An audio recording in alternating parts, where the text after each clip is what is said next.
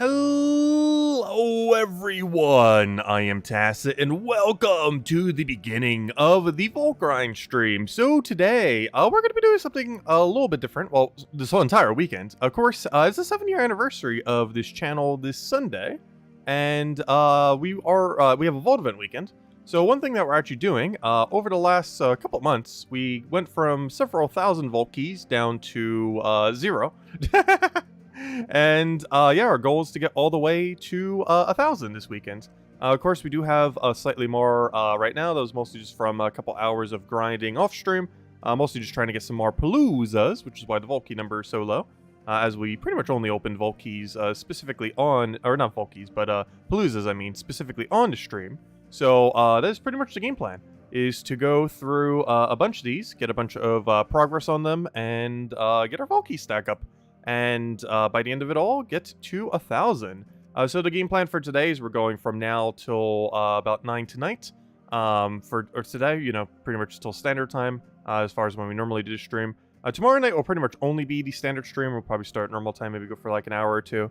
And then on Sunday, we're pretty much streaming all day for the 7-year anniversary of the game. We're going to be going from 10 to 10, basically, approximately, give or take an hour. From 10 in the morning to 10 at night Eastern Standard Time. Anyways, anything in our mail? No, this is our pity keys from earlier, which goes to show how many gnomes we killed earlier. That's all with any paloozas. If I'm not mistaken, I believe I already grabbed this earlier. Yeah, I did. And I actually needed it, too. Oh, yeah, we do have the spring event going on, too. I don't know, maybe we'll do that a little bit later. There's definitely something we need to remember not to forget. So, we do need to get around to that. I want to get the armor by this Sunday. But anyways, let's start getting into things. But we're basically just going to be starting straight into paloozas. That is the game plan. Let's see. Let me just move all my interface over, as it's all over the place right now. And I do have the timer up, of course. The good old timer for keeping track of paloozas, just so you can get the full amount of loot for them, which is pretty convenient. Not required, but definitely helps out a good deal. Okay, let me just make sure everything is in order. We did that. Okay. Alright, let's go do a palooza. Hello, everyone. Hello, NASA. Hello, Bull. Hello, Cookie. Welcome, welcome, welcome. Yeah, thank you for the good luck on the challenge. We should hopefully be able to do it. We have failed it a couple times, but those couple times we also didn't go, like, super all out. But this time we definitely are. So, let's start. Also, hello, Isabel. Welcome, welcome. Let's start with the paloozas. As we do have quite a few to go open. We're not going to open all of them right now, obviously. Oh, I just realized I don't have the thing set up. That's a little bad. Wrong team. I currently have the single Ironhawk team set because, you know, that's normally we'll use for palooza grinding. When you're actually trying to get the verses themselves, not the paloozas themselves. Well, we should be able to get a lot of loot. Every palooza is approximately 20 vault keys. We have 24 stacked, which means if we open every palooza we are pretty much already halfway there as far as how many keys we need, especially if you count pity. So, yeah, we're already halfway there after we open these. Though, of course, you can only open roughly 4 per hour with a little bit of downtime in between. It's technically slightly less. It's like 3.5 per hour or somewhere around there. So, it will take a while to open them all. Actually, if we spend this entire stream opening them, we would only be grinding normal gnomes for like 2 hours. Even though we're going to be streaming for about 7-ish hours today. Maybe a little closer to 8, we'll see. Depends how hungry I get. As I have not ate much yet today. Might grab a little bit of a snack, we'll see. But I have not quite eaten yet. I got a little thing for breakfast, but that's the only thing I had. No lunch, no dinner.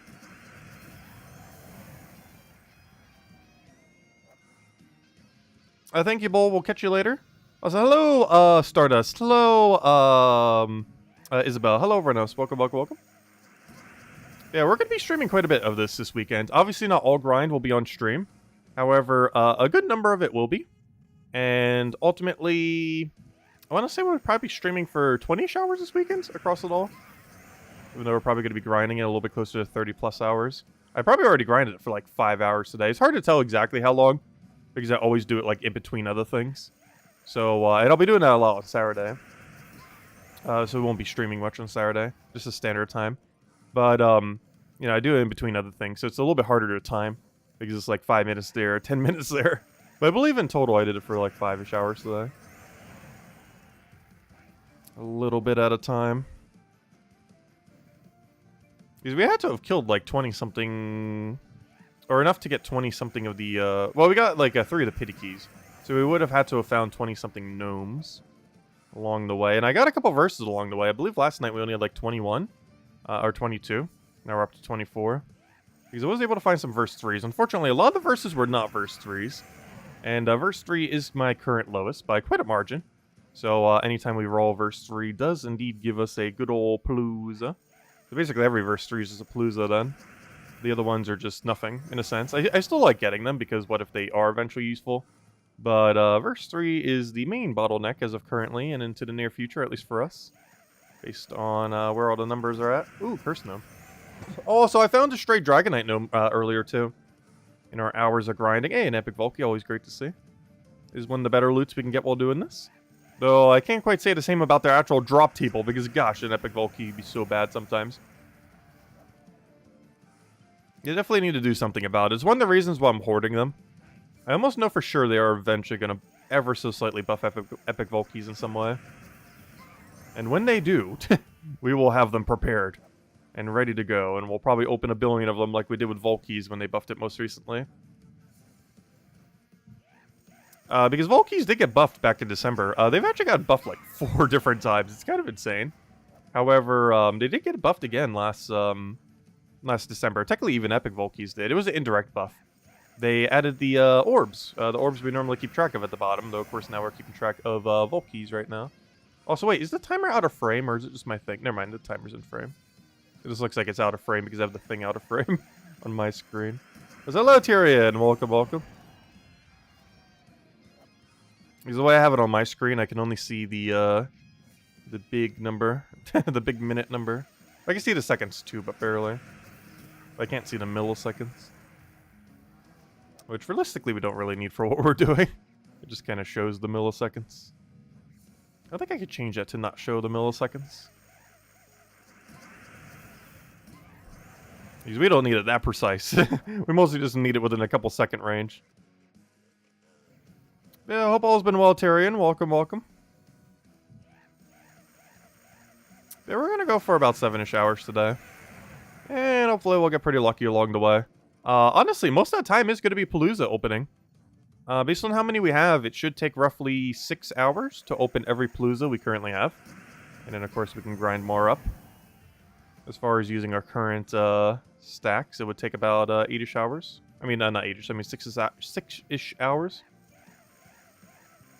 Which is a good majority of the runtime of this stream.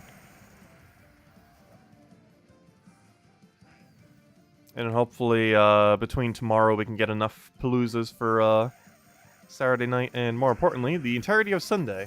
Obviously, we're not going to get all of them for Sunday within that time. We'll get several. Sunday is definitely going to be a bit more grind gnome focused. Unless we split it up more today, we could do a bunch more gnome grinding today and let Sunday be the day we open more Vault Keys overall. We'll do probably about an even mix on Sunday, I would assume, though.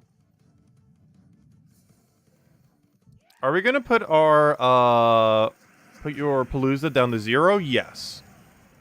We will be putting Palooza down to pretty much 0. I don't want to have 0 by the end. Oh, gosh. Please tell me I have Wild Plains set to nothing. Good. Perfect. Gosh, I got several mimics earlier, too. It doesn't matter as much when you're doing the verse farming, because it doesn't get in the way of your timer. But, gosh, it sure does when you're doing Palooza. I don't have a third backup kingdom set up right now, I don't think, though. I need to go double check, because I believe the next one that can... Oh, then again, never mind. It doesn't matter where you do it as long as you just explore one. I forgot. Only if you're doing verse farming would it matter the exact location. But the only two I believe I have set to explore one is Wild Plains and this one. The other one I believe that's still in killable range for when you're not using this team is when you're just using the triple Ironhawk Dust Devil team. I believe it is Drak Zoom, but it's all the way in top right, which is like a mile away. Black Hawk used to be, but then they added a troop that has like 21 durability, which is very unfortunate. I can't remember what troop it was, but they added that like a year back or something. Check my Discord. You made a new meme. I need to go check that later. Oh, that reminds me. I think I mentioned this last night, but Kafka sent us more codes, by the way. Also, Jetto's is now going to be our code distributor. So now I need to get to bother Jetto. Hopefully she'll be quick on them. But no, we already got them, so we should be good to go. That might be the last time we get them from Kafka. I guess she's busy with other stuff these days. That'll be like a salty situation and she's leaving us.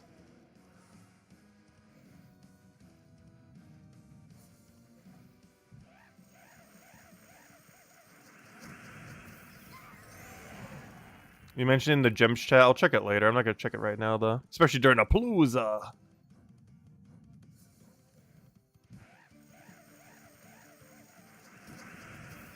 Genshki told us earlier that she heard about that rumor. Yeah, I wouldn't be surprised. It's the same thing that happened with Salty. Yeah, Jetto's our new code broker now. Going forward. So into May and onward, she will be our distributor of codes.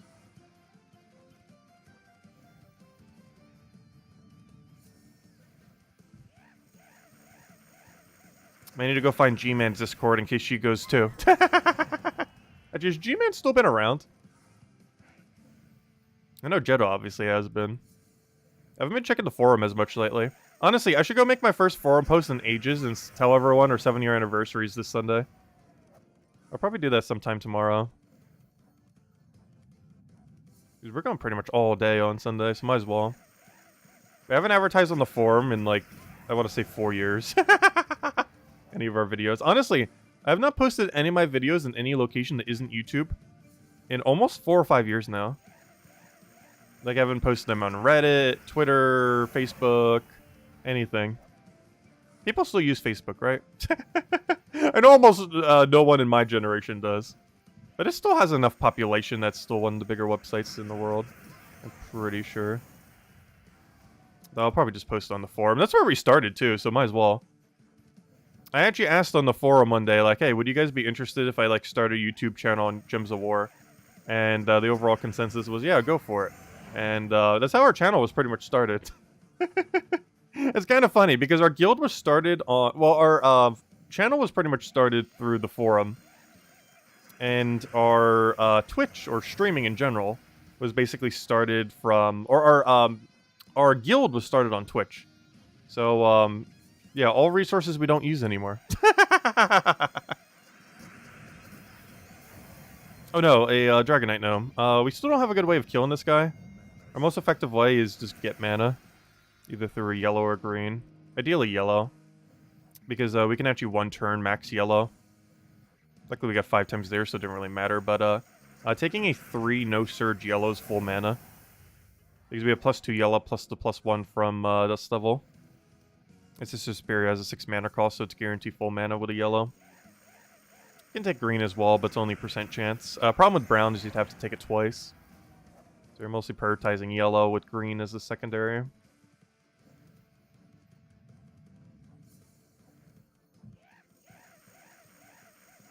Oh gosh, Dragonite Gnome again. Yeah, Dragonite Gnome's a little annoying. He does slow down the rate, but not by much. He doesn't appear enough to really be that big a deal. Like, on average, per palooza, he only shows up, like, 0 to 3 times, so... It's really not too big a deal. And in hours of grinding today, I only found him once off-stream. Like a wild one, not through palooza. I think he dropped 40 Dragonite. It's not his lowest roll. Far from his highest, though. I believe he could drop up to 100. I don't think he has the elusive 200 drop like the other gnome has. The cursed gnome. Oh, hello, Ginky! Welcome, welcome. Hope all has been well. They are on the vault key grinds.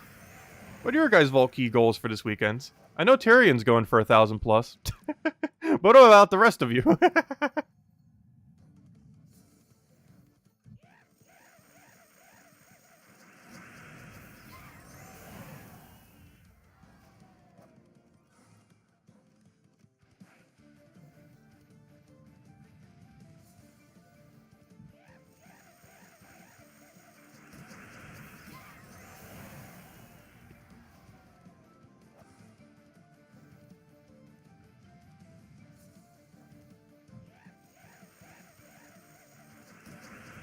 Oh no, the misclicks. You're going for 1,000 as well? Nice. People joining us on the 1,000 grind. Always great to see.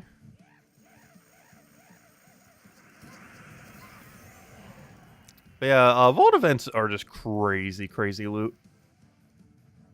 Obviously, it's this game's version of like EXP weekends or double whatever weekends. Except for Gems of War, it's more like 20 times weekends. Relative to what you can get when it's not. I mentioned it many times before. But you get more loot during a single vault event than all the loot you get in between a vault event. It's kind of insane. They've been buffed like crazy over the last couple years. Most notably with paloozas. About 2 years ago.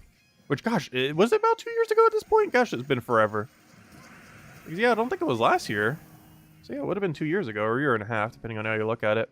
It was August of a year and a half ago, so... Or 2 years ago is August, if that makes sense. So, like a year and a half, since we're currently in April right now.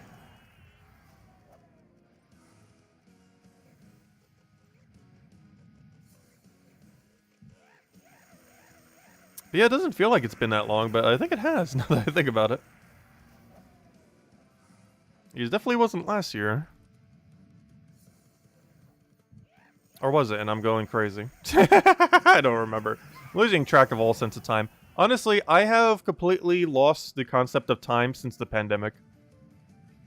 I don't understand how years work anymore. After that 2-year period.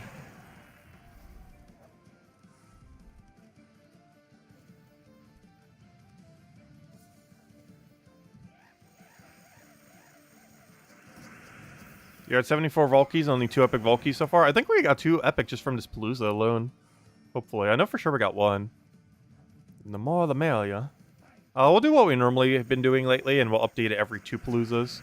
So I'm not going to update it after this one, but I will after the next one. Also, updating should be really easy because we started at 0 Volkeys and 650 epics.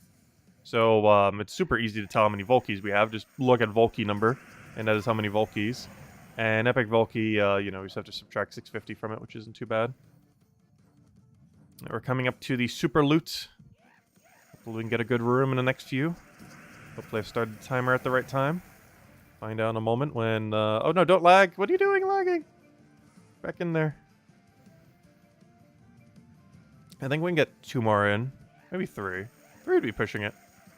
We can get 1 more in for sure, though. Go, go, go! As long as it doesn't lag here. Alright, we're in. Alright, this is definitely the last one we get in the cycle. Let's see what it is. It is... nothing good. 2 really bad gnomes. Technically even 3. Damon Gnome is not good. I'm not sure why they added to the Epic Volkey drop table, but it is not that good. I wish the Epic Volkey drop table would rotate what gnome is there. Of like all the rarer ones, rather than being useless Damon Gnome. But there we go. See what we get on this final one. Anything good? Not really. Gosh, those are all bad rolls. Not a single one of those is a good roll. Ah, there we go. First Palooza down. Many to go. And look at our pity number. It went straight from 3 to 10. And our Volkey number, though I'm not going to update it quite yet, went from 3 to 24. So we got 21. Hey, we did get an Epic Volkey. Nice. Well, let's keep going. Let's go throw it down to the Palooza, then we'll update the on-screen numbers. We'll do that about every 2. Alright, not troops. Why am I under troops? Let's go to Palooza. Get ready on the timer thingy. And we should be good to go. Alright, let's go back. Oh, wait, I forgot. No! I still have a Mimic there. Oh, no. Oh, that's going to be bad. I'll have to, like, it'll take, like, half a minute, but I'll have to reset one of the other kingdoms. Let's just want to Zolgoth kill it real quick, I guess. At that point, it might just be quicker to Zolgoth kill the room real quick. I don't know. We'll figure it out once we get there if we get a Mimic here. It's very unlikely we get another Mimic, though. But yeah, I completely forgot to clear the Mimic. We'll need to do that on the next cycle. It's very unlikely we'll get another, but you never know. I've never been locked on 2 kingdoms before like that. I don't have a third to shift over to. So if it does happen, we might just have to kill the Mimic. Which takes like 30 seconds, which is about like 2 battles, 3 battles worth of time, depending on how quick you click. Gosh, it's hard to say. How quick you click, how quick you click. Gosh, why is that such a tongue twister? Oh, so hello, NASA! Welcome, welcome.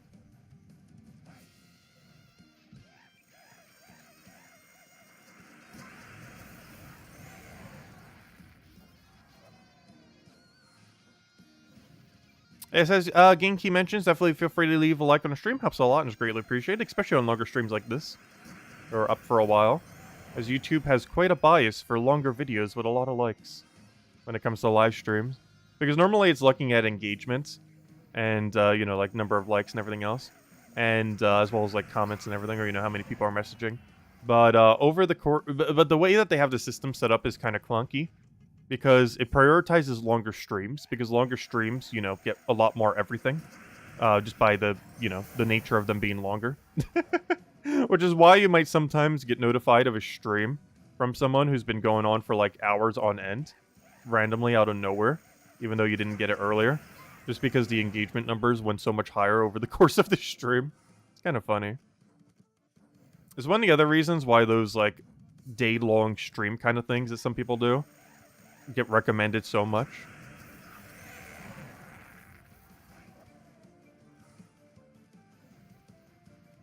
YouTube has a weird algorithm.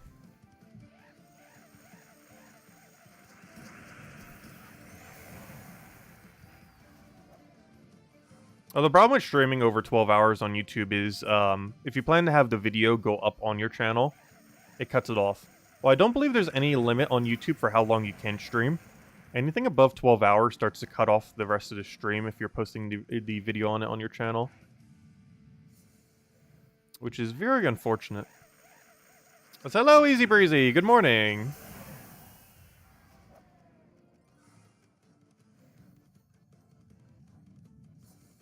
Yeah, we'll be here pretty much all day. Or all rest of the day. It's more like afternoon for me. But it will pretty much be the rest of our day. We'll be here grinding till I get hungry. Though I'm probably gonna eat on stream a little something. Not sure what to get. Honestly, I almost feel like ordering something out. Just having it get delivered. I haven't done that in a very long time. Feeling lazy today, though.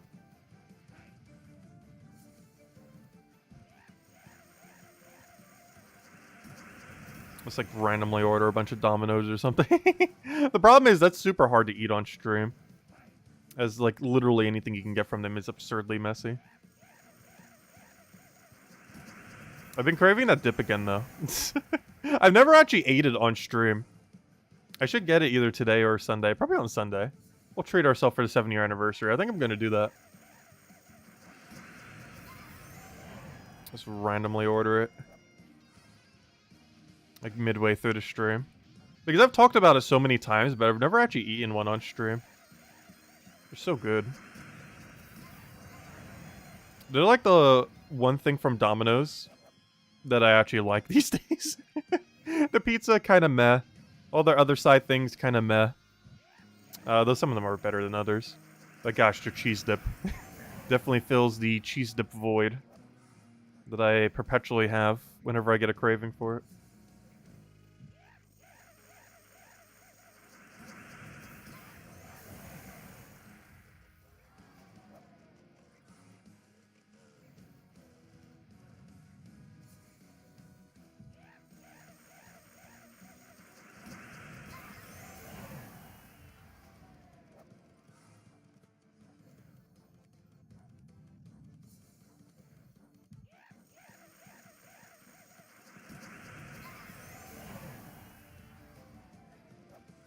Hey, Epic Volky. I think that's 2 this Palooza. For 3 total. I'll update that in a moment once we get the good old Palooza done. I think what we're going to do at this point is, after this Palooza, update the number, do 2 more Paloozas, update the number, and then I think we'll do some standard farming for a little bit. Don't want to use up all of our Paloozas quite yet. Still want to ration them and spread them out a little. Rather than just straight do like 24 Paloozas in a row. Gotta spread them out a little.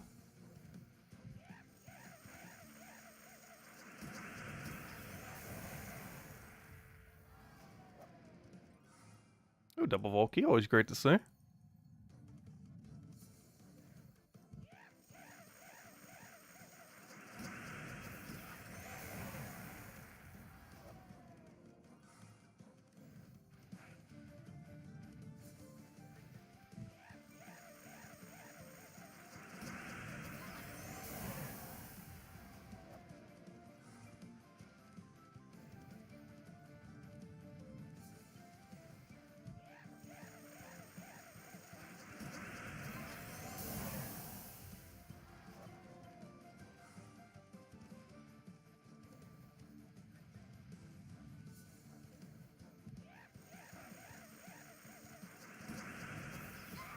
The only bad thing about doing a vault grind consecutively for a long while is you definitely get less efficient over time.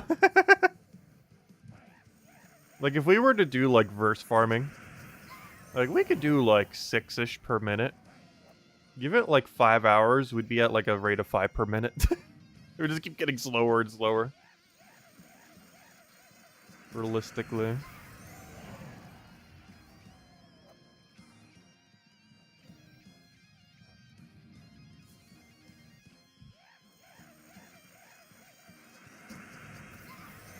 And palooza battles actually are slower by the nature of the animation, which is something I wish they would remove at some point, like all animations.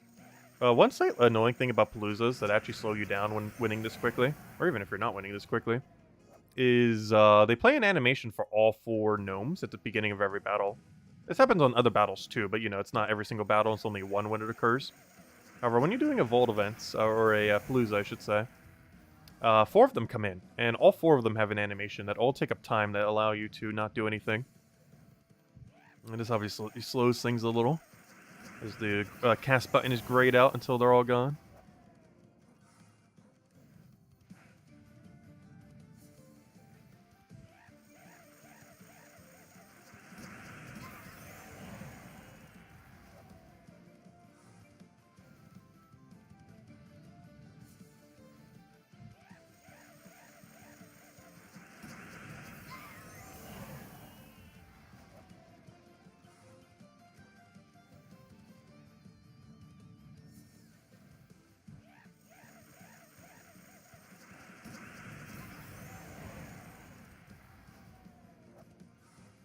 I just realized I didn't get any tea. I should probably go get one at some point. All I brought was water. I have like a billion waters next to me, so we're definitely not running out of water. But I did not bring anything else. Nothing to munch on, and no tea. I'm gonna need that caffeine. I'm definitely gonna need the caffeine from it, that's for sure.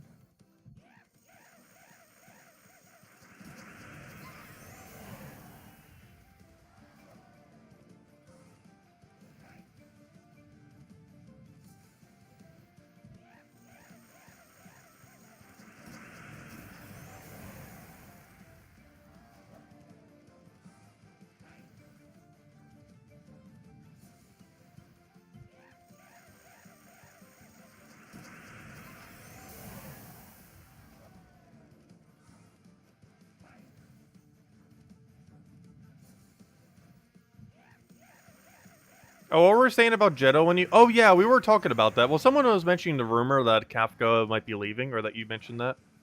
And, yeah, Kafka, when she gave me codes, said Jetto's going to be doing it now on. And then someone in chat mentioned that you said something about that. Yeah, rumors going around she might be gone. That Jetto shall be our new code distributor then.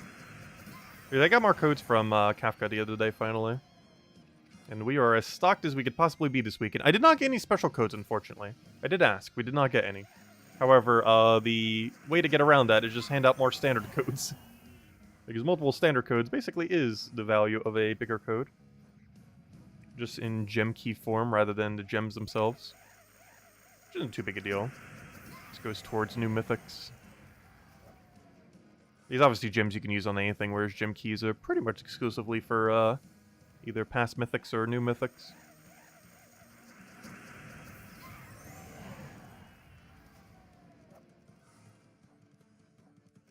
Oh, she ended up saying that, but she'll still be around? Oh, okay. Interesting.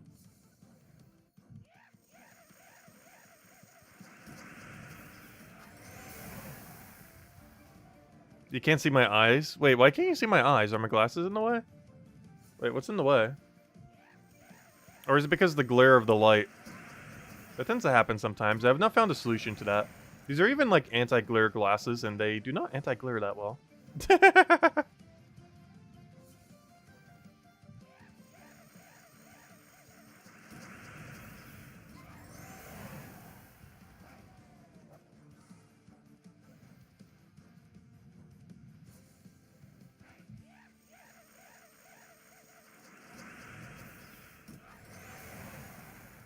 Almost need to get like indoor sunglasses or something.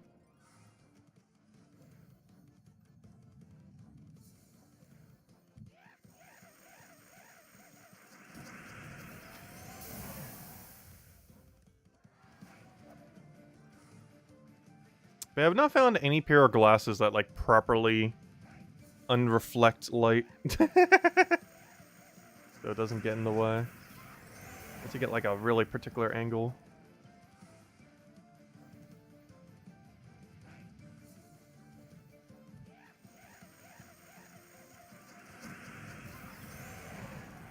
Or more blinds. It's not what it's from, though. It's from the actual light source of the room. Because if I turn that off, I won't have a glare in my glasses. But doing so, we will also look very dark. Especially when it becomes nighttime. As there will be no light sources left.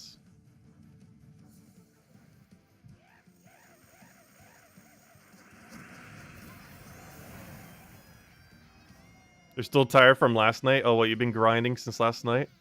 I did take a nap today, because I was also grinding last night. As soon as the event came out, it's like, ooh, I'm still up, let me go grind. And that's what we did. And then I went to sleep. I went to sleep at a really weird time. It's one of the reasons why I made the stream a little bit later, because I had a feeling that would happen. And it did. Oh no, he's super durable. Though in all fairness, he did replace a mythic. Oh wait, why did I take it that way? I could have taken it for a 3 and gotten guaranteed full mana. Whoops. You didn't get any sleep the last 2 nights? Oh no. And you're not going to be getting any sleep the next 2 nights either.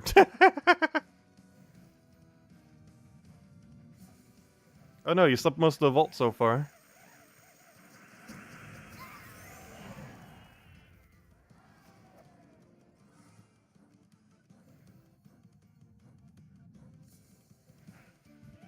You're no longer free to play on mobile. What did you get? Death Knight armor? You've acquired Death Knight armor? Yeah, I had a feeling. Honestly, I mentioned that even when it used to be $50, and now it's only $20. I still feel like if you're going to make any one purchase in the entire game, you got to get Death Knight armor. It's like the one thing you, like, have to get if you plan on playing this game for, like, over 1,000 hours. Because the amount of time it saves you over thousands of hours is just absurdly high. Like, you can make the same argument for high VIP bonuses, but Death Knight armor just feels so much better. Especially because it, technically, if you don't want to ever get them, it skips ever needing to get Dragon or Celestial armor. Which that alone saves you 1,000 armor. I mean 1,000 armor, I mean 1,000 gems. Which earlier on in the game, 1,000 gems means a lot. Obviously this late in the game, we just blow 1,000 gems within no time at all. However, earlier in the game, 1,000 gems mean a lot more. So hello, Insane Gamer. Welcome, welcome. Hey, can we squeeze in another one before we get into the next cycle? I think we will, unless this battle's, like, absurdly good. Double Soul Gnome. If that was double Glory with it, I would go for it, but it's not. We got 10 seconds to make it into the next cycle. Alright, come on, something good. Show us Dragonite, show us Glories. Okay, we got a Glory. The rest is awful. Gosh, why do we keep getting such bad final rooms? At least there's a Glory in there to make it, like, somewhat not horrible. Still horrible, though. Alright, give it a couple moments. And they're dead. Alright, let's go update our numbers so they don't look like 0. Hey, a Volkey right at the ends. Hey, we got a 500 Glory, not bad. Alright, let me go update the number. Let's see, what are we at? We are at 44 and 4. A lot of 4s. 4 for 4 is our current distribution. So many, many 4s, which means on average we have been getting 22 Vault Keys. Or no, not true. We're actually averaging about 20 then. Or 22 if you count. Okay, so yeah, 22 if you count Epic Vault Key. We're getting 20, 21 on the 2 Vault Keys. Because we had 3 to begin with. And by 3 to begin with, I mean 3 before we started streaming. We were grinding a bit. Because we were trying to get verses. But there we go. Yeah, a lot of 4s. Straight 4s. Alright, well, let's go back. Let's do another 2 paloozas, and then we'll do some standard grinding. I want to bolster our numbers a little bit, at least initially. So it doesn't look like we have too much. Because one weird thing with palooza events is... oh yeah, let me go make sure to get rid of the thing before I forget. Because I will forget. The good old Mimic. And I was about to say something, I already lost my train of thought. But, yeah, I can't remember what I was about to go say. Whoops. Hello, Tone. Welcome, welcome. You went from 7 to 55 Vault Keys, and you had to stop because you started dozing off. Oh, no. Yeah, Vault grinds are so much fun, but gosh, they are tiring. It is a little repetitive, but it's so worth it for the loot. So ridiculously worth it. Like, if anything, it's almost too worth it, though they're never going to nerf it. They've already nerfed Vault Events like 3 times. I think they're happy with where Vault Events currently are. Alright, now with that out of the way, let's go run this level team. Let me go set it up with 1 battle. And we should be good to go. Not that one, the other one. There we go.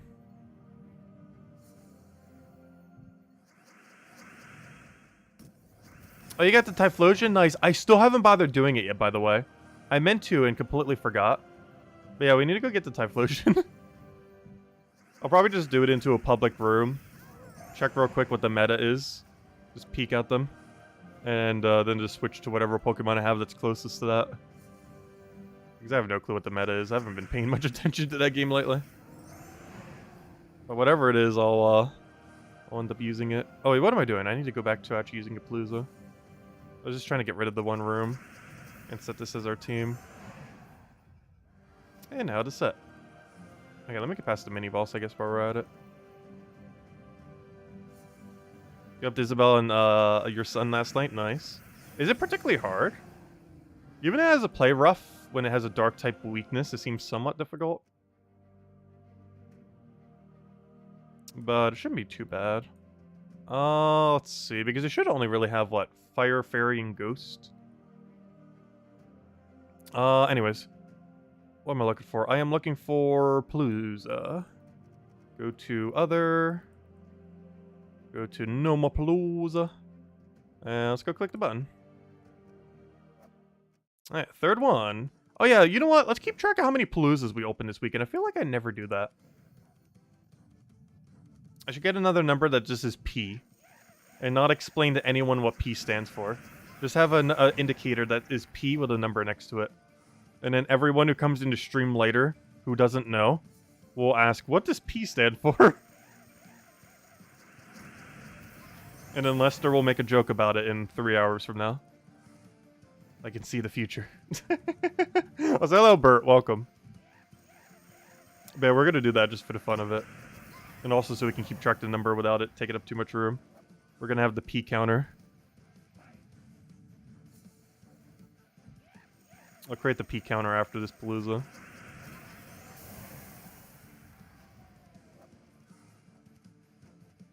And that would set it to 3 Paloozas then. Because on an average Vault event, I actually generally do not keep track of how many Paloozas we open. And it's really relevant, because the more Paloozas you open, the easier it is to obviously get Volkeys. Because every Palooza is pretty much 20 Volkeys. Give or take a few. Normally give. Because I feel like on average we can get like 21, 22. I feel like it's average might be closer to 20. It really depends on how focused you are throughout the Palooza. It also depends on if you have this team or not. Obviously slightly slower if you don't have a good old Ironhawk team. Oh, it's easy to solo and easy to do in a group? Okay, that's good. Yeah, it's kind of weird because sometimes it's easy to solo but hard to do in a group, which is really funny. They balanced it really weird where it is actually the meta to do it solo a lot of times.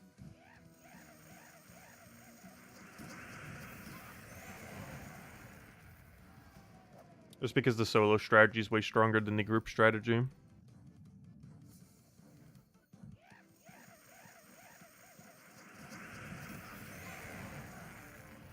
Or way quicker, I mean. Not sure what word I just said.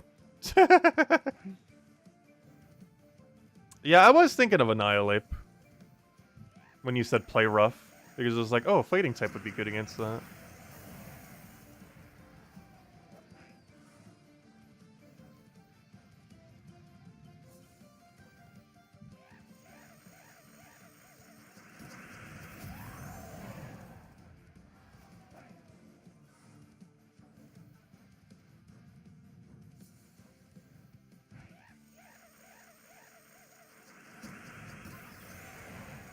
Well, it should all be special attacks, so you could just do Assault Vest Annihilate. And just heal off of group heal. You let the AI use defense, then you just keep healing yourself with group heal. Because turn 1 you would throw an offense bonus, then you would just heal every subsequent turn. And then you just like Annihilate Fist it to death. Because I would assume everything's a special attack from something like Typhlosion. Oh, wait, then again, Play Rough. But it's not going to use Play Rough, probably.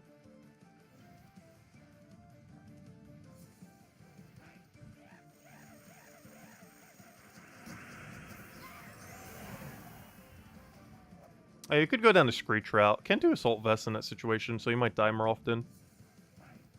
I feel like in a group situation, you'd want to Assault Vest. In a solo, you might want to do something else then. Hey, triple Volky. Hey, we almost got the quad Volky. We've gotten it, I believe, before. The best we've ever done was triple Epic Volky. We've never quad Epics. But we have quad Volkied before. Oh, that was a mythic thingy, wasn't it? And by that, I mean an ingot. I hate those so much. I wish they, like, didn't exist. Because there is only one drop in all of Vault Event that has a mythic border that isn't an Epic Volky. And it is the mythic ingot. One of the most useless drops in the game. But for whatever reason, it still has a mythic border because it's considered a mythic, you know, resource. Even though there's nothing to use on in the entire game. But still considered one. For no apparent reason.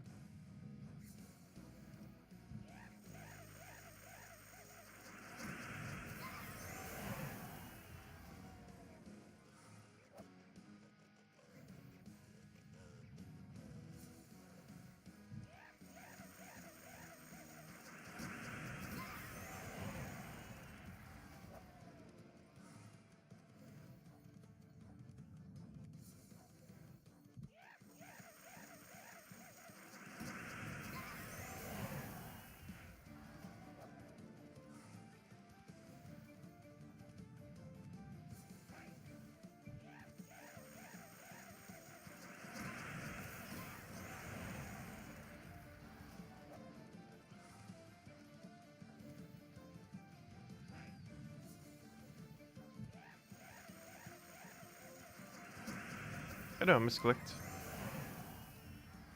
The dreaded misclick.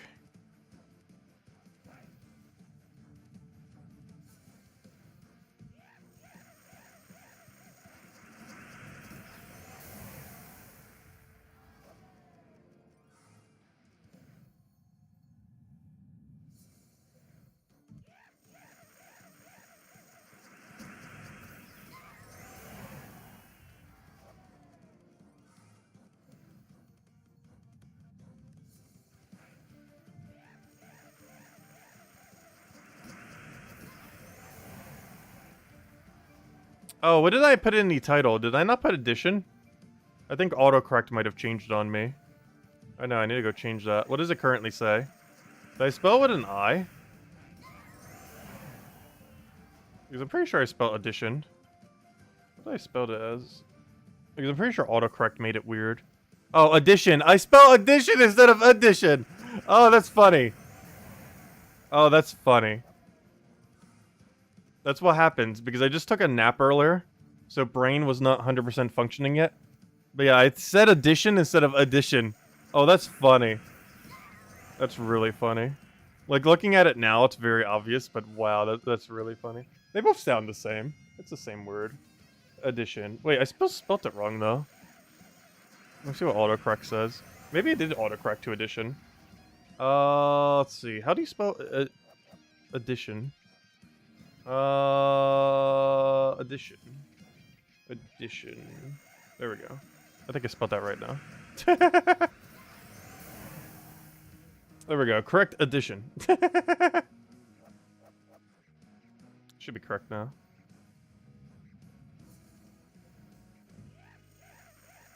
They're both basically the same word.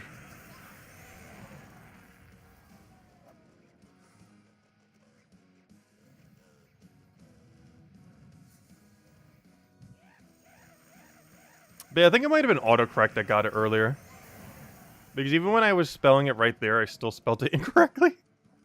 I think I spelled it with 2 Ds instead of 1. Because addition have double D, but edition does not have double D.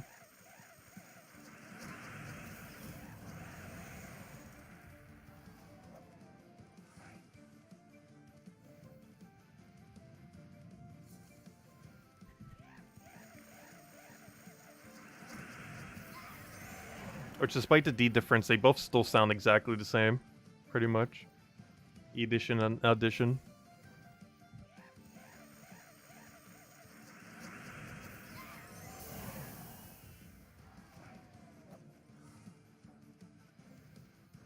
Because most people don't put too much emphasis on the D in addition, even though it's there.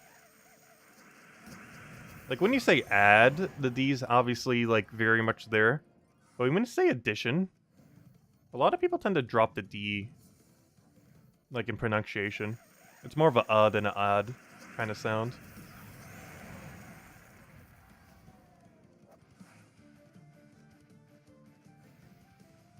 Go English language!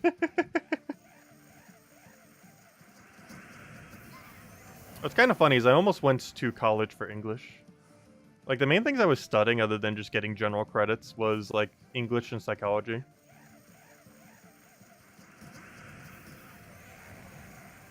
If I ever did go back to college, I would definitely go down some kind of psychology route, though. Especially with the mental health crisis currently in America. Because you know what would make me definitely do it? Imagine if America actually got a proper, like, health system. And we got, like, guaranteed, like, with insurance or through whatever else, like, whatever they do. Like, some kind of mental health system. Like, those jobs would actually be worth going to. Because currently, they do not make that much. Like, relative to what you need to do for those jobs, they are not worth the money. Not to mention, you need to get, like, a degree. Like, they're, like, degree required. You can't just, like, go in and get training. Specifically have to get at least, a bachelor's, I believe. And then that costs tens of thousands. Like, the amount that a degree costs for the job, you wouldn't even pay it off by doing the job for, like, a year or two. The degree is so much. It's one of those weird jobs where the degree is, like, so much compared to what you actually get paid. Like teachers, for example. Like, I think the average teacher has to probably work, like, 3 to 5 years to even pay off their degree. Depending on where they go, obviously. And also if they're more full-time or part-time, which I feel like most of them are full-time, but, you know. Some take on other roles.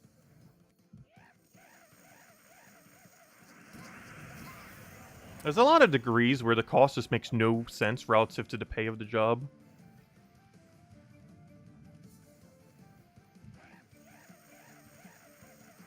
Yet the job requires a degree, which is even more baffling.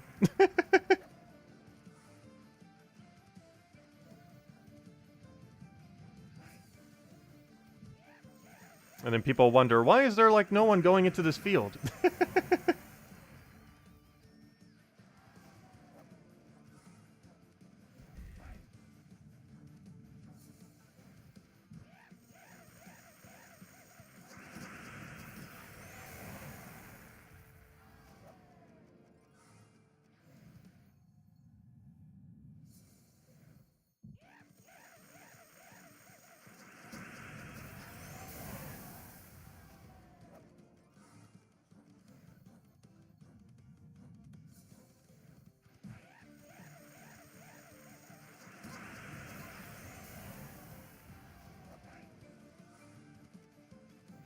I don't know, my biggest concern if I ever got into, like, a psychology degree of any type would be malpractice.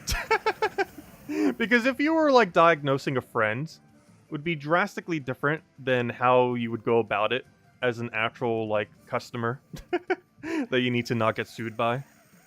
Because you have to go, like, a lot more down, like, a standard path. That would just be, like, really cookie cutter, can't really go too far out of the border without getting sued too much. And, you know, you'd have to do it in a very standardized way. Whereas if, you know, you were doing it for a friend, you can be a lot more flexible with what you can and cannot say.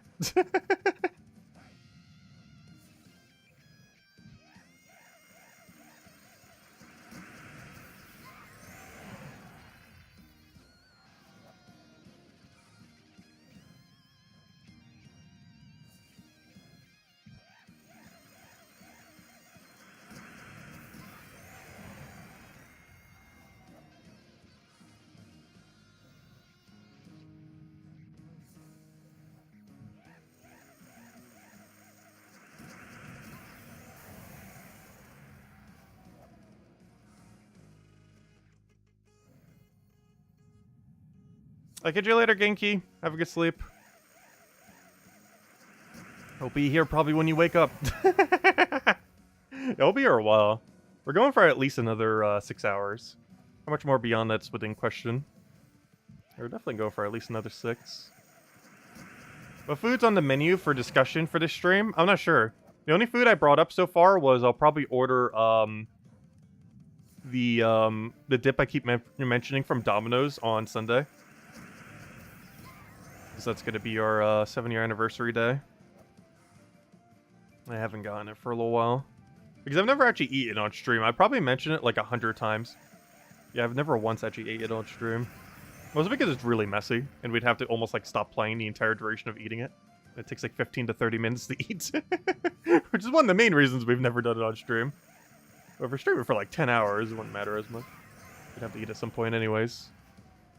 And with the time to even prep food, it wouldn't even waste that much time. Since, you know, there'd be no food prep. Yeah, I always kind of wanted to go down the therapist route. I didn't end up ultimately doing it.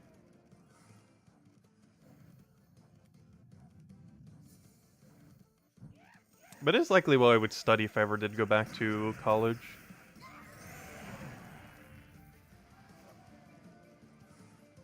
I would just need the American healthcare system to change slightly before I would consider such a path.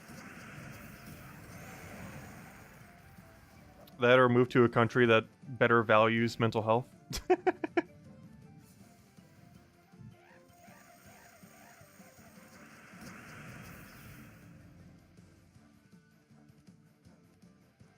Waiting. Okay, I should be dead any second now. Alright, there we go.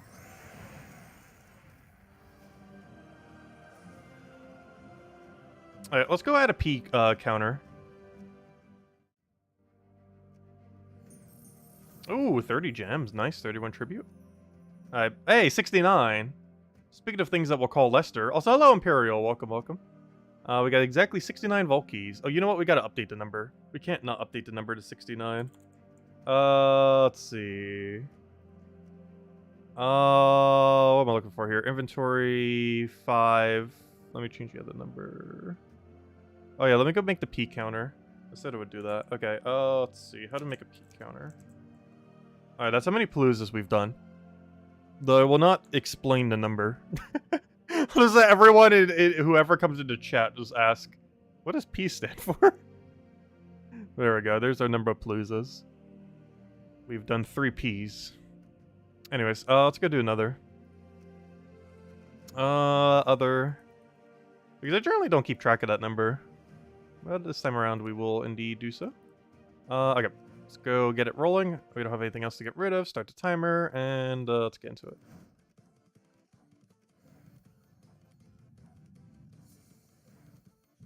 You said I'm not very social. You don't have to be particularly social to do therapy work.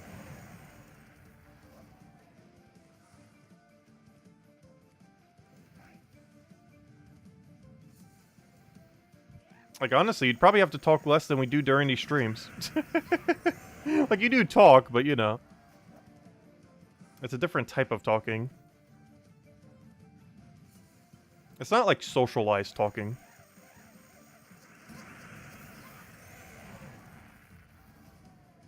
Well, yeah, you have to talk a bunch during it, but, you know. It's a different type of talking than, like, normal small chat kind of talking.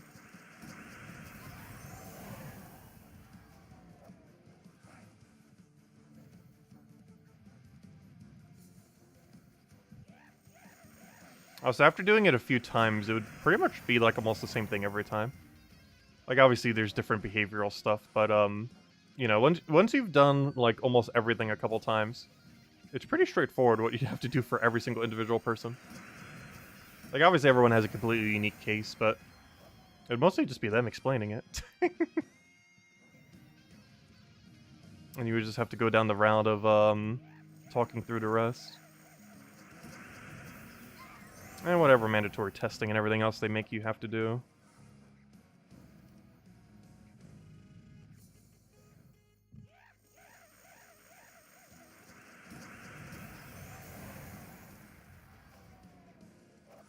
Well, listening is drastically different than talking.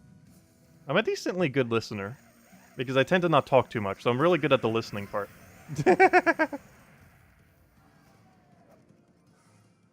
As much as chat may not believe it because I keep missing chat, that is mostly because I am bad at reading. But since I don't talk that much, I am really good at listening.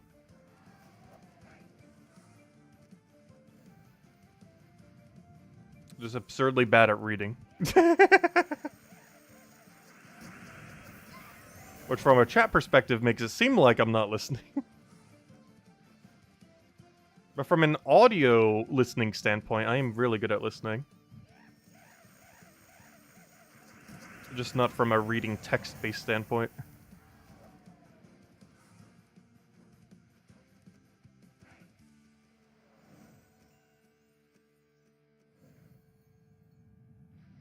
We should burst this bubble. I know generally how it works.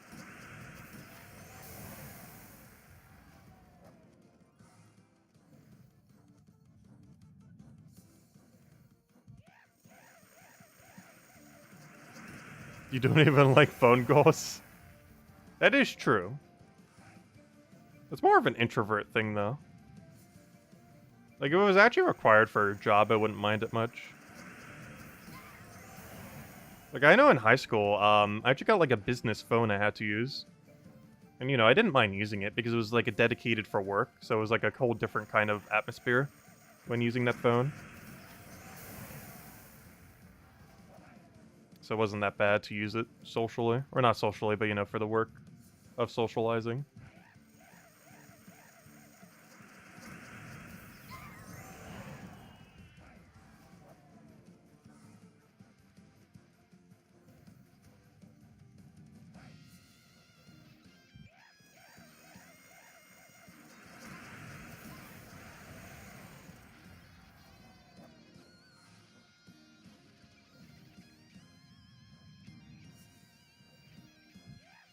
Yeah, we got 69 volt keys. I'm not going to update the number for a little while.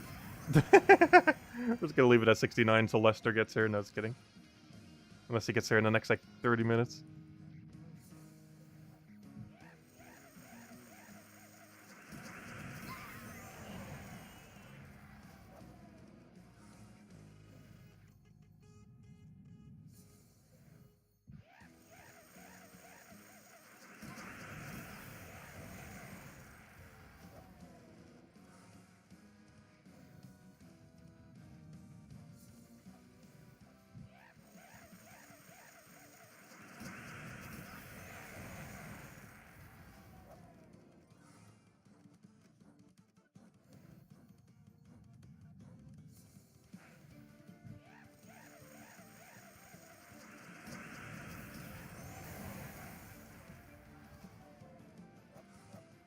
Do I have patience? I have absurd amount of patience.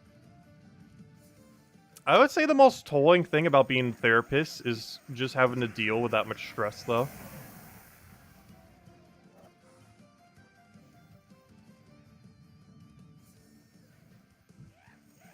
It's probably, like, the absolute hardest thing. Because it's a relatively stressful job. Compared to jobs of similar pay. Like, mentally stressed, not physically stressful.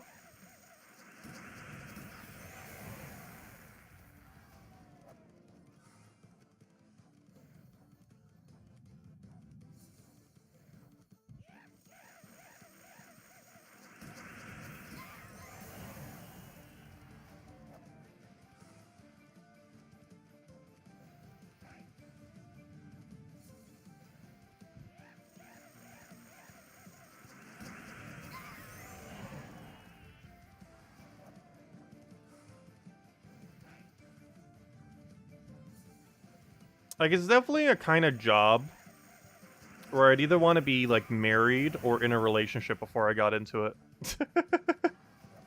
Because you would definitely need, like, the emotional support at home to get through a job like that.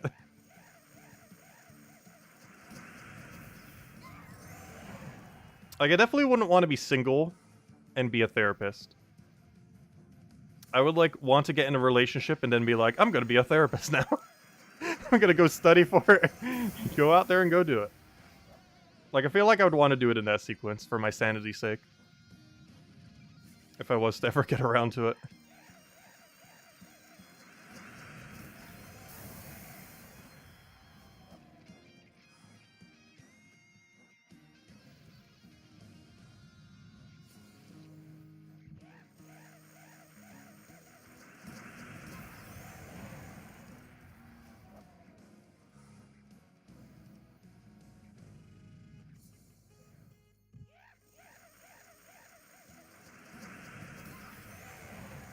My toes playing video games through a session? No.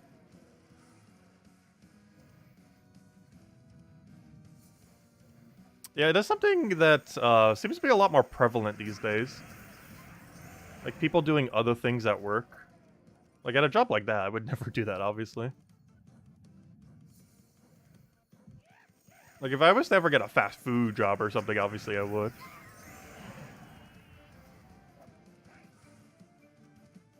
I feel like that is increasingly more prevalent, though. Like, people slacking on the job, but it's mostly because pay hasn't been keeping up with the amount of effort you have to do. So it kind of makes sense why they would slack off. There's really no reason not to.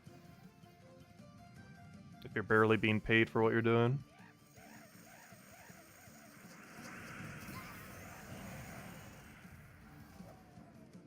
Minimum wage in my area is still $7.25, by the way. Well, most jobs do start a bit higher than that. Not many of them, or not enough of them.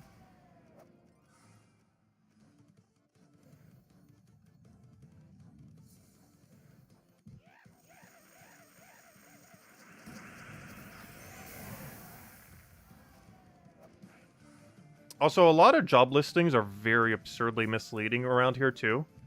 Because they don't say what they start at, but rather what they pay up to. Like, a place will say, oh, we pay up to, like, 20 an hour. And it's like, oh, yeah, that's just, like, for the manager or something. We actually started, like, $8. There's almost every single sign either says, like, hiring or make up to this number. But you never initially make that number. Not even close, normally. Sometimes even half whatever number they list. Which, honestly, that shouldn't even be allowed. Like, I feel like jobs should be way more transparent what you're going to be making up front.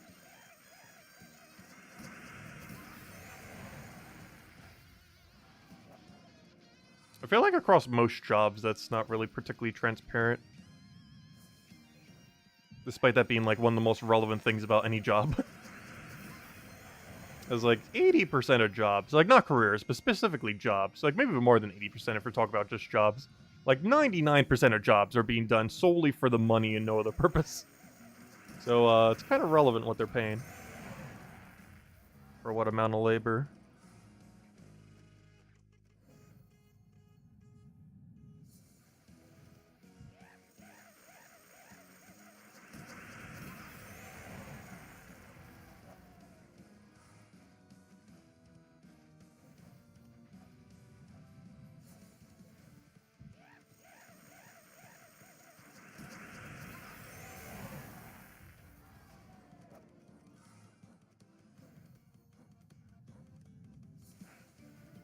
You're on minimum wage as long as they let you have free food.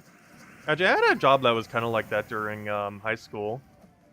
Like, I would get a free meal basically every single day. It was kind of nice. And you know I hit up the dip. It was a pre-made one, because they didn't bother making it themselves. They literally made it in the microwave, but gosh, was it good. Honestly, it was almost better than half the food they served at the place. It was one of the few things they did up in the microwave specifically, and not, like, actually cooked. The burgers were pretty good, too. That was, like, their best two things, was the dip in the burger.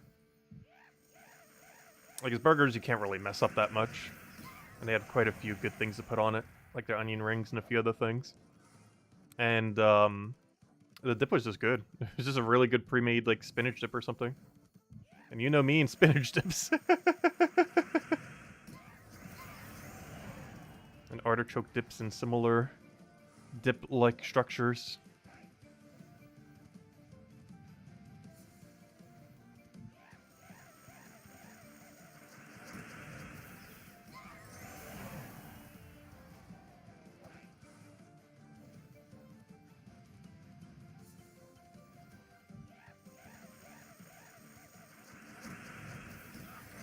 Oh, yeah, for KFC it makes sense. I feel like a donut place would do that a lot as well. Like after hours, like they'd probably have to scrap most of the donuts, so like any donuts left, it's like, oh, just go take them home with you. I feel like a lot of food places would be like that. Because a lot of them, they can't really serve it the following day. So like any stock that's there either has to be like trashed or, you know, have it to the employees.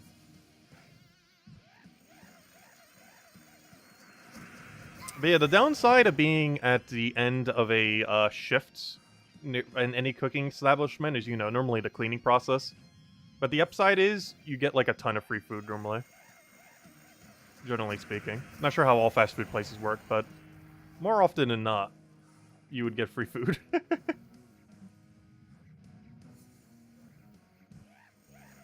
Because otherwise, just getting trashed in a lot of cases.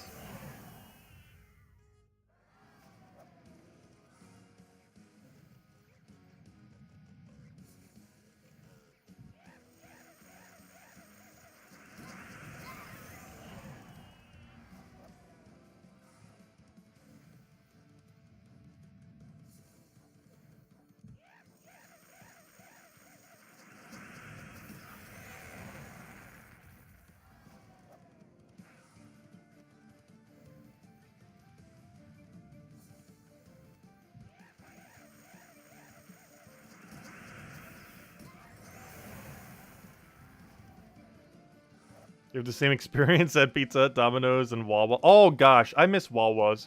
Wawas don't exist by me. Also, I heard the prices have been going up a lot. But the only time I get to eat at a Wawa anymore is when I go to New Jersey. I definitely take advantage of it. Because my area doesn't really have an equivalent. The closest thing near me are called like kangaroos or something. But they're nothing like a Wawa. Like, they're not even comparable categorically.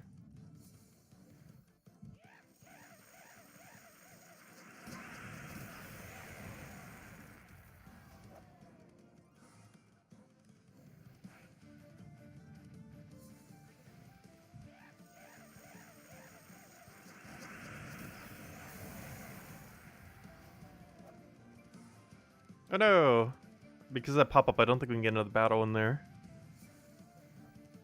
Oh, it's Double Glory Gnome, Soul Gnome. Yeah, we'll stand on this one. Give it a moment. Waiting, waiting, waiting.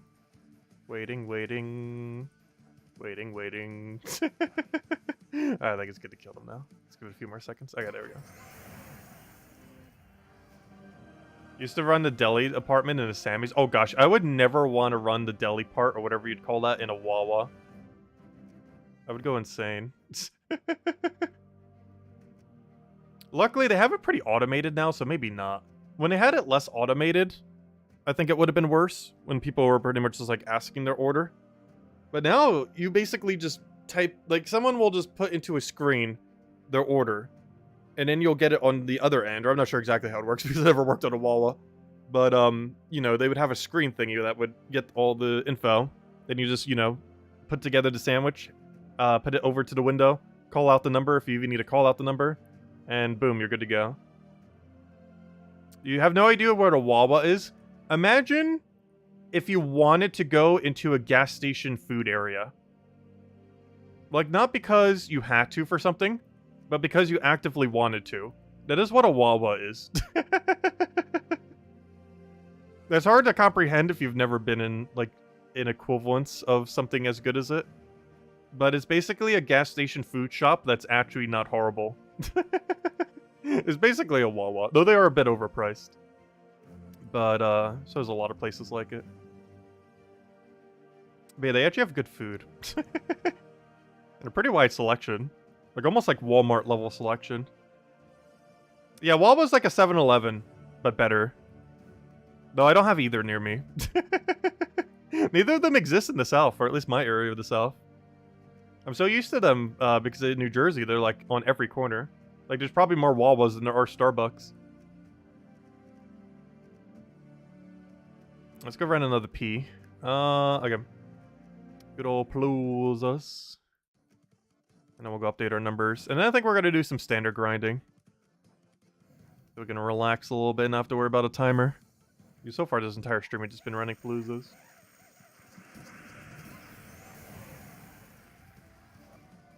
Yeah, I think Wawas are mostly like a northeastern thing.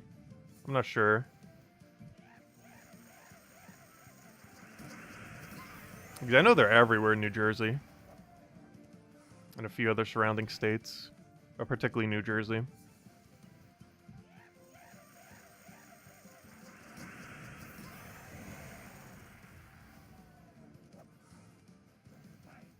Actually, I think my dad sent me a Wawa shirt once.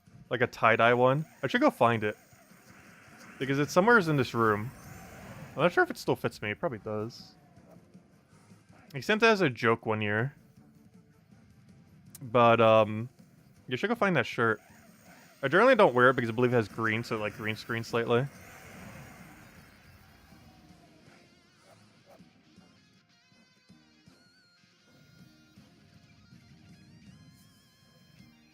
Yeah, I got a little bit of Wawa swag.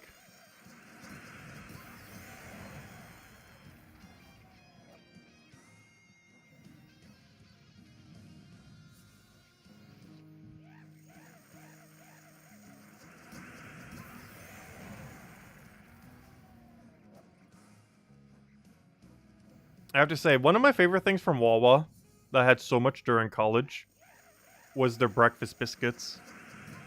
Like, a lot of fast food places do those. But they had them, like, pre-made in warm wraps in, like, a heater thingy. And they were just so convenient because you didn't have to wait. You just grabbed it, paid within, like, under a minute, and you were out of there. It was so convenient. Like, you could get it at, like, triple the rate of a fast food place. And it was still warm. Like, I did that so much during college. Because there was one somewhat close to the bus station. So there was always time to just walk into a Wawa, grab it, pay for it, and just be out the door. If I needed a drink, just grab one as well.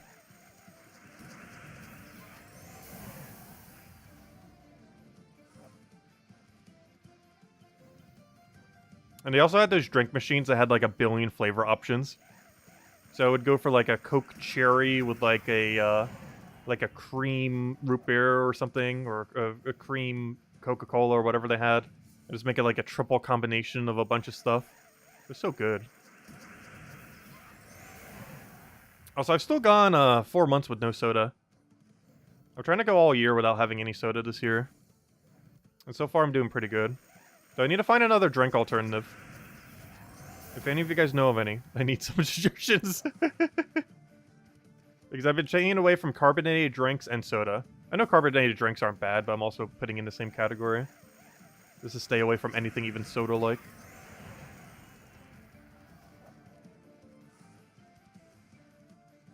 Because all I've been drinking literally the last 4 months is water and tea.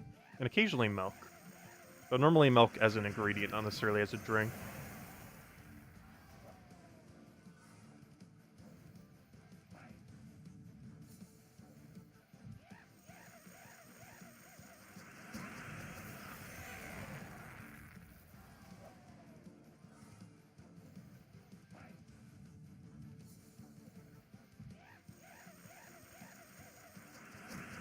Isabel, that's kind of funny. Gosh, hearing that makes me thirsty, though.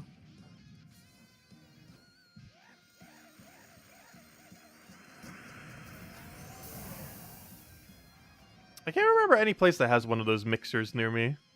The Wawa's had some pretty good ones, too. Like, there's the more standardized ones that's been in a couple, but I remember the one by me had, like, a really advanced one. That was different than the normal model you tend to see at a lot of them. And it had absolutely everything. Because I feel like some of those machines are missing quite a few flavors compared to what that Wawa one had.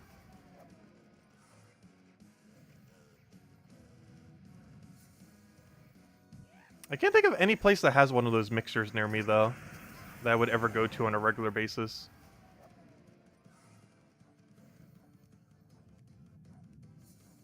I can't even think of a single one. I know they exist near me, though. Those machines that have, like, nearly every flavor of Coca-Cola product.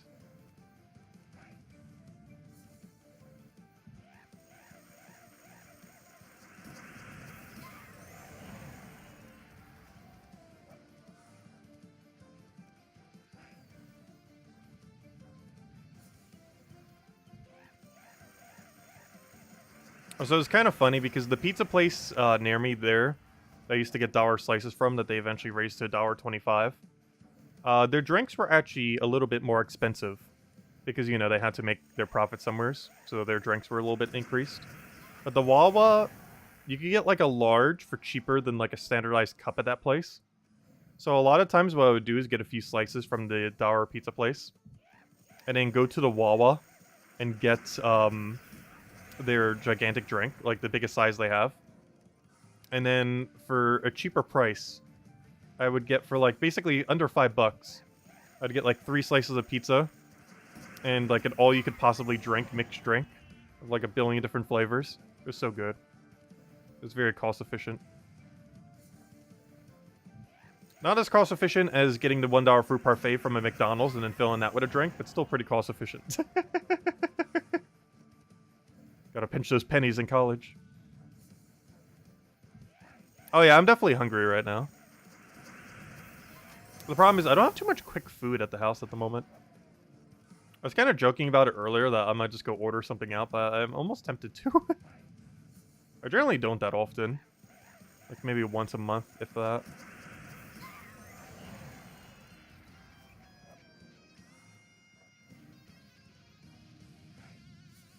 You've been making those parfaits at home recently? Ooh.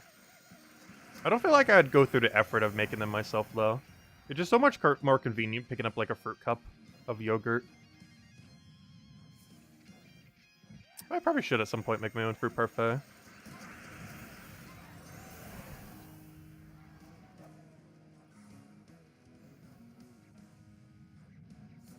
The biggest issue is finding a granola I can have.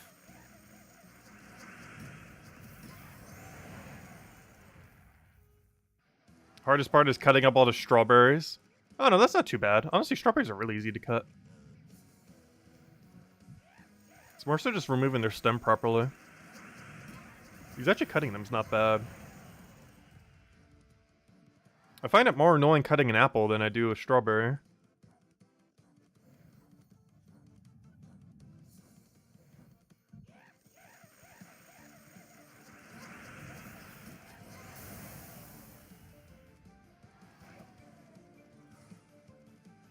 I have exactly 0 shards.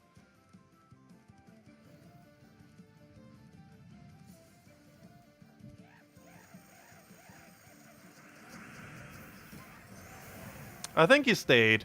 Yep, this Sunday will be the 7-year mark. Just as the start of the grind. But yeah, Sunday will be the true celebration. Which reminds me, we haven't handed out a code yet. How about after this Palooza we go hand out a code?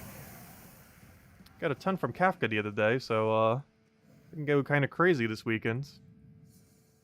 Because I did want to hand out at least a few today.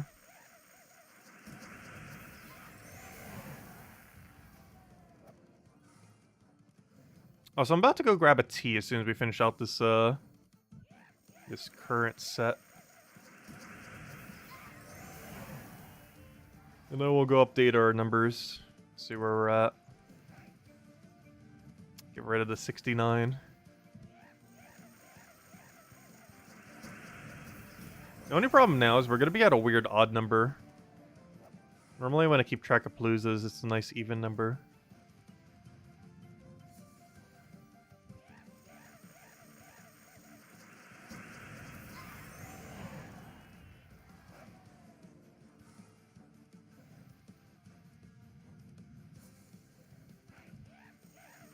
I'm not sure what I'm doing for food today. I generally don't know what to do on longer streams a lot of times. I might even need to go do a little bit of shopping tomorrow just to pick up some stuff. Just for Sunday. I don't know, we're just going to order out on Sunday. Which realistically at this point seems like what we're going to do. It doesn't fix today's issue though, unless we're going to order out today as well. Like I don't normally do. I don't even have any of those like quick order apps on my phone at the moment. Like DoorDash or anything. Normally if I was to, I'd just go hit up a pizza place.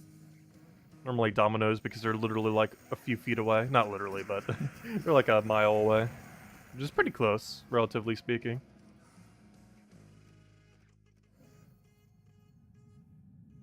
Yet they still charge pretty much the same amount for shipping, which is kind of annoying. Like, you would think with how close it is, they would charge, like, almost nothing.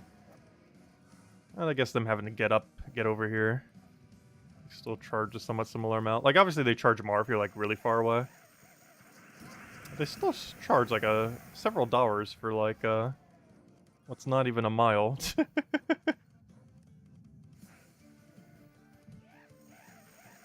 Oh, whoa, whoa, whoa, whoa, whoa!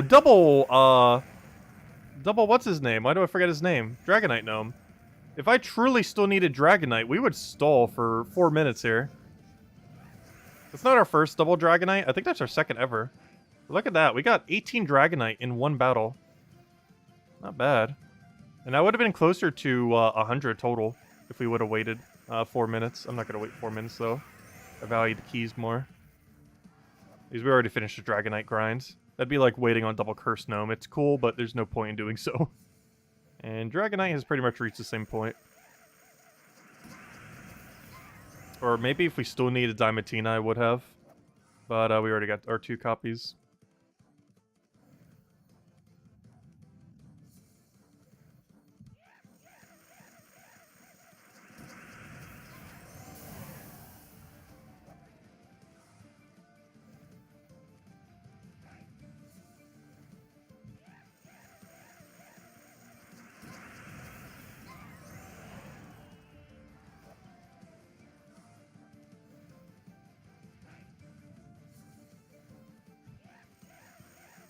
Double Glory Gnome? Come on, where's that quad Glory Gnome? I don't think we've seen it yet today. You get like a triple or quad as the final fight. Because honestly, that's what we need more than like any other loot from a standard gnome standpoint. We don't really need Dragonite Gnomes as much. Curse Gnomes we don't really need. A lot of the other loots is pretty generic. Whereas the main benefit of Glory Gnomes is they go towards Glory Keys. So they make progress towards Mythics. They have the overall best value of any gnome. As far as their lowest drop and highest drop are both some of the highest of any gnome.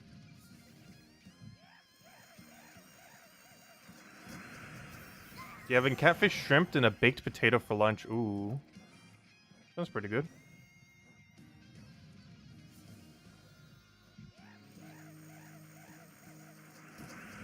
Actually, now that I think about it, I don't think I've ever had shrimp and a baked potato. I've obviously had many forms of shrimp, and I've had many forms of baked potato.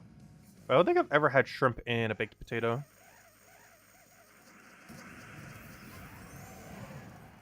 Honestly, I haven't had really too many forms of baked potato now that I think about it. Like, normally I go pretty generic with it. Just some cheese, sour cream. That's pretty much it. It's a little bit of chives to top it off with. Give it a little more seasoning. Maybe a little pepper. I don't go too crazy with baked potatoes. I really like them, but I don't know. I stay pretty basic with them.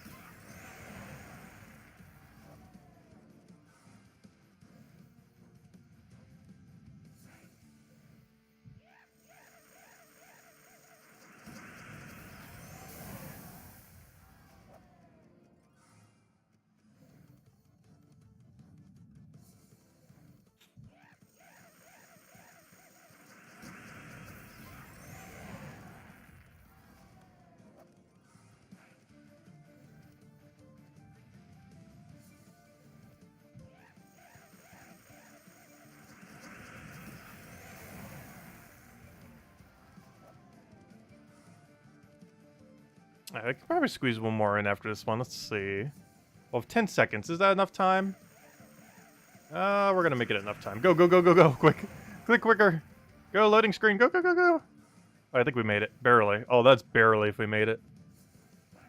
We got it. Oh, the battle's so bad, though, but we made it. We made the cut. Alright, there we go. Well, we got 4 mythic ingots. Wonderful. No. Gosh, that was not worth it. But an extra battle in there. Gosh, that loot was so bad. But anyways, let's go get our total. It's not 69 anymore. It is now 104. So let's see, 104, 9, and 5. Let's see.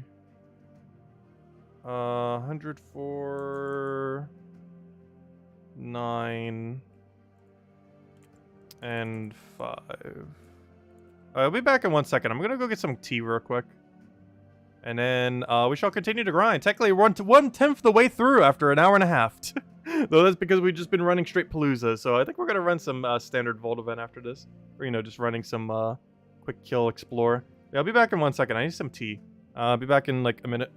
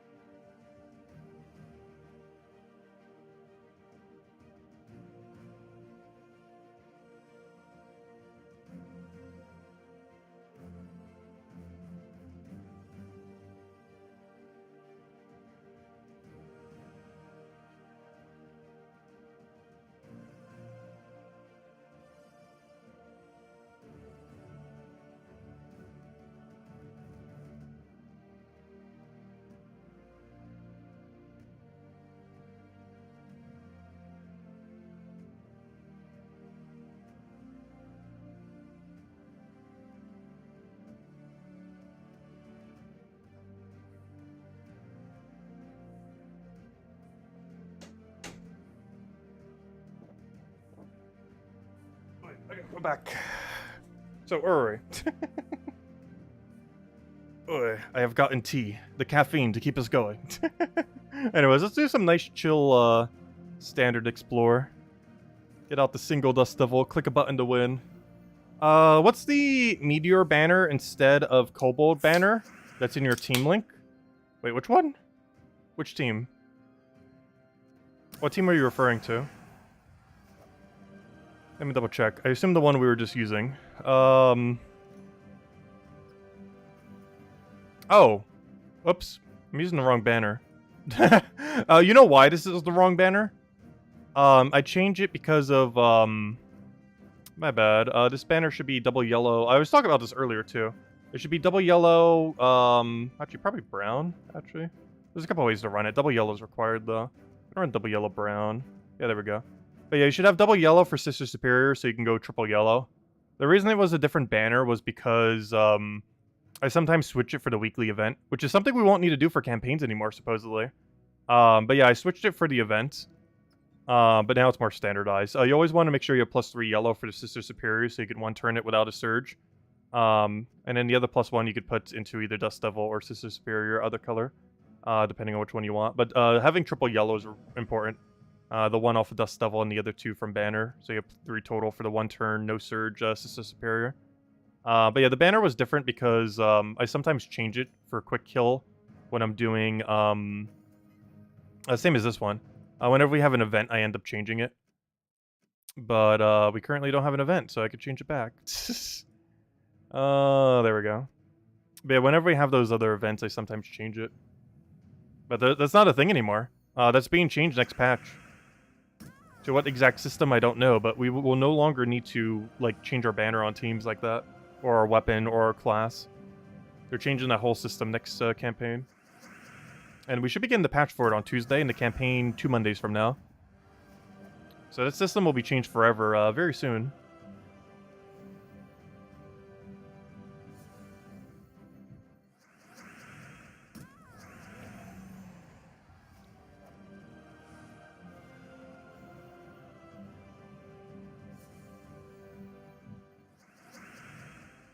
Hello, J Shar. Hello, Stode. Welcome, welcome. Oh gosh, I'm running out of room over here. On my side table. Gosh, the side table is so convenient. When I end up reorganizing my entire room, one of the tables I had, where the TV is now, I ended up putting to the side of me. And it just covers pretty much all my needs. Because it has like a double layer, metallic thing. It's like really sturdy, so I could put like anything on it. And I used the one that Isabel sent us too in the corner. I actually use it as my docking station for charging everything. It's where my Nintendo Switch charge. It's where my phones charge. Actually, I put my old splitter there because I got a new splitter. That's also slightly a backup generator if I ever need it.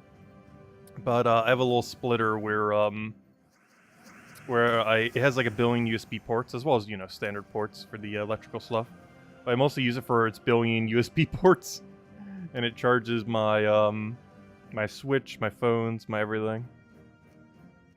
It's like the charging station in the corner with all the layers that it has.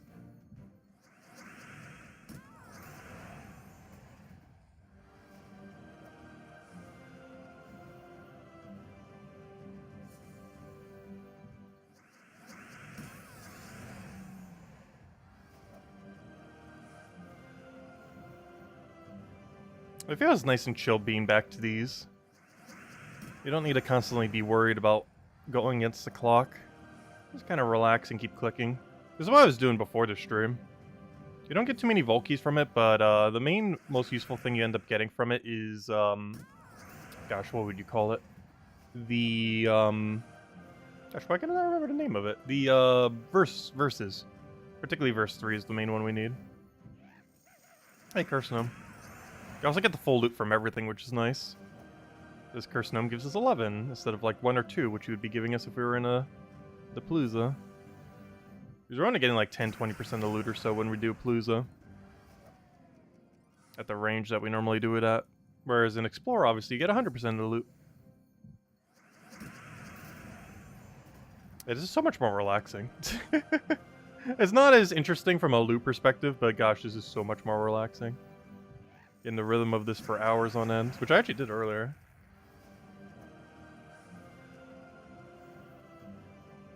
And this is also the quickest way to get not class XP, but the bigger number, the hero XP.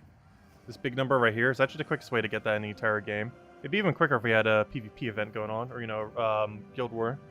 Which I believe we do have next week, which is actually funny because we have a patch next week too. You had to step away. Did you miss the code? Oh yeah, did we ever hand out a code? Wait, did I forget to hand out a code?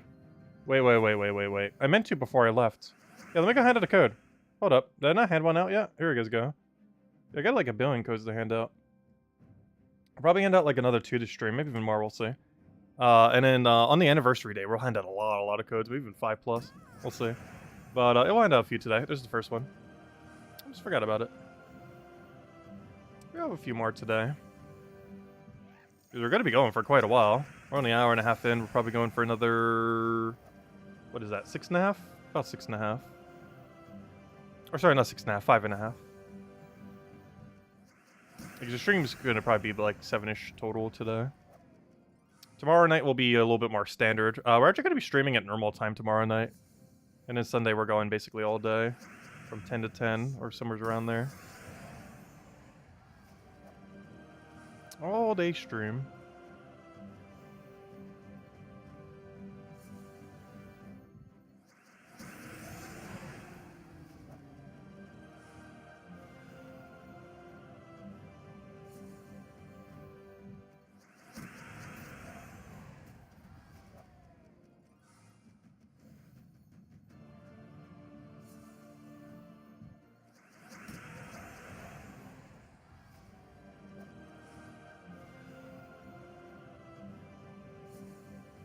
So good evening, White Tiger. Welcome. Hope all's been well.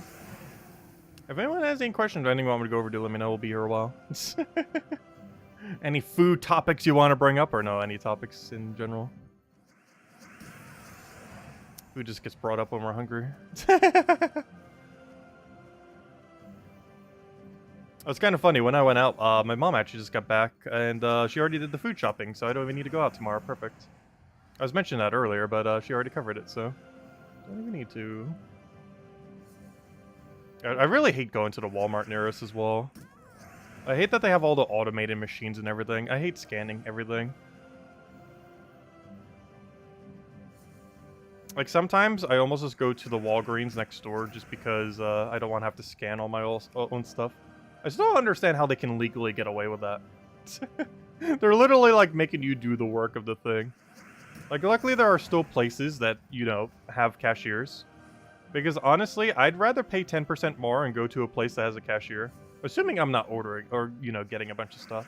It depends how much. Because sometimes Walmart's prices are kind of worth the effort of having to scan everything yourself. But a lot of times, their prices are just not worth having to manually scan everything.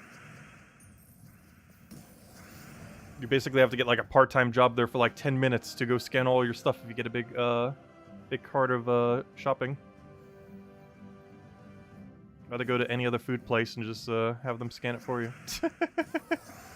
There's so much more convenient. And it's such a smaller one that they normally don't even have like anyone on cashier. Like some places have like a mix of both, and then obviously I'll go in the other line. But it's just a small Walmart. It still has all the essentials, but you know, it doesn't have like electronics section or anything like that. It's just a food dispensary.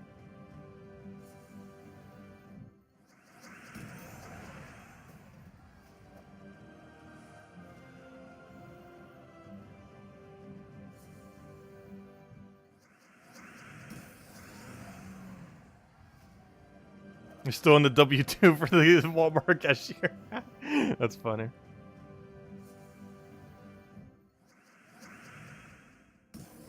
Oh yeah, we're going all the way until the 8 p.m. stream.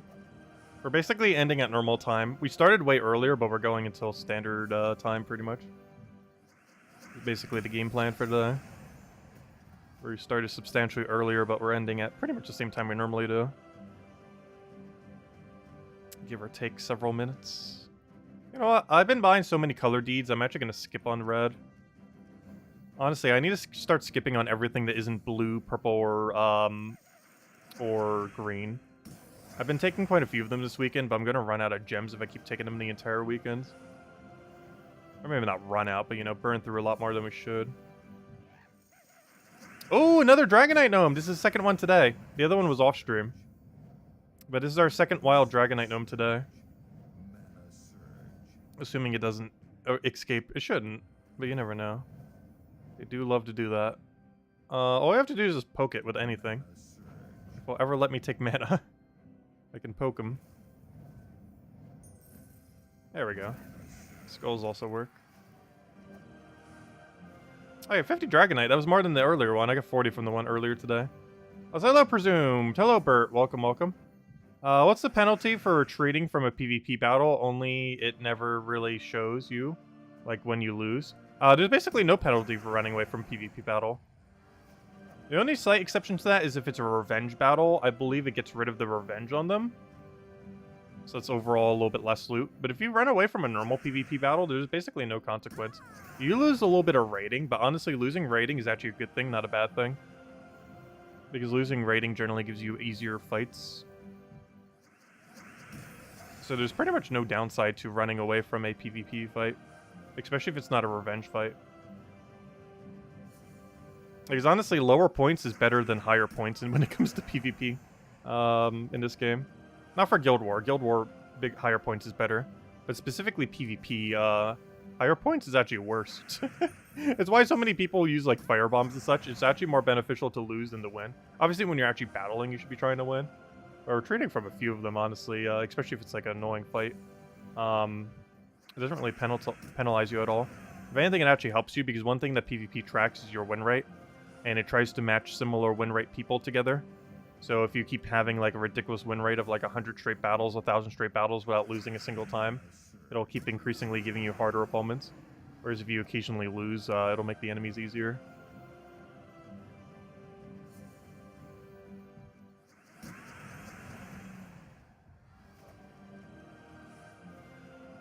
I'm pretty sure people on leaderboard even utilize that to some degree. Like, I'm pretty sure they have like 1% lose rate. And I'm pretty sure a lot of that 1% is actually deliberate.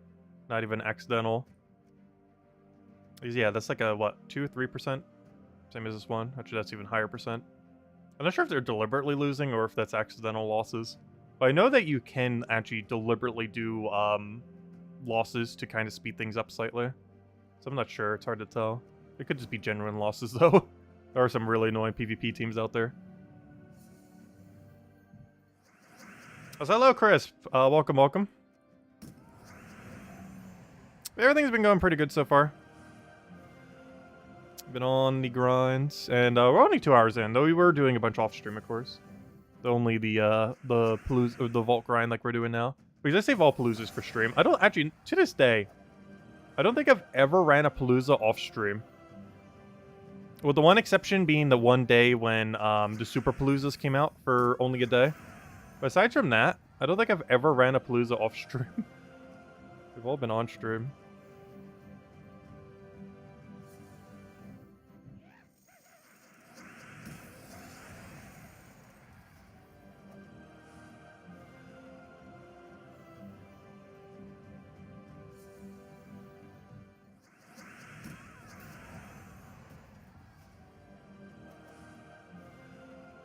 Gosh, stop giving us bad ones. If you're gonna waste our time, at least waste our time with loot.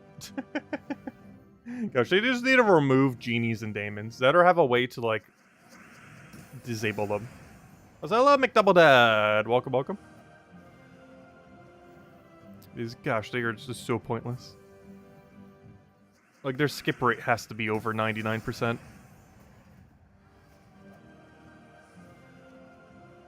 Like, if they took the skip rate for this weekend, there's no way it's not above 99.5% or something even higher. Especially if you isolate only explore battles or something. Like, the rate would be absurd. Like, all the percent would almost be people misclicking on it, I'm pretty sure. Accidentally taking it instead of skipping it.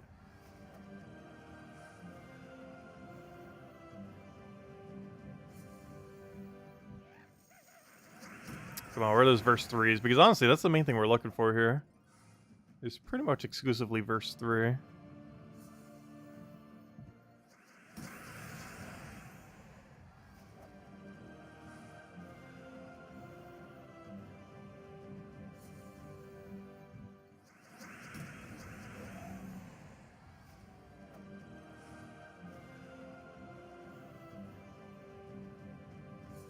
This is your first pet rescue on Xbox on your phone? A whole new world? Yeah, it is so much more convenient. I was actually farming on phone earlier when I was doing some paloozas at night. I mean, not paloozas, I mean verse farming at night. Honestly, it was the first time I played on phone in a while, and it felt really nostalgic. Because the whole view of the map on phone, I'm not sure why, but it reminds me of, like, when I first started on the PC version. Really relaxing. The game actually does look better on phone for whatever reason. I'm not sure why. Probably because all the aspect ratios and everything is kind of made more so for phone. But it's definitely a lot more aesthetically pleasing on phone. Hey, that's the one I need. Perfect. There's a whole palooza right there. Well, we repaired 1 of 5 paloozas. Let's keep going. I'm not sure we're going to repair all 5 right now, but hopefully we'll get at least 1 more before we start running them again. This is pretty much the entire thing we're doing this for is verse 3 right now. We just got 1. The more verse 3s, the more paloozas. The more paloozas, the more Volkies. The more Volkies, the closer we are to 1,000. If I use every palooza we have right now, we're pretty much already halfway there. The problem is actually using them all. Is a time sink in itself. I think the biggest issue is the amount of time we're going to have to keep farming for a palooza. The rest of today, tomorrow, maybe even a little bit on Sunday. Because even though we're halfway there on the actual number of paloozas we have, we still have to farm the other half. Which is completely luck-based. And realistically, we're only going to get 1 to 3 per hour, with the chance of getting 0 in an hour as well, so like 0 to 3 per hour.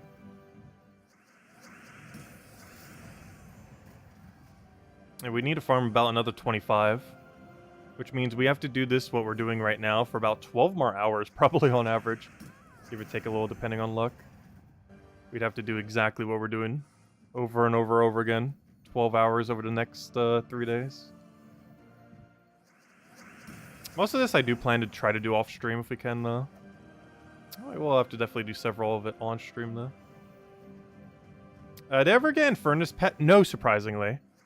I have gotten a couple more pets. Well, not new ones, but, you know, ones I needed copies of from the guild earlier. But I have not seen the Infernus pet still to this day. It is the only pet I'm missing, so I technically don't have full pet completion. It was the one money-locked pet. And it is in drop table, I just haven't been able to find it.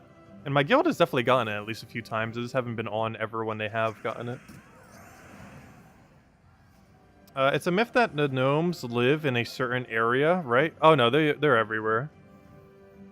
There's always rumor that like, oh, this area gives like slightly better rate, but no, it should just be pure RNG or pure coincidence. Anytime it seems like it's higher. No, Gems of War is actually higher than 7 years old. I've been playing it the whole time.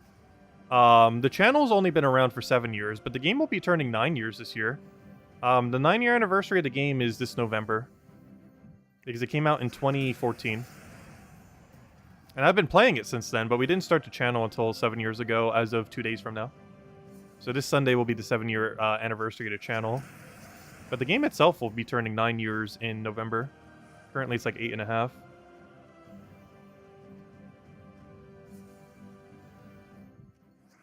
And we have been playing the whole time. We just haven't been always having videos up the whole time. But we have been playing pretty much since day one, or at least week one. I didn't start literally the day it came out, but I did start the week it came out.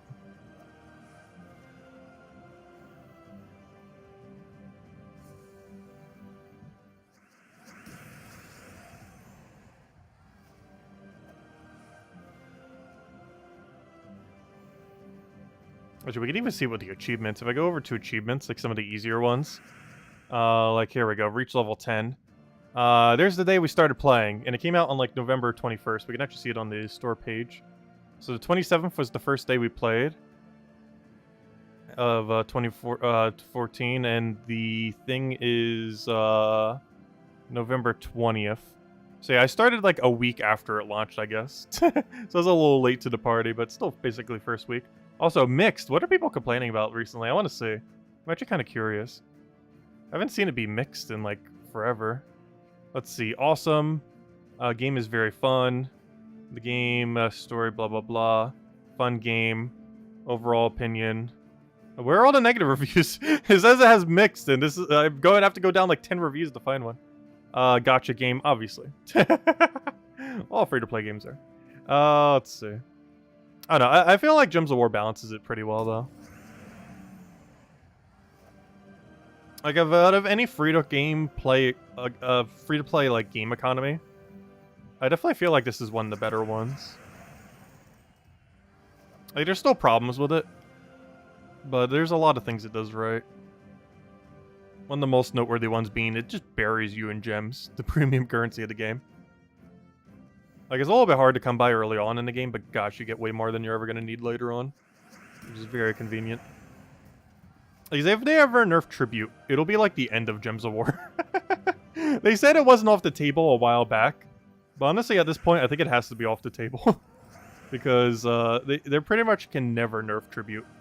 Adding more gem sinks, yes. Nerfing Tribute, no. It's just such a vital part of the game. That has basically just become the game cycle. And while I personally don't check it every single hour, you know, their retention times must be insane because of it. Yeah, that's one thing I always found weird about Gems of War. Gems of War has an advertising budget of like $-. They have no advertising budget, like, at all. And I never really understood that. Because the game obviously makes some pretty decent money.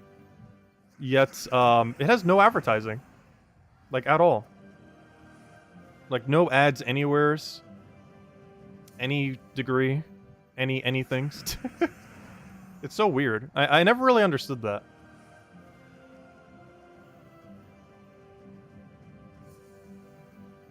Like, obviously in the mobile market, it's not like the biggest of games, but, you know, it's big enough to have, like, some amount of money for an advertising budget that they never actually have.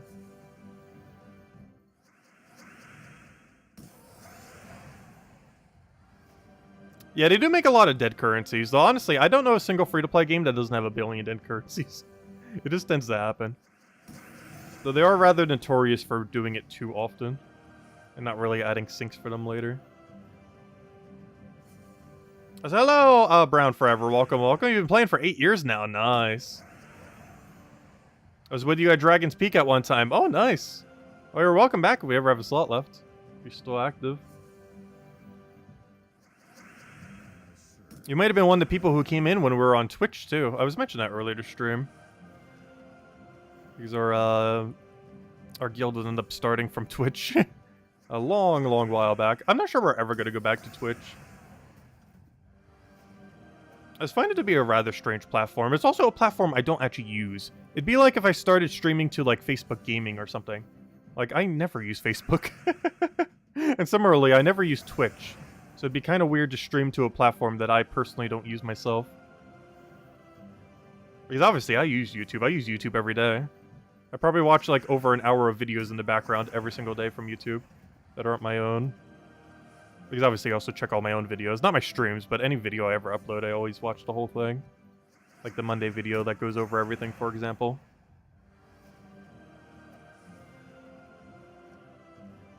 I don't ever rewatch my streams, though. Because obviously we see every single second of every single stream when we actually stream them. So no need for me to necessarily watch them over again. But I do watch all the videos, just to make sure they're, all good to go.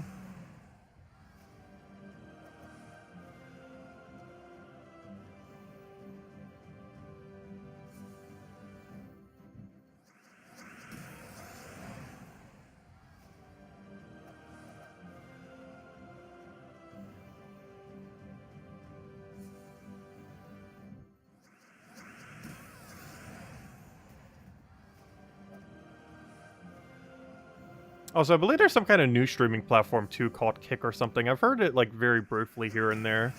It seems like it's just going to be the new Mixer, where it tries buying a bunch of content creators and then goes out of business within a year or two. It seems to be going down that strategy.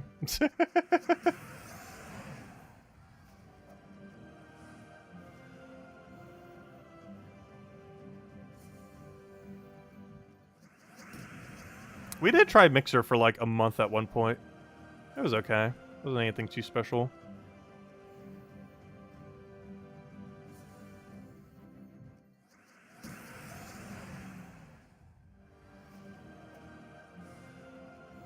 I do wish YouTube took slightly less money, though. Because they take 45% of ad revenue and 30% of super chats. Which is why we have those donation links at the top of the thingy. The description. Because PayPal takes like a few percent, that's basically zero. Patreon takes a few percent, which is basically zero. And the tip link actually takes nothing, but when I transfer it over to PayPal, it takes PayPal fee. So basically the standard PayPal fee at that point then. Kick is like Twitch Lite. Why does it exist then? It's so weird. Because I never understood the appeal of Twitch, yet no platform can compete with Twitch, which is such a weird combination. In all fairness, I don't know the appeal of like Instagram and stuff, and they seem to be doing very successful. I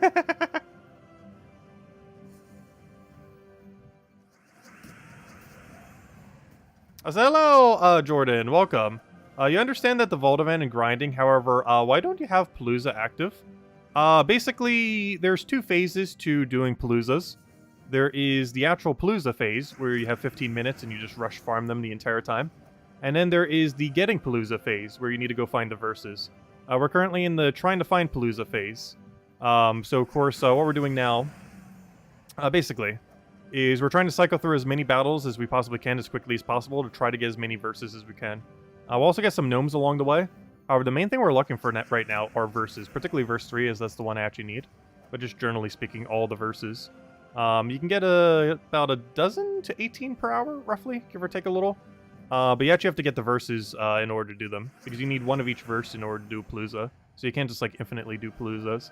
Except for that one day when it was glitched when it first came out. But aside from that one day, it is not possible to infinitely do Paloozas without also going to farm the verses. So that's what we're doing now. And the reason why you do this during a Vault event and not, like, at a different time is the chance of getting verses is substantially higher during a Vault event. Like, way, way, way higher. Like, if you try doing exactly what we're doing right now, you're probably getting, like, one verse every few hours. Whereas, or at least a verse that you need. Compared to right now, where we're getting, like, a dozen to 18 different verses. Or a few that we actually need per hour. So the rate is substantially higher doing it like this. During the actual Vault event itself. Though it can be done technically outside of Vault Event, it just takes like 3 times as long to get your verses that you need.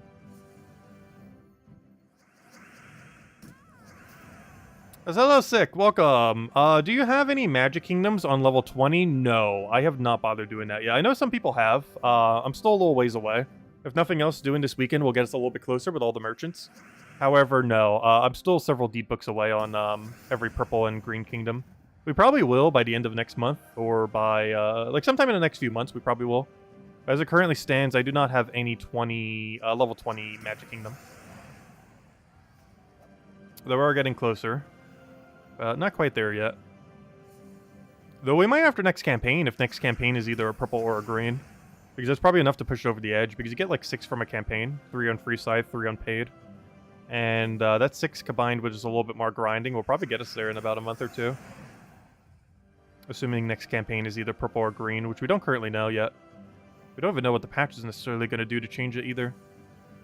But I assume whatever changes they make, we'll still be able to get a bunch of deed books from it. Who knows, maybe there'll be even more deed books. Maybe they'll tweak some of the loot. Hopefully for the better. Because I highly doubt they would nerf it. They'd probably make a lot of money for this battle passes, so... If anything, they'd have more incentive to buff it than to nerf it. Oh yeah, the main reason I've been doing is Sinner Mirage is there's a couple locations where this team can one-shot. These locations include Sinner Mirage, Wild Plains, and Drakzoom. Drakzoom's all the way in top right.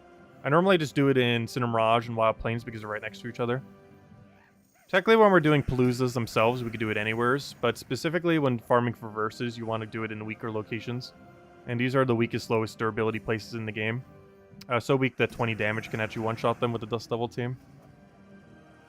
Also, this team better not get nerfed next month. Also, there is a small chance this is the final weekend you can get away with using Iron Hawk. I sure hope they're not nerfing it. We'll know after the Adana rework. However, there is a small chance this is the last Vault event we ever get to do this. So we definitely got to grind it out. I highly doubt they will nerf it, but we'll find out after the Adana rework. They better not touch Iron Hawk. Just nerf its ability to do nothing. If anything, you know what? We could be surprised. Maybe they'll actually buff Iron Hawk. Maybe they'll make its ability actually usable. And keep its traits exactly as is. Or balance it slightly by getting rid of its impervious or something. Not that it normally uses it, but it would make it weaker if it didn't have it. They just have to not touch its final trait and we'll be fine. Because if they even lower it by 1 damage, this team doesn't work anymore. Nor does the double version of it. I stopped talking about it. They're not going to. It's like Fight Club.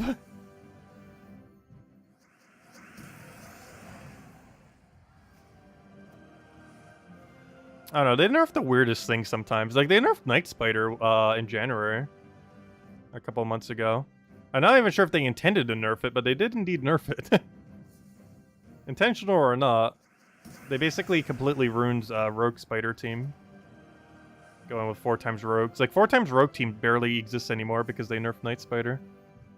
And I don't even think that was deliberate.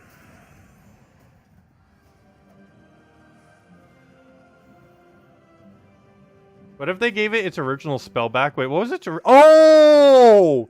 Yeah, you're right. I almost forgot. Ironhawk actually got nerfed before it was ever released. I almost forgot about that. But yeah, it used to create like double the amount of skulls it did. Like I think it created 20 Doom Skulls or something? I can't remember. But it did almost double the amount of damage. Because I recalled it being like 100 something damage or even 100. I know it was at minimum 100. Whereas now it only does 60 damage. Yeah, before it ever came out, oh, it was also lower cost. Oh, okay, that too. I remember it had like at least 100 damage and explode though. Because I was talking about it before it came out, like, oh, this will be actually like a alternative way to do skull damage. Because one thing with exploded skulls, they hit through skull reduction but still get boosted by Hunter's Mark. So if you were doing 100 damage with exploded skulls and then Hunter's Marked it, you'd be able to do 200 damage, even against something that has skull mitigation.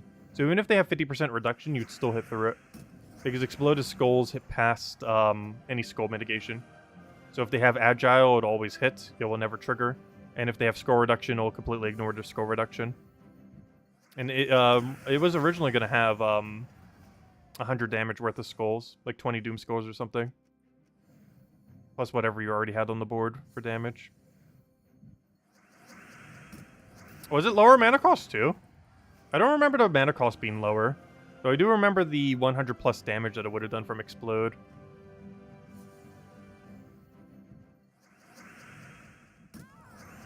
Because I recall mentioning it'd be like an alternative skull option, but then it got nerfed into the ground in that regard. Luckily, that was the only thing that was nerfed. So yeah, Ironhawk has technically been nerfed already, but it was before it was released. Not after it's been released. They haven't really nerfed any mythics in recent time. Like, the last time they nerfed a mythic was probably over 5 years ago. Actually, Ubistet might be the most... Now that I think about it, Ubistet might actually quite literally be the most recently nerfed mythic. Which is kind of insane to think about, because that was like, what, 5 years ago? Because what was the most recent nerfed mythic? Like, directly nerfed. Not like Mother of Darkness being nerfed because of Rogue Spider or Night Spider. But like, direct nerfs to mythics. I can't think of one. Because the big nerf that they did back when they nerfed, like, Life and Death and Scouting Key and all that, no mythics were actually touched during that time. It was all non-mythics. Mostly weapons, oddly enough. But a few troops as well. But none of it was mythic, I don't believe. So it's not something they generally nerf these days, ever. Yeah, but pre-nerf doesn't count, though. Something getting nerfed before it gets released doesn't count as a nerf. I mean, like, actually released and then nerfed.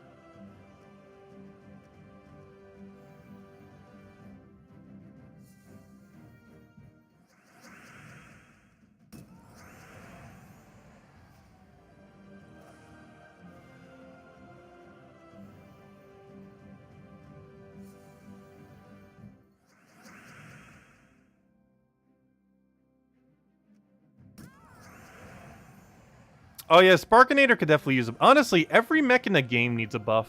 It's probably the reason why they're doing the Adana rework to begin with. Because mechs... Like, if it wasn't for Tina 9000 or Ironhawk, mechs would be a pointless typing. And what's even funny is even Mech Hero Class got nerfed a couple weeks after it was released. When Hero Classes were first released. It used to have 50% mana start with triple damage burning. Which was very strong, but then was nerfed within like a week or two. Like barely anyone even had it because no one was even using mech at the time. And they ended up nerfing it like almost immediately once people started having it. It's kind of funny.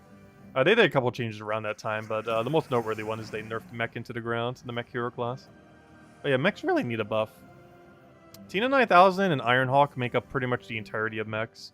There's a few others niche instances like Bomba and a few others like that get used occasionally, but Tina 9000 and Ironhawk are pretty much the only usable ones in the current state of the game.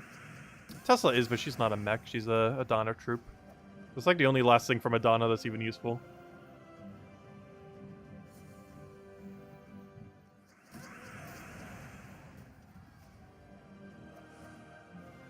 You seem to get more from from Wild Plains. Oh no, it tends to vary. We're getting pretty unlucky on verses, I do have to say though. We're definitely below drop rate on verses right now. I was against some pretty good rates before the stream. I should say last night. They were definitely doing really bad on versus grind.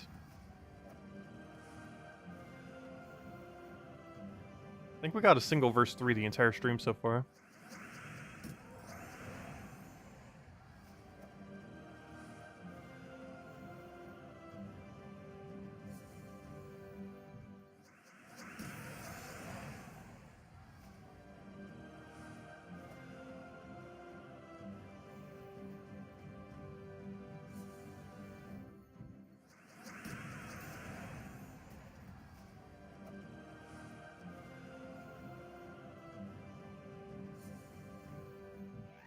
Hey, speaking of which, that's not what I need though.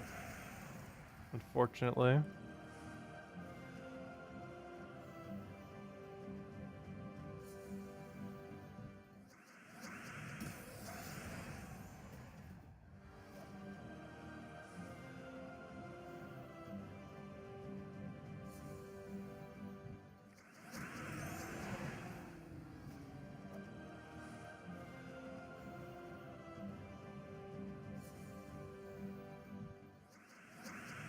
Nine mythics were touched in the Naughty list. Oh wait, they were. Oh no, but most of those were buffs though.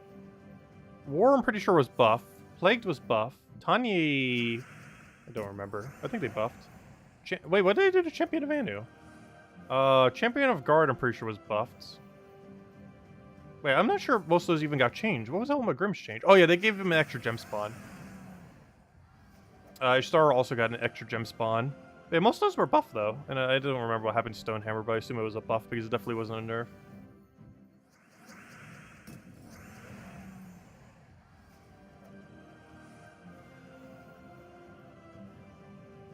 Yeah, War was nerf buffed a while back. Where he got extra turn, but they got rid of, like, his damage output. It's almost like the inverse of what happened to Skeleton Key. The Skeleton Key was just a straight nerf. War was they were trying to make War usable and then made him horrible. Though I'm pretty sure what Cookie's mentioning is I believe they eventually went and buffed him again. Because the original change that they did is they changed out one of his traits to make it worse. And made his ability worse, but gave it extra turn. And at a later point, I think they buffed him again, which I believe the one is Cookie mentioning. Where they gave it like slightly more damage or something. Or mana cost. But it wasn't enough to make him viable.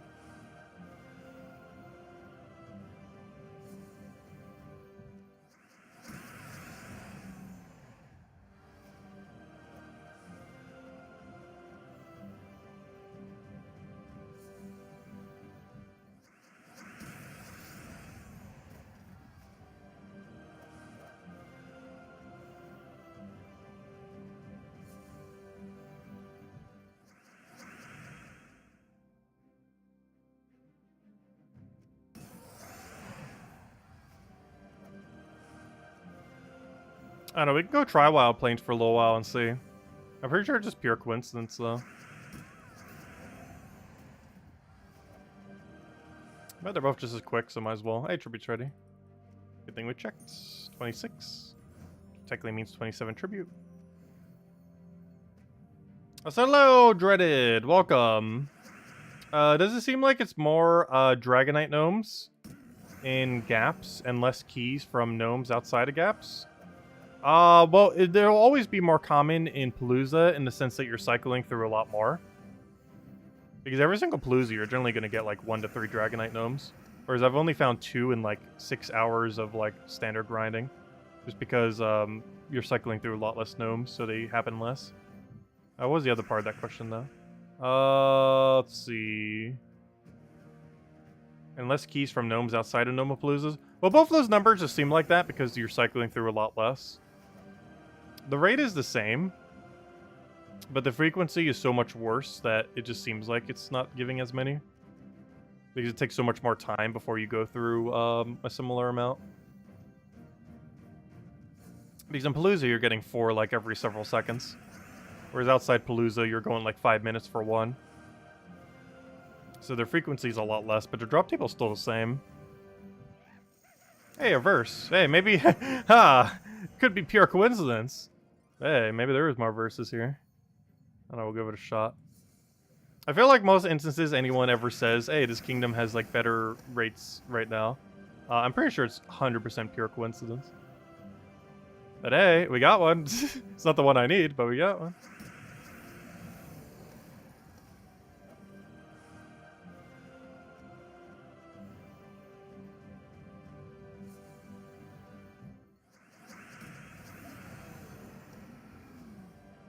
Oops, I just made the dimensions worse. Let me go fix that. That'll drive me crazy if I don't. It's off by a few pixels. Where's the pixel modifier? Oh gosh, this is way off. Wait, what happened? There we go. It has been fixed.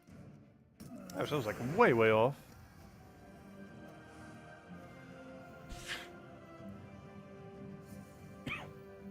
Now we'll do a bit more of this and then we'll go head back to the good old paloozas. Let me finish this tea first, though.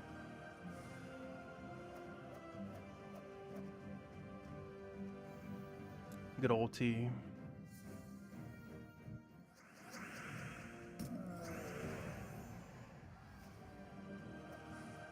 Got another 4 sets. Nice. Yeah, vault events are insane. A lot of loot to be had. Like, even just what we've already gotten is kind of insane. Especially compared to old events. Like, I mentioned it a lot, but, like, before paloozas existed and everything, like, a dozen or two were considered, like, a lot of keys back then. We barely even touched the event and we already have over 100.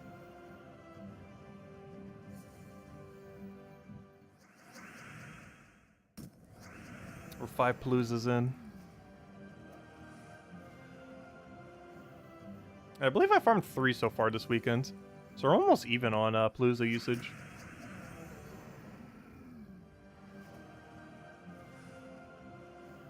Still want to find one more before we go back.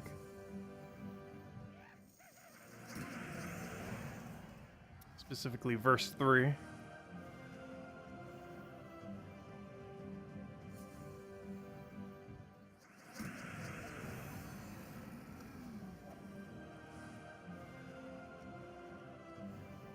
I haven't been using controller lately for these grinds. It's been doing it manually. Like, the controller allows you to, like, aim mash through a lot of those screens. Honestly, palooza events must be so easy on console. Because you pretty much just keep mashing the same thing over and over again, forever.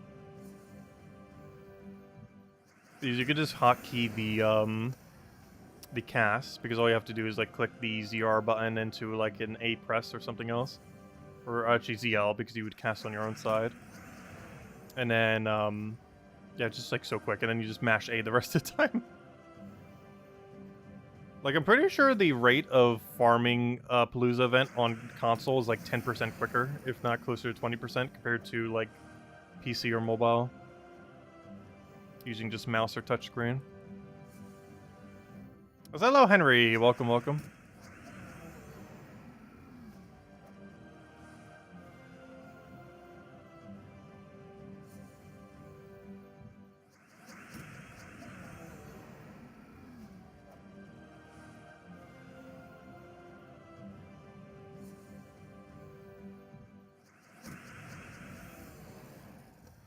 It's kind of funny, too, because the average controller, if you farm the Vault event an entire weekend, you could probably run out of charge in your controller. Use controller on PC. Yeah, I have from time to time for this grind. Haven't been lately. Maybe we'll bring it out at some point this weekend. Probably not today, though, if we do.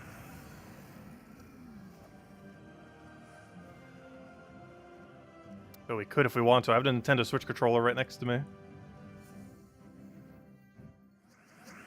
Actually, no. Oh, yeah, I do. Never mind. I was gonna say, for a second, I thought I put it back into the charging corner. With all the phones and everything I mentioned earlier. Or, you know, the whole switches, the phone, the controllers. I basically have, like, a charging port for everything. It's like my charging hub.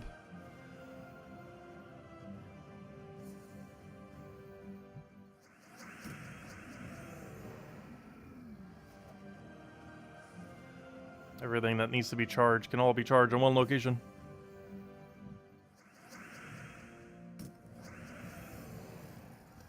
Luckily, the computers never need to be charged because I just perpetually keep them in their charger thingy. It's kind of weird because the battery... I don't really understand what happened. But the battery on my older computer that's like a decade old, it died. But for whatever reason, it still works. Like, it eventually went to the point where it didn't work at all, and now it just magically works again. So I'm not sure what's up with that battery. Because it went from not working at all, like if you unplugged it for even like a second, it would turn off, to now it can hold like almost an hour of charge. Which I don't understand.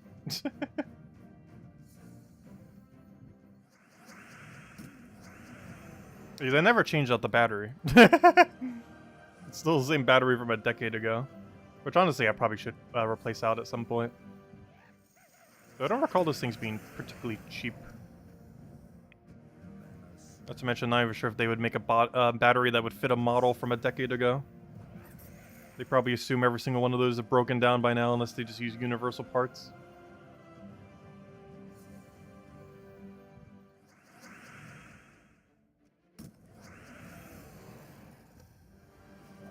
Because, yeah, that computer's turning a decade this summer. It's kind of funny. I want to say June is when the my side computer will hit the 10-year mark, which is actually the longest I've ever owned a computer of any kind, and it's still running. And if I ever cleaned it out, it'd probably be running pretty good too. Like, it's still hanging in there.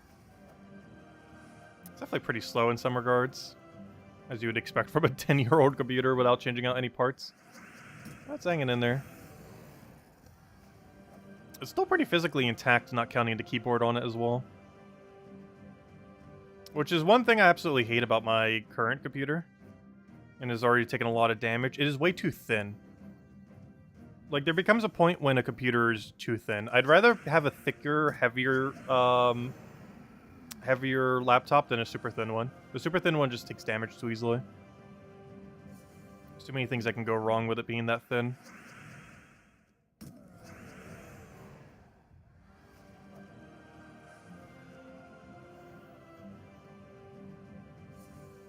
We should get our side computer a cupcake. 10-year anniversary cupcake. Yeah, we'll need to do a stream to celebrate the 10-year of that computer existing.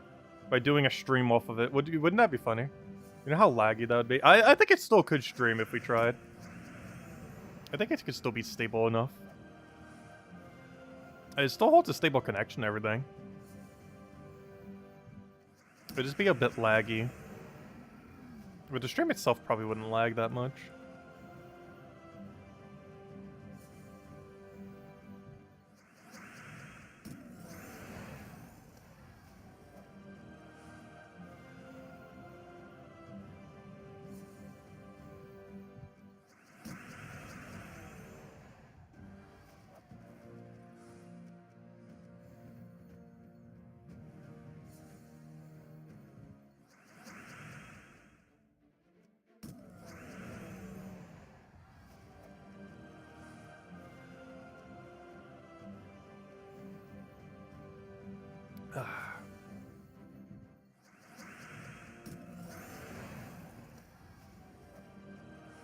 Yeah, at this point, we're pretty much keeping that computer until it stops functioning.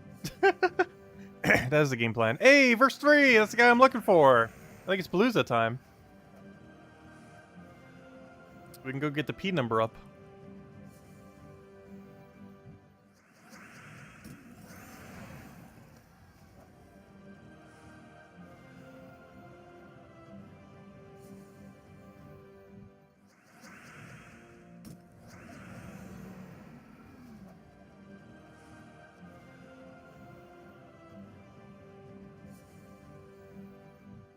I think the goal by the end of the stream is to have like 400 or 500 Volkies. Which is somewhat doable. Let's see, for streaming, let's break this down real quick. We're streaming for about another 4.5 hours. Let's say within that time, we ran almost straight Palooza. That's about 12 Palooza. Oh, no, more than 12. That'd be like 16-ish Palooza. Let's say 15. Let's say we do about 15 more Palooza. 300. Yeah, we'd hit about 400 by the end of the stream. Not counting Pity. Counting Pity, it's almost 500. But yeah, we'd hit 400, not counting Epic Volkey. Not counting Pity by the end of the stream then. If we ran Palooza for most rest of the stream. And we'd still have about 10 Paloozas left after that. Like 8 to 10, somewhere around there. Depends if we find more verse 3. So I'll keep going until we get a level. How about that? And then we'll go switch over to Palooza again. Because we're about to gain a level, and I would prefer to do that before we go back into Palooza.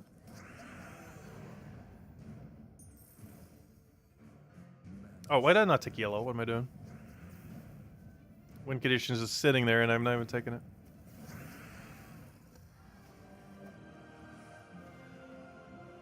Okay, we just got past the chest as well. Now let's go get past the level up.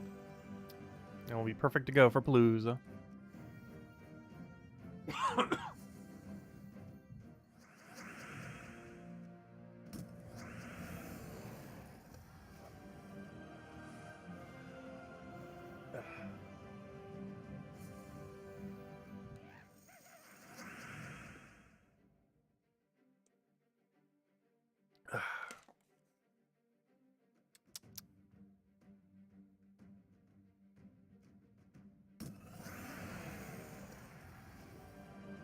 Can gnomes appear in kingdom or class events? They actually can. When you're doing quest lines, gnome can appear. I believe they also appear in challenges. Hey, another verse 3, exactly what we're looking for. Perfect. But yeah, they appear in both of those two locations. They appear in quest lines and they appear in challenges. I'm almost near certain on that. It's just something you don't really get to do too often because they're not repeatable. But if you're doing on a brand new account, which I assume you're referring to your other account, yes, you do get gnomes during them. I'm almost guaranteed they do. Maybe not challenges, though I could have sworn they did on challenges as well. I'm pretty certain they do. You'd find out pretty quickly if you do. Because, you know, you'll have the heightened rate. So within a single session, you'll easily figure it out very quickly. But last I recall, they do.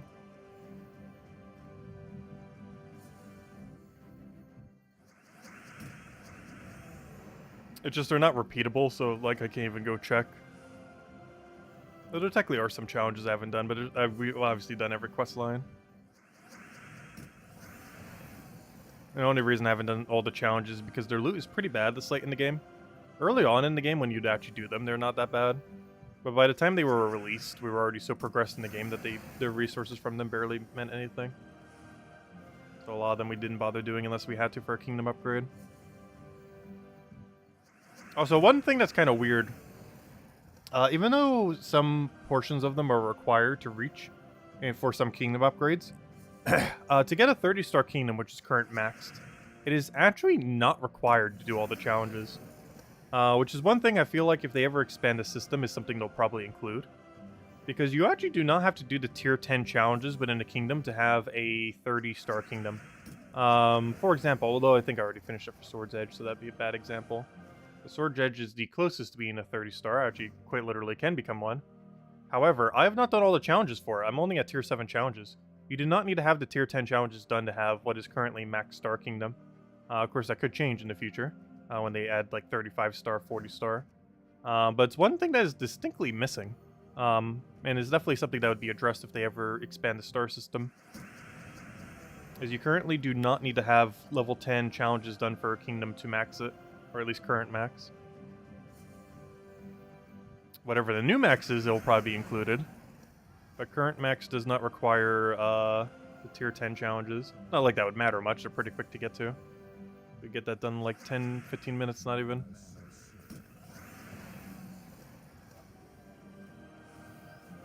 Right, we got our level up. I wanted to get this level up before we went back to Palooza. Just so it wouldn't get in the way. I'm also going to go past this boss fight. Then we'll start up the Palooza again. Oh, you know what I should have done? I should have done it with the actual team. Now I need to go do it again. It would have been the perfect opportunity to switch to the correct team. But instead, we'll switch right now. Alright, now let's go back to Palooza. We got 3 more verses since then, so gotta run at least 3 more. If not more. Let's keep going. Actually, we might even run 3 in a row so we get back to an even number so we can keep doing 2 in a row. Because it's gonna bother me if it's gonna be an odd number.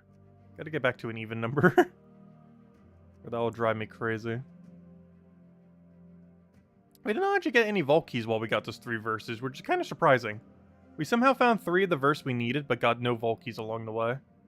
Gosh, you got like no vault keys. Though in all fairness, that's back when you would only get like a dozen or so. Like you only get like not even 1 per hour. Which is why when we got the 3 before the stream, that was actually a lot.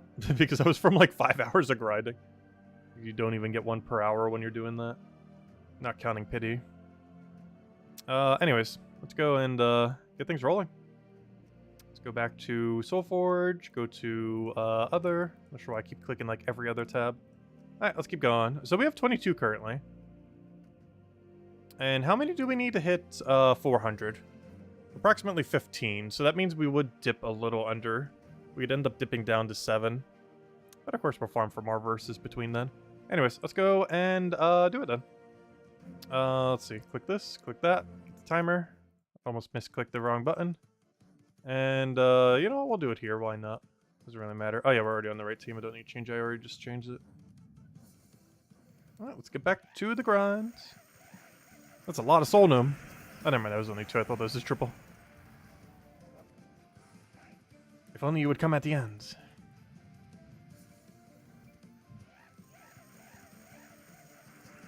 Yes, I believe the quests do have gnomes. Like the quests that you would do initially. I'm almost pretty certain that they do. But if you have any quests left, you can figure it out pretty quickly.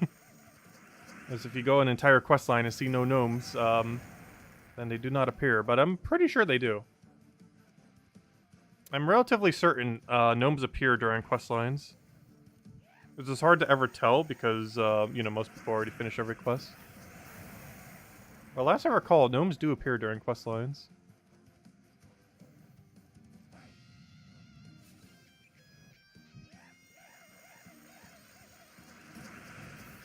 I'm not referring to the repeatable event of it when they have their Legends Reborn, but the, you know, like the normal first time you go through a quest line, I'm pretty sure you can get gnomes.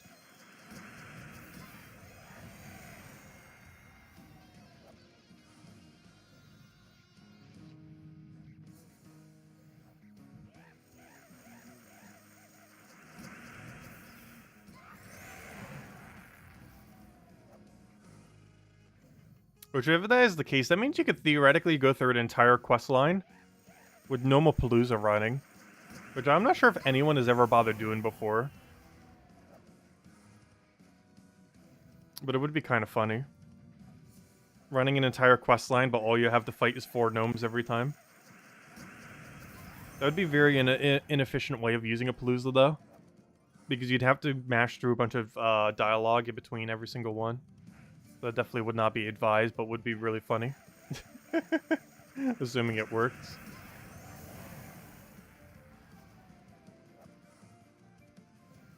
Because instead of fighting all the quest enemies from the kingdom, you just be fighting 4 gnomes every time. Instead of the thematic troops.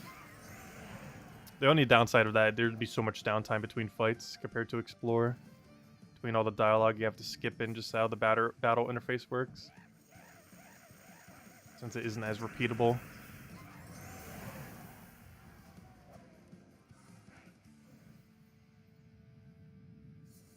Because it's not really meant to be. Oh, come on, click on the right one. Hey, Volky. Not sure why I noticed that Volky. Pretty sure we already got a couple of them. That one just stood out for some reason.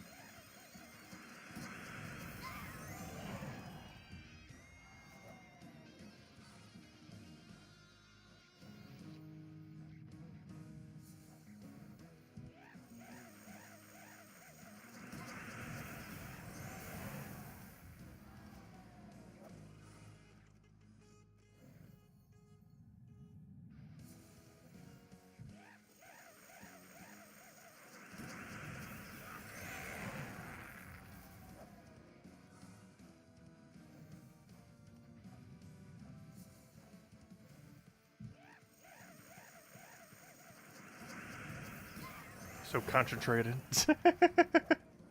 The overly focused. That's the only problem with doing the 15-minute paloozas. You'd always be so focused on actually killing them. It's not like when you're just doing the standard Explorer where you can just, you know, do it at any speed. Every second is precious. It's a valuable palooza.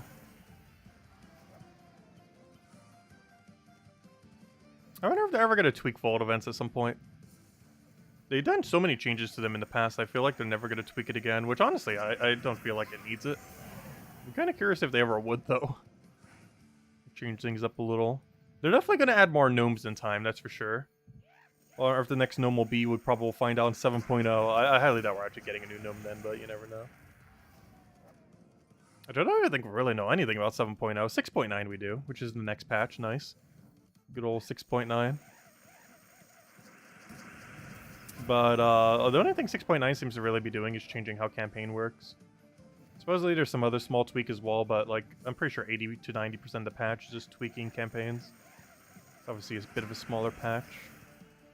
So a big enough patch to delay the campaign by 2 weeks. Which makes sense, because obviously they wouldn't want to start a campaign midway through it being updated. And that patch should be coming this Tuesday, by the way. Oh, we don't know for sure, but it's very exceedingly likely to be this Tuesday.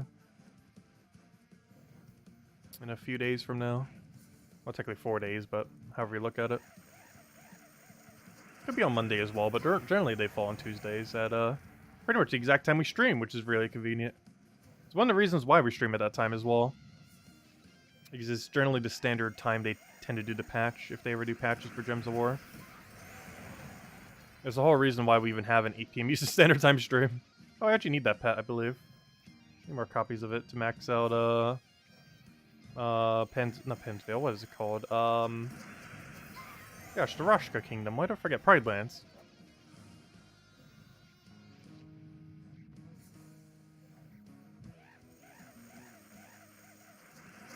Oh, they're delaying the console launch of Puzzle Quest 3? Wait, it isn't on Puzzle Quest 3 isn't on console yet?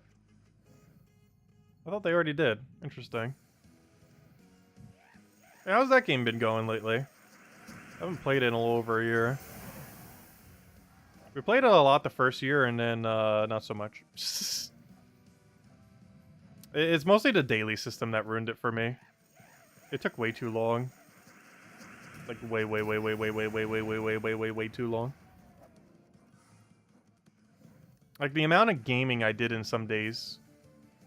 Like their daily system was more than that amount of time. It was that high. Ooh, triple glory into a soul and death. That's a really good room if you can get that as a final. But a daily system for that game currently takes like 1 to 3 hours. For the daily system. The thing that in Gems of War takes 5 minutes to an hour, depending on how much you want to do. With it generally taking about 15 minutes if you do like the middle ground.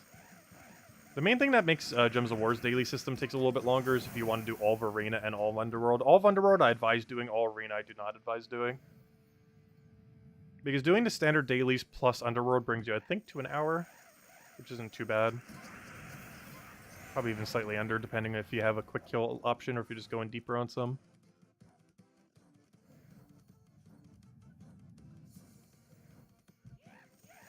But Puzzle Quest 3 had just way too many required dailies, and it was things you couldn't, like, spread out. Like, Gems of War has quite a few events where you can spread out how much you want to grind it. Like, for example, let's say the current World event that's going on right now. You know, you could do it day by day if you wanted to, but if you really wanted to, you could slack off and do it all on Saturday or Sunday, when you might have more time on the weekends. Like, you could do it whenever you want. Whereas a lot of the events in Puzzle Quest 3, if you don't do it literally every single day, you lose value on it. Whereas a lot of events in Gems of War, not all of them, but a good number of them, you could delay for multiple days. And not have to do it every single day. Like, for example, sigils. Like, whenever there's an event like that has sigils, you get sigils just for logging in. And if you don't use those sigils, well, you still have them until the end of the event. Whereas in Puzzle Quest 3, it's if you don't use them every single day, you lose them. Kind of like how Underworld is for Gems of War. Or if you don't use your 3, you lose them. But even in Gems of War, you can actually delay them. So you can still save your sigils in Underworld. You just have to consume them.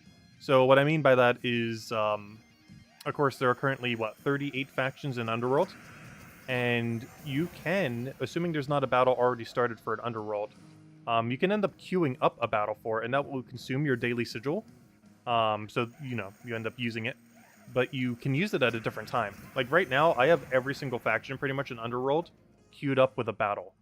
Because you can delay them whenever you want. Obviously, once you run out of queues, you eventually can't anymore. However, you can queue up what is effectively almost 2 weeks worth of daily underworld sigils. If you simply put it on to all of them, and then 2 weeks later, you can just do all of them. Which is very convenient. So you can delay underworld currently for about 2 whole weeks before you decide to go do them all. And then on one day, you can just go crazy and do like 30-something factions. And then you could delay it for another 2 weeks and then do that, or something similar. Yeah, preloading, however you want to say it. But you can't do that in Puzzle Quest 3. You have to use them every single day. There's no way to queue them up to delay them. If you don't use them, you lose them.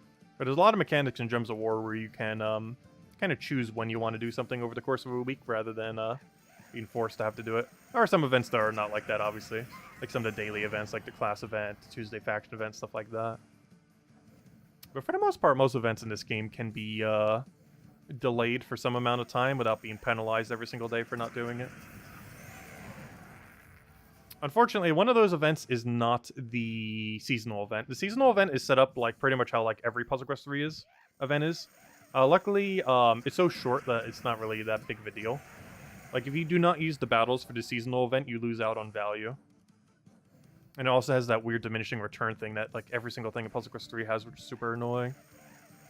Luckily, it doesn't really affect the seasonal event that much, because realistically, you don't have to do it that much to get it fully completed. Like, you have to do it for, like, what, 5 minutes every day? Not even.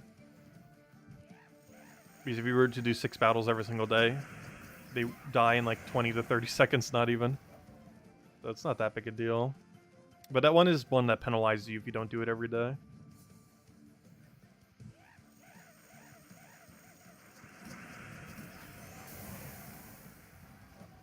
Which hopefully they don't bring too many of those mechanics to Gems of War, because they're really annoying. I don't mind it for the seasonal event, because it kind of makes sense for like a limited time event for that to some degree, but they start putting on like everything gets really annoying. Hey, a triple soul into a Dragonite, that's not too bad. Unfortunately, Dragonite's kind of getting in our way. There we go. If we still needed Diamantina, that would have been another one I would have delayed on. But we already have it. Which we're getting a lot of souls and glories. Watch, our final battles are going to have no souls and glories. We're queuing them all up right now. Hopefully we will. Oh, so I'm actually going to update the number after this one, just so we're at a nice even 6, because it's still going to drive me crazy if we're not at an even number. I must get it nice and even.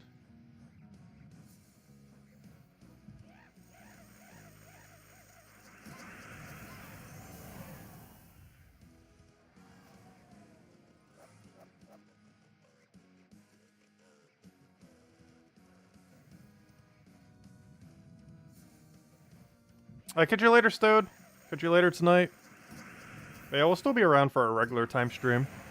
We'll probably be doing regular things too, like the seasonal event and everything. Not sure why, but even during longer streams, I always save it for the standard 8 PM Eastern Standard Time slot. Because that's the time we tend to always do it every day. Even on longer streams.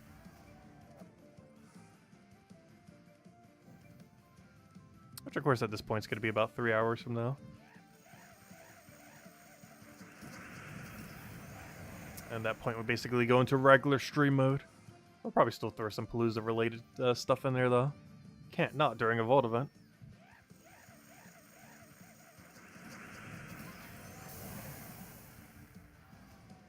And of course, it's not going to be a separate stream. It's just going to be one continuous stream. I do whenever we're doing something else that isn't Gems of War. Like we're doing a different game beforehand. Also, I believe we're finally going to start Breath of the Wild next week, by the way. I'm not sure what day. I'm considering Wednesday. Because I'm trying to think of what I'm doing next weekend. And currently I can't think of something, though I'm pretty sure I'll remember something like midway through next week. Like, oh, I gotta go do this weekend. But off the top of my head, I can't think of anything I need to do next weekend. Though that could change. But currently I can't think of anything. And if that is the case, I think we're starting Breath of the Wild on Wednesday and then finishing it by... oh no, the misclick. But I think we're going to start Breath of the Wild on like Wednesday next week and then finish it by Sunday. Not sure exactly how long it'll take, but I assume 4 streams will be enough to complete the game. Not 100% the game, but you know, basic completion. As well as whatever extra stuff we might end up doing. Because I want to do that sometime before Tears of the Kingdom. I don't want to do it like the week directly before, because I believe Darkest Dungeon 2 releases that week. I want to do that instead. Because I believe that comes out like the Monday or Tuesday beforehand. It's like 50 hours, roughly. Ooh, that'd be a little tight to put into 4 streams. I can maybe make it work. Anyways, okay. So let me go update my numbers. Let's see. So we're at 123. What a funny number. Oh, that means we didn't get as many that time. Did we get any pity? How much did we get on pity? So 1, 2, 3. And oh, we did really good on epics though. What did I say pity? I meant epics. 12.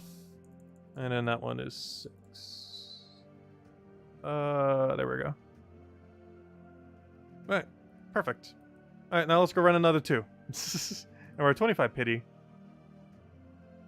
I'm not paying too much on pity currently.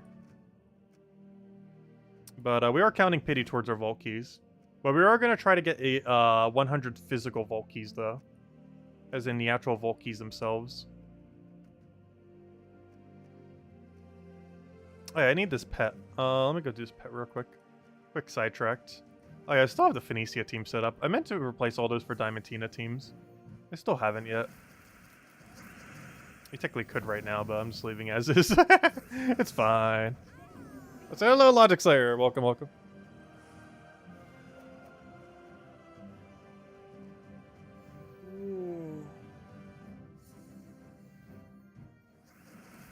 It's 189 plus if you want 100% it. Yeah, we're not doing that.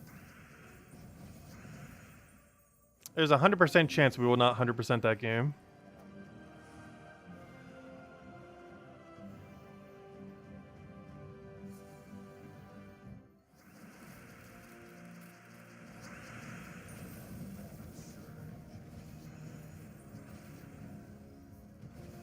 I do plan on potentially 100%ing Darkest Dungeon 2, though. Not the week that it comes out, because we definitely won't have enough time. But at some point later. Because as far as other games, we're going to be doing Breath of the Wild, then Darkest Dungeon 2, then Tears of the Kingdom, which is Breath of the Wild 2, then back to Darkest Dungeon 2. Because assuming the game's fun enough, I probably will 100% the game on Steam when it comes out. We're also likely going to have a fresh save compared to the Epic version. Because I highly doubt the save carries over, and even if it does, I probably just want to start from a fresh save regardless. Start the full new player experience. Because then you get to go through all the storylines again. Which honestly, I feel like was one of the better parts of Darkest Dungeon 2. Was you actually got a lot more backstory on the characters. Darkest Dungeon 1 had better gameplay. But Darkest Dungeon 2 definitely had more lore.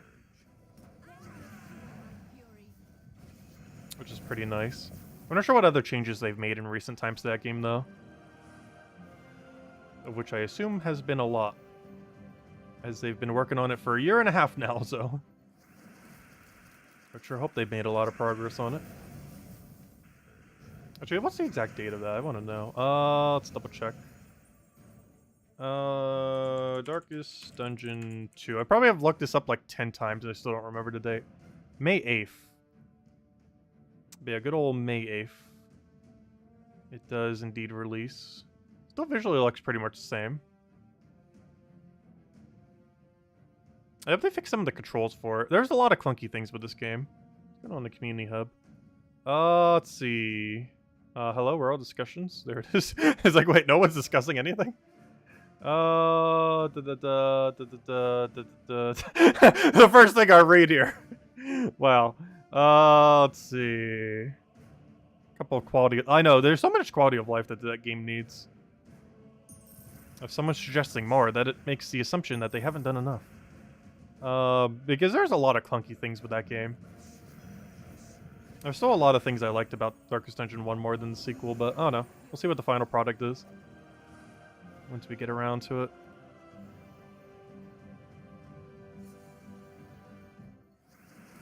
We played Darkest Dungeon 2 around the time when the beta came out for like a month or two. On and off. It was fun, but it was quite a bit of a different experience compared to the first one. Which is both a good thing and a bad thing. Like, they're definitely both standalone games. Like, there's still a reason to play Darkest Dungeon 1 even when Darkest Dungeon 2 exists. And you could just skip straight to 2 and still understand what's going on. If anything, you'll probably understand more of what's going on if you started with 2. Because they have a lot more backstory on every character compared to in the first one. Alright, let me go upgrade this thing. Upgrade. Don't use the pet orb. Upgrade. And there we go.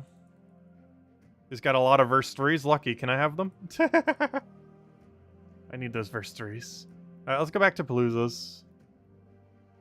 Good old palooza. I just want to take sidetracked with the bird. Always distracted by the buds. Anyways, games, Soulforge, other, fight, timer, go. Oh, am I even using the right team? I think I am. Even though we just did a battle in a different location, I believe we are still on correct team.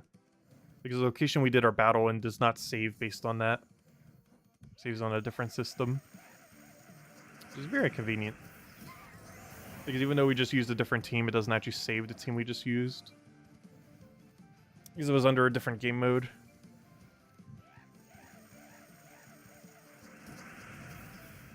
That's one nice thing about how a lot of the side game modes are set up.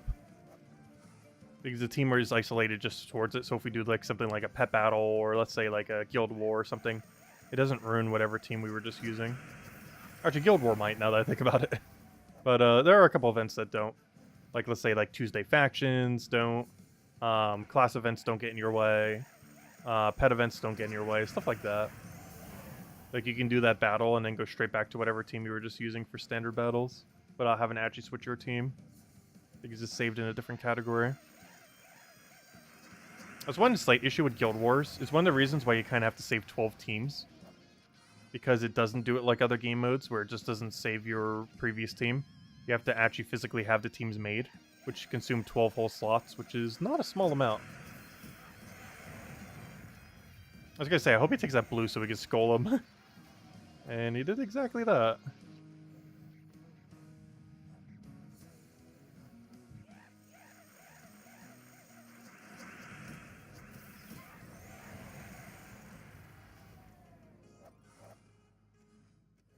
As far as you know, there's not really a benefit to save vault keys. No, the only reason for saving vault keys, like as a newer player, you should open every vault key you ever get, like immediately. The only reason I save vault keys is in case they ever tweak the drop tables to be better. And they've done that many times in the past. Most recently in December, like one of the more recent patches. Not the previous patch, but the patch before that. Back in December, they buffed orbs. And while that's not a direct buff to vault keys, the main way you get orbs is from, well, vault keys. So, yeah, they buffed vault keys, essentially. Because the primary way of getting orbs are vault keys. So even though vault keys themselves weren't upgraded, orbs being upgraded did indeed buff vault keys. Which is why we opened, like, every single vault key we had. Also, we're starting to lag. We definitely need to restart the game after this palooza. Well, unfortunately, I started lagging as we're doing the palooza. Bad time. That makes sense. We've been going for almost 3 hours. The lag, it is compiling.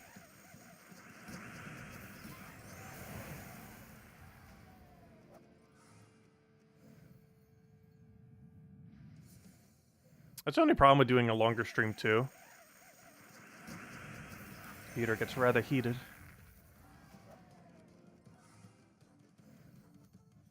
It's not used to being on so long.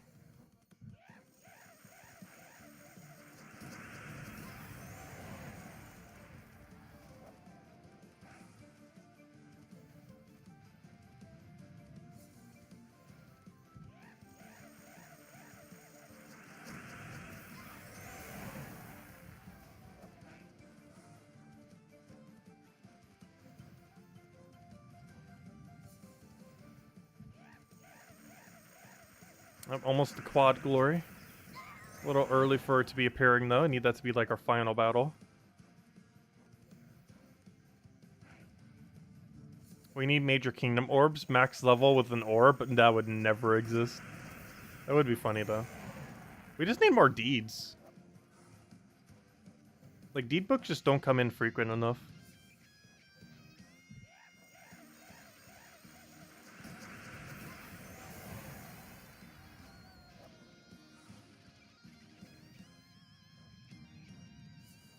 Like, it is actually physically impossible to have every single kingdom as far upgraded as it could possibly be as of this current moment in time. Even if you've bought in every deed that has ever existed for money, and farmed every single one that you get from your dailies, both from arena and from your standard dailies, which no one is doing all those things. Some of them, maybe, not all of those. But even if you did, you still would not be able to max every kingdom as far as it can currently be maxed.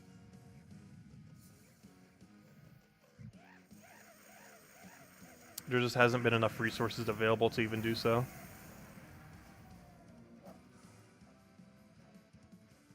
Just definitely something they need to look into tweaking.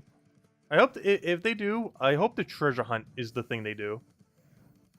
Because that would actually be really cool if treasure hunt was the main way you got deeds. I'm pretty sure some people would hate that because some people don't like treasure hunt. But I would not mind that. If they tweak treasure hunt to be the best way to get deeds in the game. Which in all fairness, it doesn't have much competition, so any way to get deeds from it would pretty much be the best way to get deeds in the game. Kind of like how it's currently the best way to get gems, even though it's not a good way to get gems, it is the best way to get gems, which doesn't make much sense, but it's the highest infinite method. Which does not mean it's the highest method, just the highest infinite method. And they could do the same thing for deeds. Like, they can make it relatively slow for getting deeds, but, you know, still be the best infinite way to get deeds. Which, for that to be the case, they would have to make it give about a few deeds per hour. That would still be forever to get a deed book, though. That means you'd have to do, like, 15 hours of a treasure hunt to get one deed book, which I don't think most people would bother doing. It'd have to be even better than that. Because that, well, that would be a method to do it. It would just take so long if that was the way.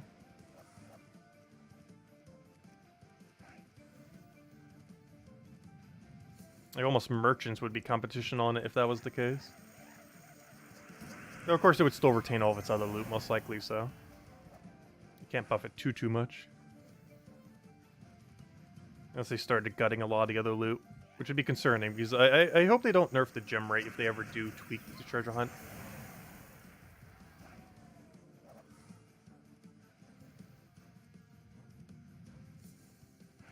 Oh, you finally got the Elamaraudrin. Nice, nice, nice. Now you can finally go get Diamantina. Huge congrats. Hopefully you'll be able to get it soon, Garuda. If you farm enough, you can actually get Diamantina this weekend then. I think just this weekend alone, we've already gotten like several hundred. It hasn't even been a day yet. I would say the Dragonite rate is roughly like 30 to 50 per hour. Maybe a little less. Depends how lucky you get. It might actually be closer to 20 to 30. Because a lot of it's pretty luck-based. But you can end up getting a decent amount of Dragonite during these events. It's not like a huge, huge amount, but you know, it adds up. Oh, never mind. You got them both now. Oh, I didn't realize you saved that much. Never mind. Nice. Yeah, I like how Treasure Hunt works. The loot is just so bad. That's how I feel about Treasure Hunt right now. I actually do enjoy Treasure Hunt gameplay, but there's two flaws with it. One is there's no incentive to go for vaults, which is like the main premise of it, but the loot system just doesn't incentivize going for vaults. It's better loot to not go for vaults. It's better loot to actually go for as many green chests as you possibly can. And the second issue it has is the overall loot is just horrible. So those are the two biggest issues. It doesn't have a good enough incentive structure to go for vaults, and the loot itself is just horrible across the entirety of Vault. It's not horrible, but it definitely needs an update. The loot for Treasure Hunt hasn't been updated in like 5 or 6 years. The last time it was updated was, I believe, when trait stones were added to the game. That is how long it's been. Trait stones were added in 2.0. We're about to hit 7.0 this summer. But I believe that might be the last time. Actually, do they give ingots as well? Because that would have been the last time. Which would have been closer to like 5-ish years ago or whenever that was. Because that would have been 3.0 if that's the case. Would have been the last time Treasure Hunt has been buffed. Which means at minimum, Treasure Hunt has not been reworked in over 4.0 patches. Not 4 patches, specifically. But in whole 4.0s going by, it still would not have been updated. Unless 7.0 is going to be the update that finally does it. Because if it does give ingots, which I think it does, I don't remember. But if Treasure Hunt give ingots, that means the last time it was updated was soon after 3.0. Because that's when ingots came into the game. If it still only goes up to trait stones, which I don't remember, that means the last time would have been 2.0. Because that's when trait stones came into the game. I don't know, I hope it gets updated for 7.0. I highly doubt it. Because so far, it seems to only get updated in 0.0 patches or soon after the 0.0 patches. So maybe 7.1 will finally be the treasure hunt rework. Because I don't feel like it'd be included in a 0.0 specifically these days. It could be included in the patch after 0.0. So I'm calling it now. 7.1 or 7.2 is going to be a treasure hunt rework. Oh, good. He didn't run. Also, I had a skull to kill him. Why didn't I kill him? Let's see. Oh, good. He didn't take my win condition. That's nice of him. Oh, technically he took a win condition. He just didn't take the win condition.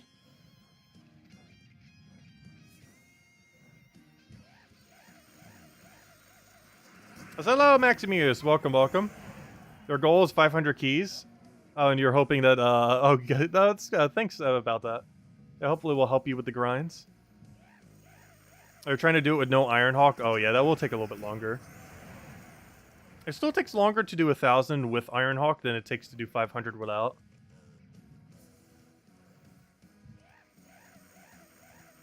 So it's definitely doable. Rowan team's about a third slower, so it's not that big of a difference. They're getting about 4 wins per minute rather than 5.5-ish to 6-ish. These Rowan's about 4 to 4.5, but with all the animations it's closer to 4. This team actually gets hurt more by the animations than Rowan, oddly enough, when you're doing Palooza. Because since this goes through more battles, you also have to go through more animations when all 4 of them come in. And you generally have to go through about 1.5 to 2 more battles worth of animations every single time, due to it being quicker. So it gets penalized more from those animations than Rowan build does.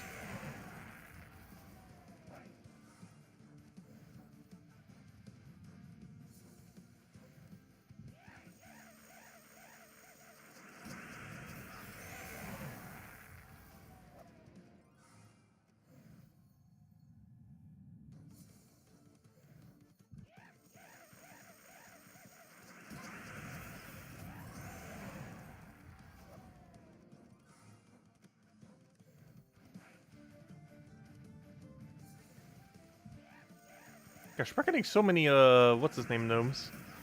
Dragonite.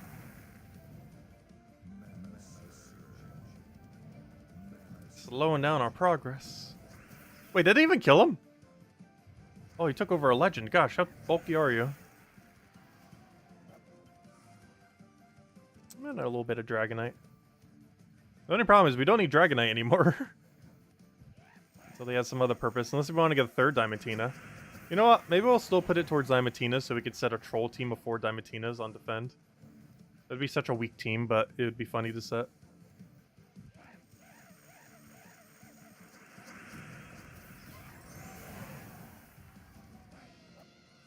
Yeah, level 100 Monk's pretty nice. Gains mana. It has the most amount of cleanse of any hero class as well. Or the most amount of immune. It is cleanse on extra turn, immune to stun, immune to all those under the stun. It can even go for immune to freeze if it doesn't want cleanse. Also gets mana every single extra turn. I believe it's also the only hero class in the game that has immune to stun while also having cleanse on extra turn. Which is a very strong combination to have. Because even though it doesn't have immune to everything, it has immune to enough things that it kind of has immune to everything. Because you can just cleanse the rest off and not have to worry about stun. Still has to worry about curse stun though. It doesn't have to worry about solely just stun.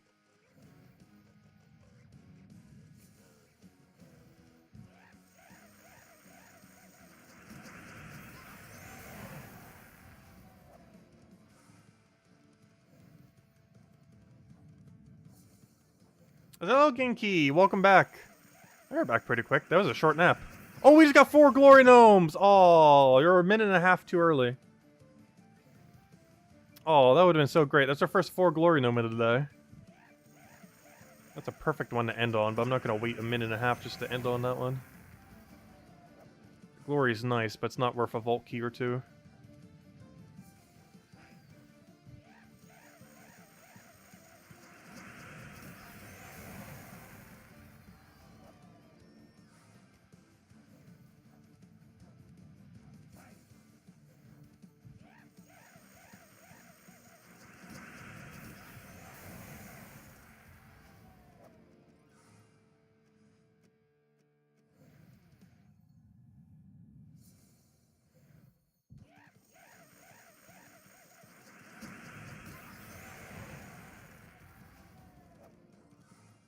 Speaking of which, there's the Volky. Now where's the 2?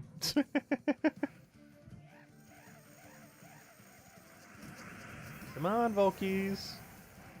We need a few more. And by a few more, I mean about 850 more. Just a few. It's about 850 or so. Nothing high.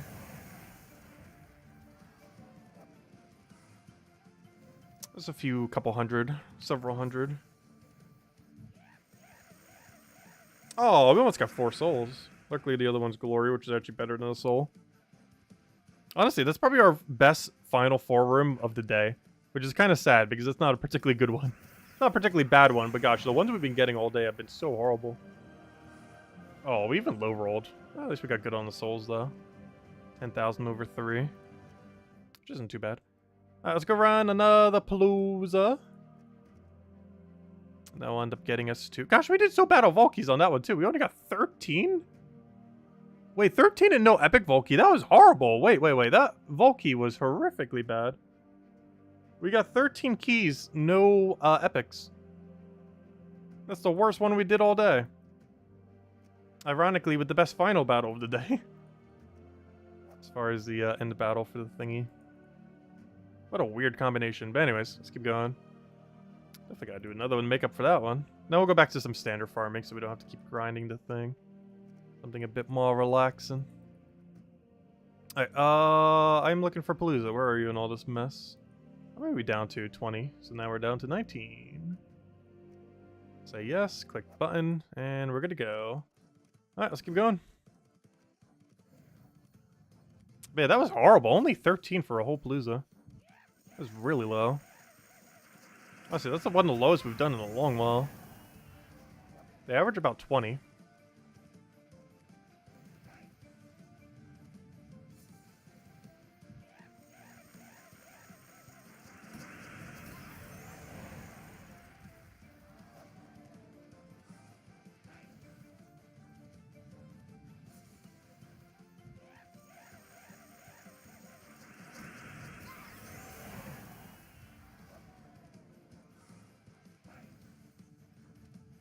And not even a single epic either. So far, epic is at drop rate, though. I'm not getting over or under drop rate currently.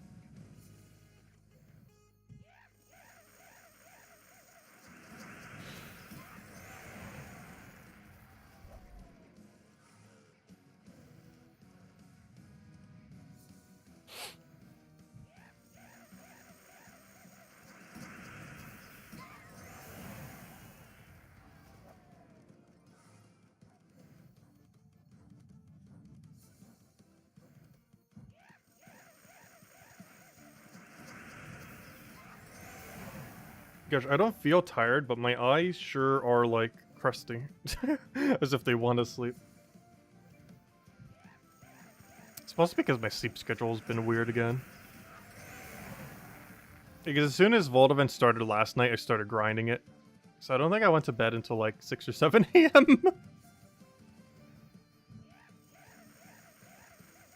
And then I woke up about noonish.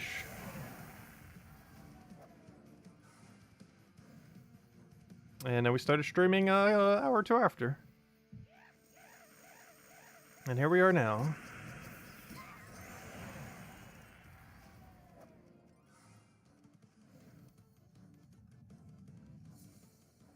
There's the only problem with streaming for so long, eye fatigue. I don't understand how people do it for absurdly long amount of time. Any stream above like a couple hours is like, eyes already fatiguing some.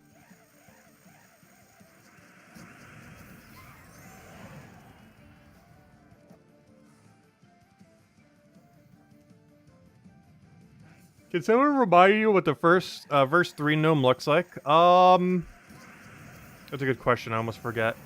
I'll know it when I see it. He looks like gosh. He looks like the guy from Kiss. Like, you know, the guy with the tongue and the face paint? The really long tongue?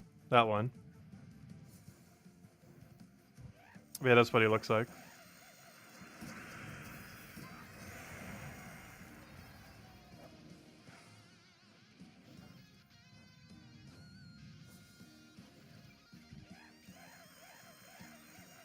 Gene Simmons, is that his name? Yeah, he looks like that guy, I guess. I'm not sure who that is. Even though I'm pretty sure that's exactly who I just described.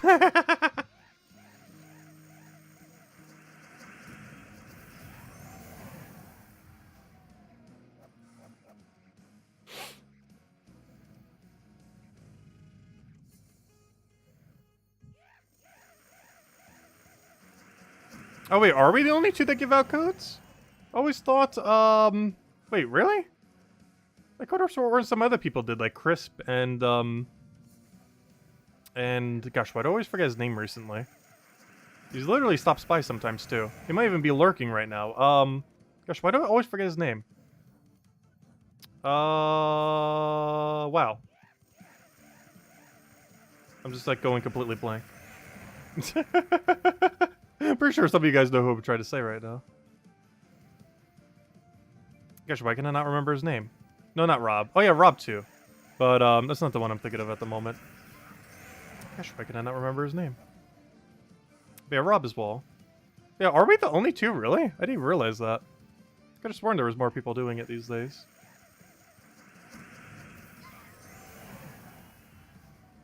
Yeah, Cynical. Yeah, why do I always forget Cynical's name? I'm not sure why. Which is kind of funny because someone called Cinny used to stream the game as well. If for whatever reason I can never remember Cynical. It's literally just Cinny with the word cool after it.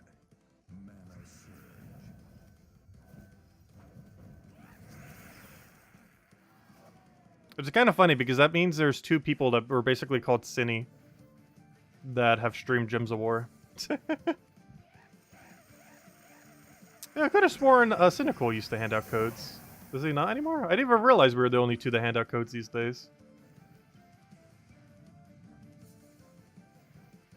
There's definitely more people than just us who covers content on the game. As well as stream on a regular basis. Because I believe Crisp is streaming like, well, almost every day lately. Unfortunately, I haven't been able to catch most of his streams. But, I believe he does stream pretty regularly now.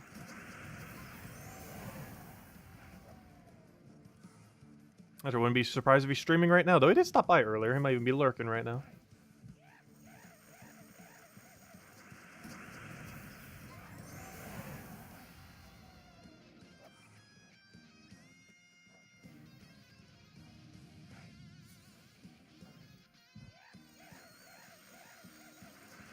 What are the codes for? Oh, they just give a little bit of loot.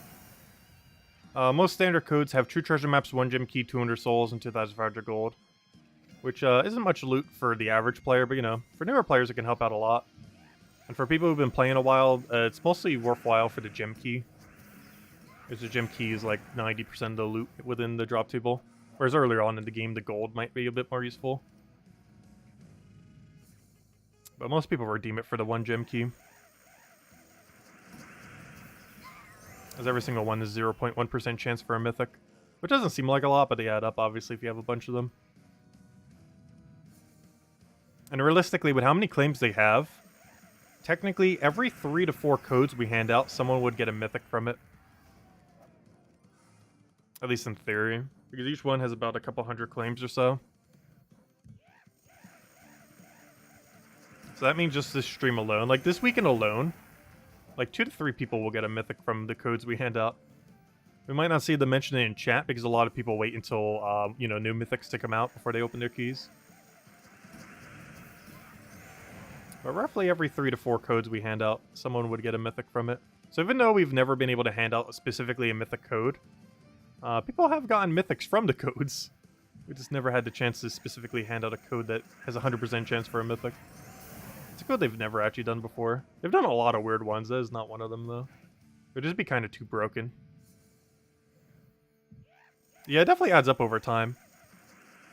On an average month, I think I hand out about 40 to 50-ish codes or so. Give or take a little. Which means if you claimed like 80% of them, let's even just say 30. Like on average, like one per day, effectively. There's still a lot over time. That's like a few percent chance you would get a mythic. More than you would have without them. Which definitely adds up. When is the next Friday mythic? It's always the first Friday of every month.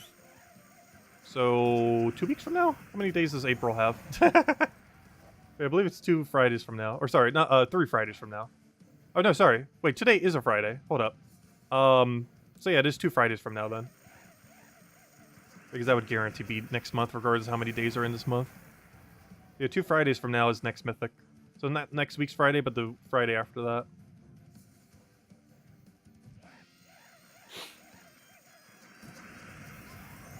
Which I believe is May 4th. If I had to guess what date it is, let me double check. Sorry, May 5th.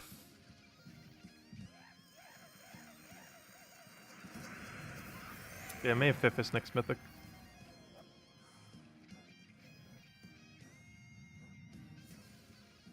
Hey, what day does May 2nd fall on? Tuesday.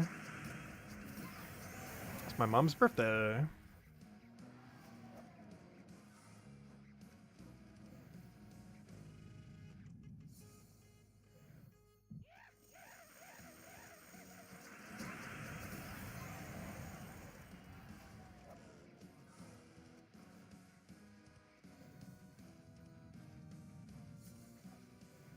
We're getting lucky now. Getting like 5 sets. Ooh, nice. I think during the stream we got about 3 to 4 sets. Today we got like 6 or 7-ish. Total.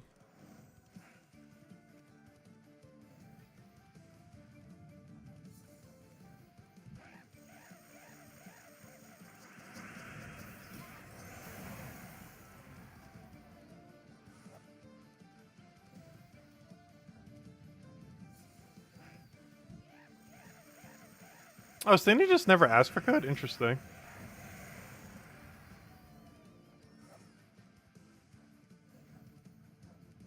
What are we doing for her birthday? I'm not sure yet. I haven't really decided. Probably gonna eat out somewheres. Assuming she doesn't work that day. The problem is her trying to get our schedules to align is sometimes hard. Well, mine's pretty flexible, obviously, but hers not so much. Especially once it starts getting towards the summertime. Because she has a very seasonal job that has a ton of work during the summer and very sporadic work at every other point of the year. But once it starts getting to like later spring, summer, she sometimes works like literally every day.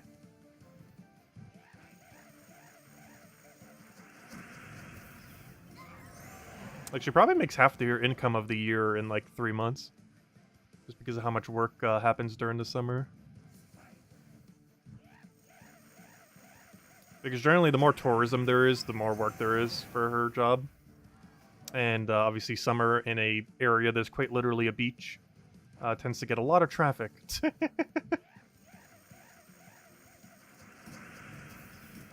So not only does she have more hours, but she also makes more for those hours.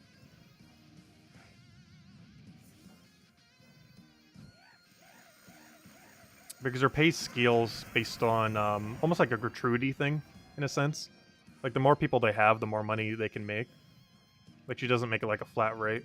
Like, some events that she does, she makes a flat rate, but some other things it gets scaled based on, like, how many people there are and stuff like that. As well as, like, tips and such.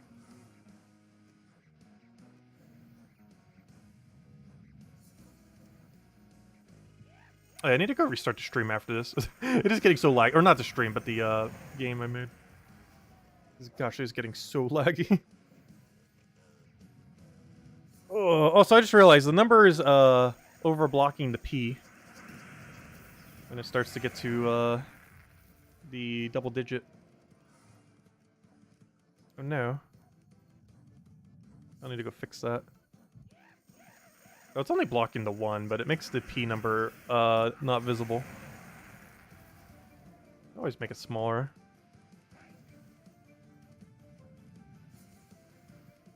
What did you miss or walk into? Nothing currently.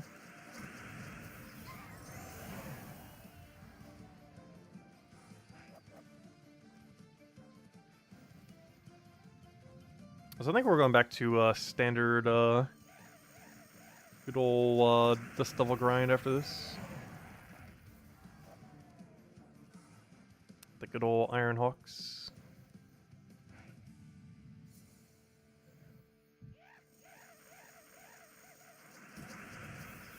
Please. No, that's not what I wanted. No! Oh gosh, I haven't misclicked like that all stream yet. This is the first one. Meant to cast and accidentally swiped a gem. Which happens when the click doesn't register. When you like drag click on it. Instead of just click click.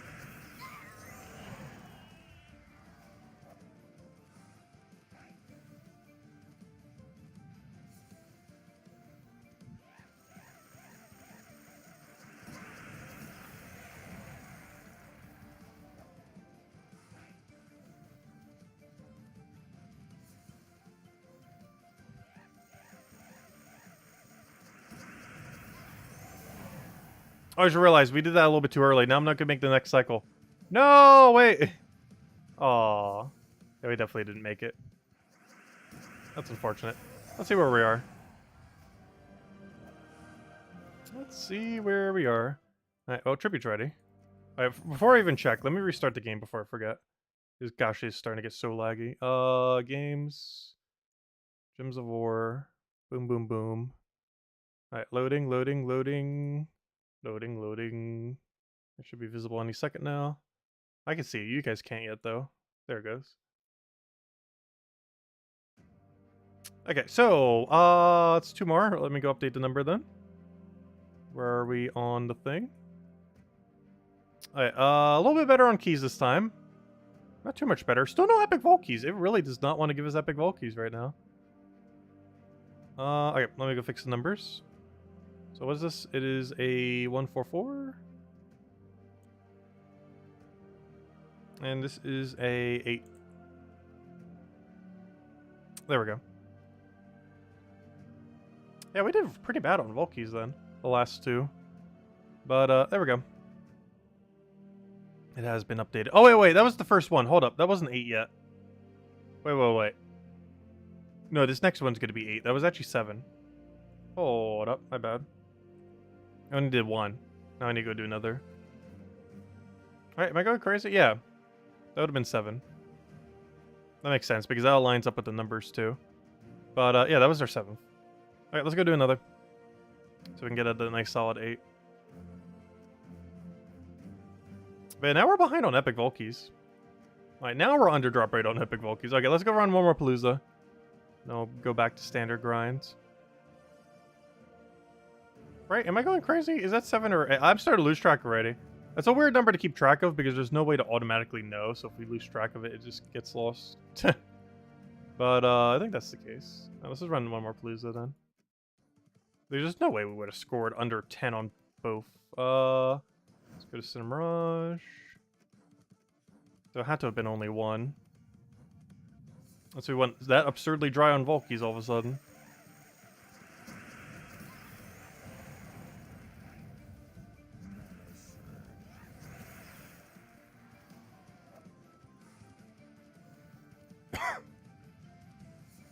Loading.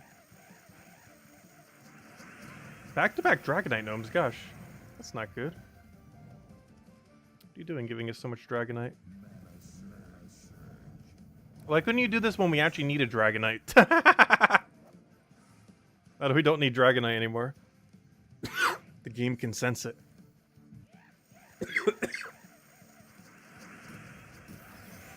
Gosh, I'm like choking on dust or something. Not sure what that cough is coming from. Come on, what's this? We just got another Dragonite. What is this? We'll take a yellow. Up and a skull apparently. Oh, spamming Dragonites now.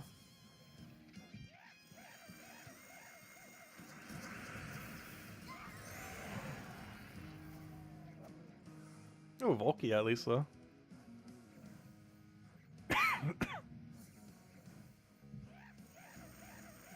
A dust is better than a fly.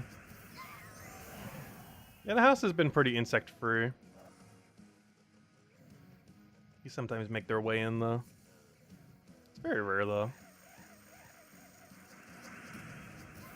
But yeah, we did have a local fly that one day.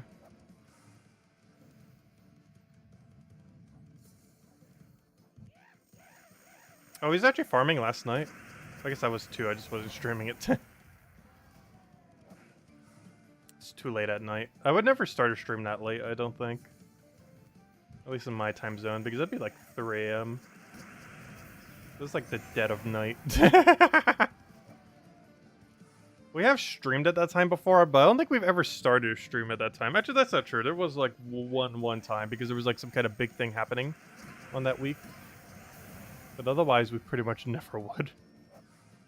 Because that is as dead a center at night as you could possibly get. 3 AM. And sometimes it's 2 AM, both of which are pretty much equally as dead of night as you could possibly get. Gems of War update does not work good for my time zone. It's in the middle of nowhere.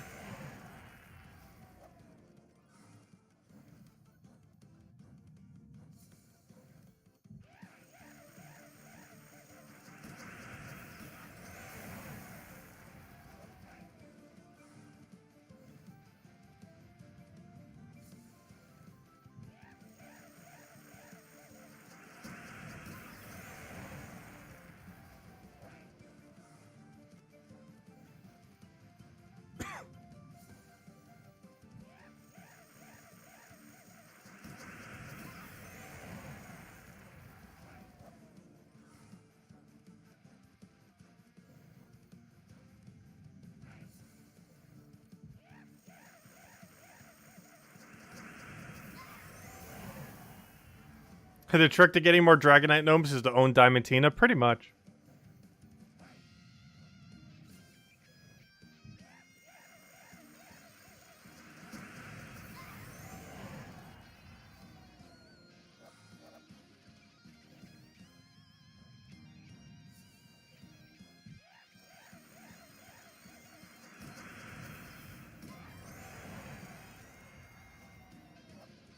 Ooh, triple Volky, nice.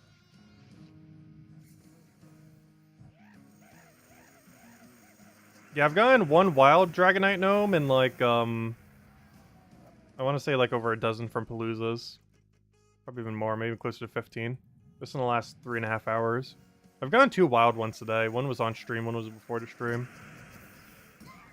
Though counting wild ones, I've only gotten like 1 out of 8 hours. And maybe not 8, closer to 6. Like I only got 2 in 6 hours. But counting Palooza ones, I think I got like 15 in 3.5. Maybe even slightly more. Which honestly isn't like too bad. I think we're averaging like 2 per Palooza. And normally it's like 0 per 3 per Palooza, so it hasn't been too bad yet. But we're currently at 3 on this Palooza. Which means we'll probably hit like 4 or 5 by the end. We're only 5 minutes into this Palooza.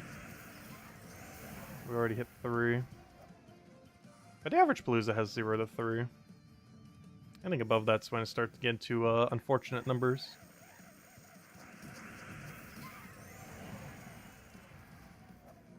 So you had 4 to 5 per Palooza? Oh gosh.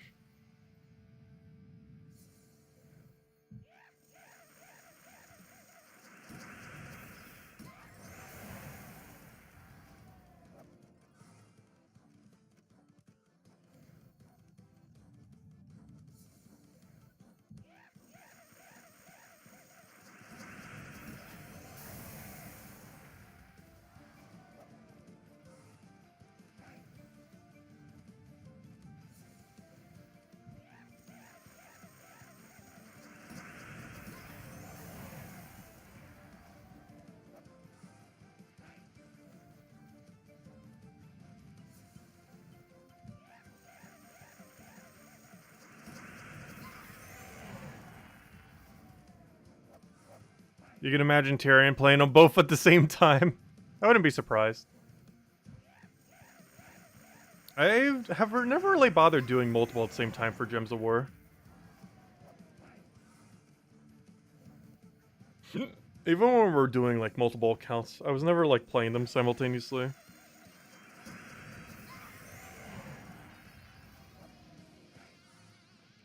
Which is weird because for other games I generally do. We're gonna like power grind like that. I just still have RuneScape in the background, by the way. It's a really good idle game. Just chilling there in the background. Probably do more content for that at some point. There's a lot of games coming up that I want to cover, though, that, you know, like newer ones. Like Darkest Dungeon 2, Breath of the Wild 2, Breath of the Wild 1, which I still haven't played. I do eventually want to cover guides for RuneScape again. I think our most viewed video on the entire channel is, oddly enough, a RuneScape guide. Actually, a couple of them kind of are. They're pretty easy to make good guides, because for whatever reason, every content creator for that game doesn't really cover guides anymore. Like, they do to some degree, but normally, like, at launch, rather than comprehensive ones later. There's a lot of things still not covered, despite that game having... despite pretty much everything in that game being pretty solved as far as how to do it. A lot of things just don't have guides for them, surprisingly. Or at least not good ones, necessarily.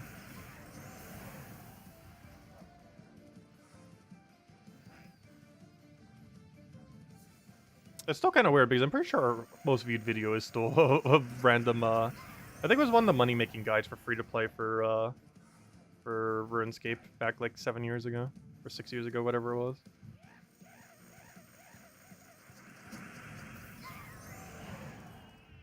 I think most of the methods in that video still work, so I wouldn't even be surprised if it's still getting views occasionally. The rates that they give are probably a bit different, but I'm pretty sure that video is still actually relevant to this day, oddly enough. Might be why its viewed count's still so high.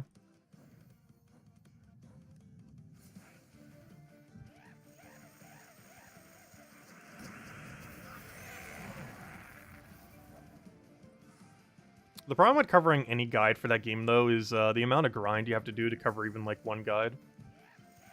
Because the average person plays it like it's a 9-to-5 job.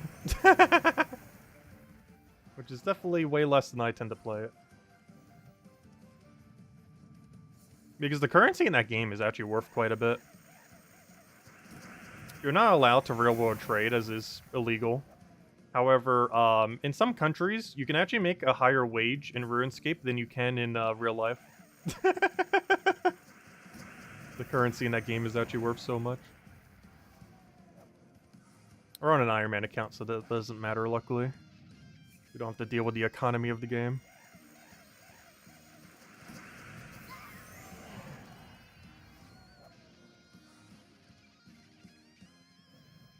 Again, in countries like Venezuela, it is definitely 100%.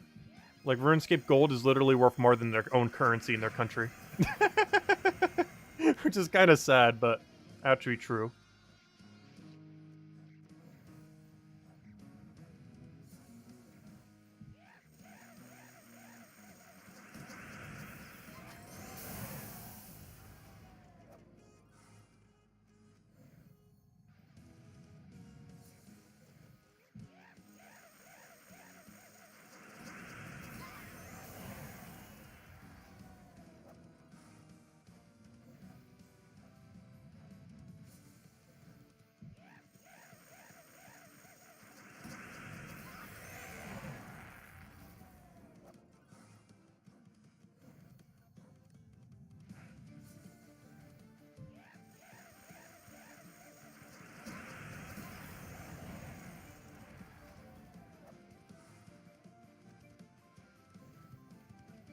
If you could triple Ironhawk paloozas, you could one-hand each game. That's funny. Wouldn't you be able to without it as well? Oh no, with controller you'd have to switch the thing. So I guess it's not as one-handable.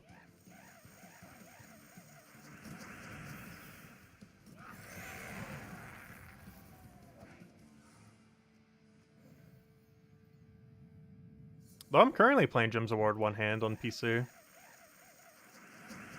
If you're not doing controller, you actually don't need a second hand on PC. You do for phone, though. Because to efficiently click on phone, you actually do need 2 hands, unless you're really efficient with 5 fingers. Because you'd have to hold your phone very strangely for that to work. That or have it up on a stand, if you were to play phone on one hand. Because you need a quick way to hit, like, the top of the screen, but also the bottom of the screen, which is hard to do with one hand while also holding it. Without, like, cramping your hand.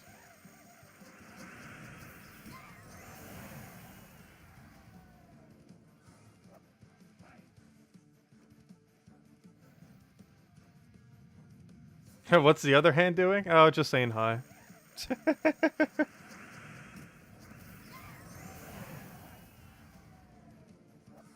10 Volkey, 4 Epic Volkey. That's a lot of Epic Volkey, at least. The Volkey number is a little low.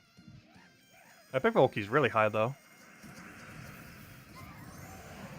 Anything 3 or above for Palooza is really good for Epic Volkey.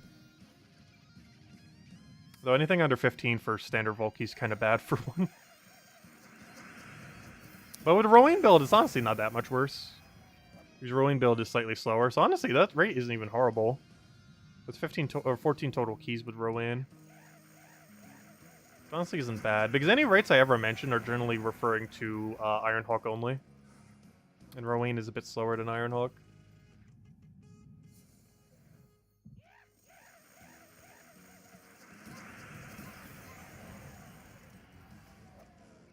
Everything's slower than Ironhawk. Which is why I hope they don't nerf it with the Adana rework. Because quite literally every other alternative is slower than running this team. Or similar Ironhawk-based teams.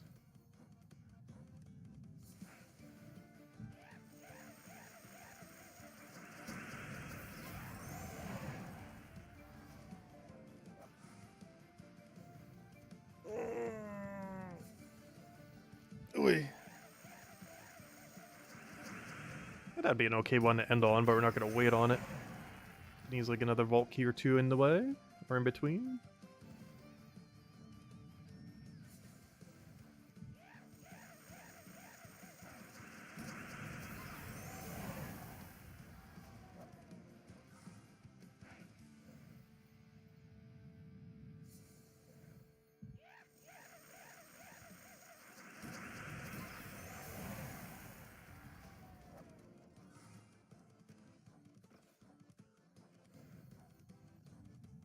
Alright, oh, we could hopefully get one more after this one. Oh, the Mythic might slow it down, though. Oh, no, never mind, he's still in one-shot range, good. I thought that was one of the ones that might be tanky enough. Apparently not. Oh, so we've only so far gotten one Mimic all stream, which is actually a good thing. You actually don't want to see Mimics when doing this. This does slow you down. A double Glory Gnome with a Soul, not too bad. We'll test our luck on the next fight. We definitely can't go any deeper than that. Hey, Volkey, though. Let's see what we get here. Come on, something good, something good. Okay, 3 souls, that's not bad. Unfortunately, the other one's not ideal, but 3 souls isn't horrible.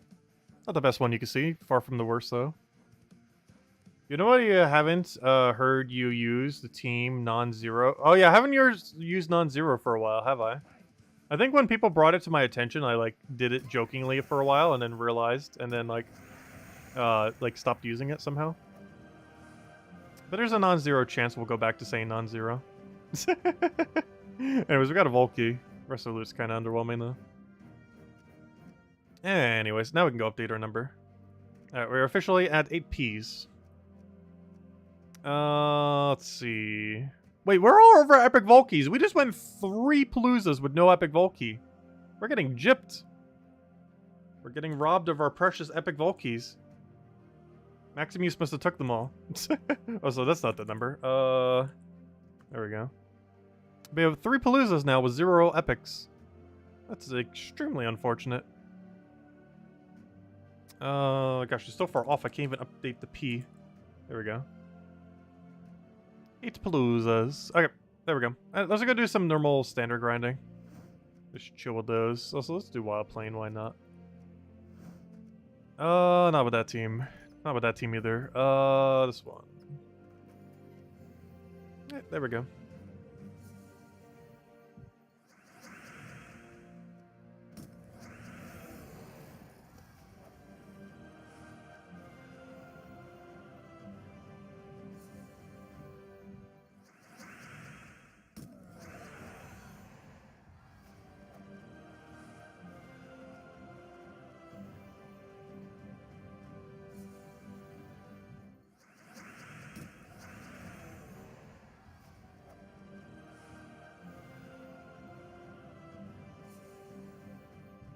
And now we get to relax. See the occasional gnome, rob them of all their loot. And by all of it, I mean 100% of it, rather than having to take a portion of it during paloozas. And hopefully find a billion verse 3s along the way. As the whole reason why we're even doing these battles. Other than the few occasional loot here and there, it's pretty much entirely to get the versus sets. And 3's the only one we need. Too bad you can't just cash them all in for 3s, or whatever one you need. Because we'd have like 50-something palooza if we could. Probably even 60. Something. Because if we even out all of our numbers, we would have about 60 straight palooza. Instead, we only have like 20-ish right now. Because 3 is so low.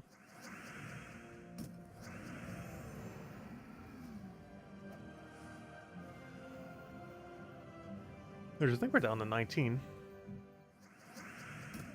Soon to be repaired by if we could actually find some of these right now. Yeah, merchant. Anything good? Yes, blue deed. Slowly but surely, we shall max Sword's Edge. And I mean slowly, but it will get there.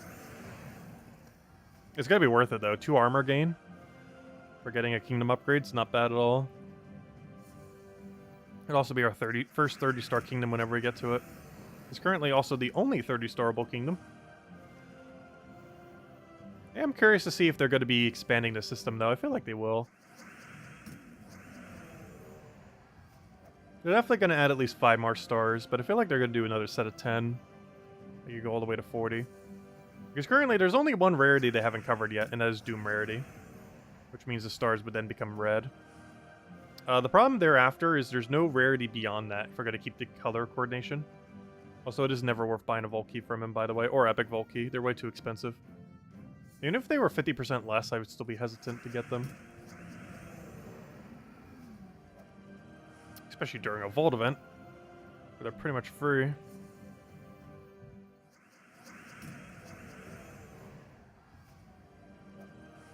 Just gotta grind them a little. Hey, we got the treasure map one. I'm pretty sure I have that max. Let me just double check. Yeah, that's the guy that gives extra treasure maps. Or, not extra treasure maps, but extra turns in a treasure map, I should say.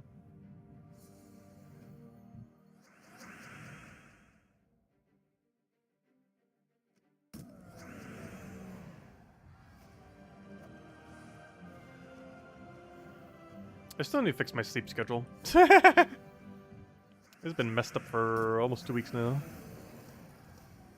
It never really gets a chance to repair itself, though.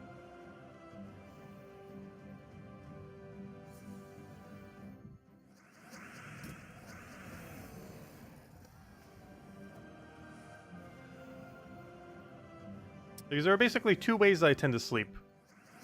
One is I crash around 9:30 or 10 p.m. and then wake up at like a sane time. Or I don't get to bed until the sun rises. And then wake up whenever body wakes up. Those are like my 2 sleep schedules. Either crash after eating after stream, or sometime when sun has risen.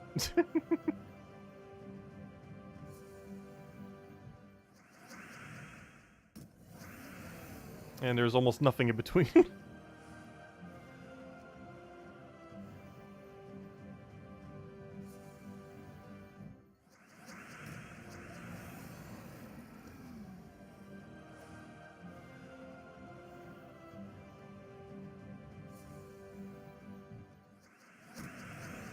It's nice, probably going to be the crash after stream one. Though not before eating.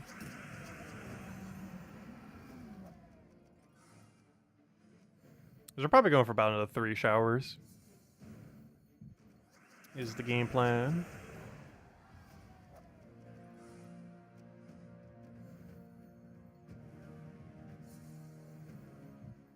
Is there a way to untrade a troop?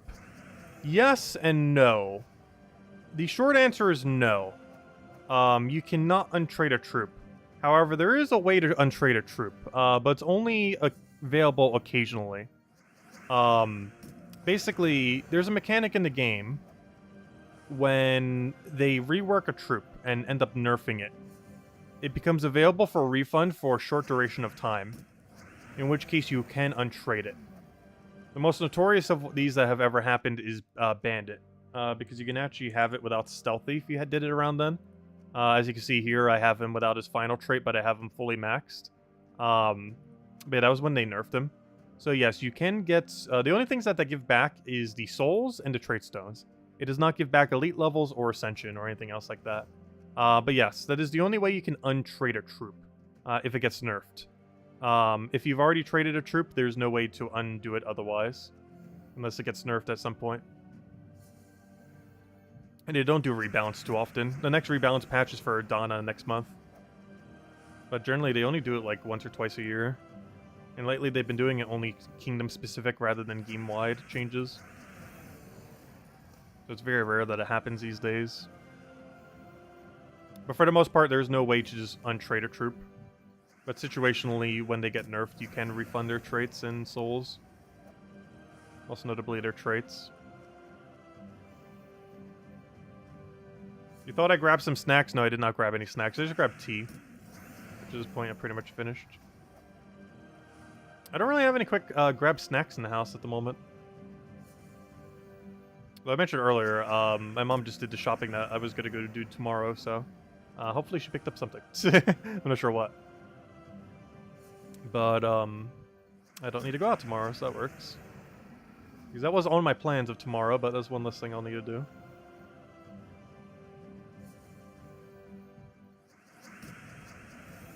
Because tomorrow we're just going to be streaming normal time tomorrow night. 8 p.m. Eastern Standard Time. Sunday will be our mega stream, though. And I'll still be grinding throughout the day tomorrow, I just won't be streaming it.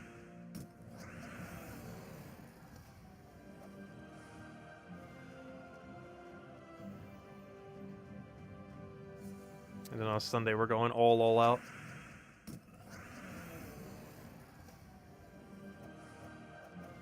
Yeah, I'm pretty sure she picked up something.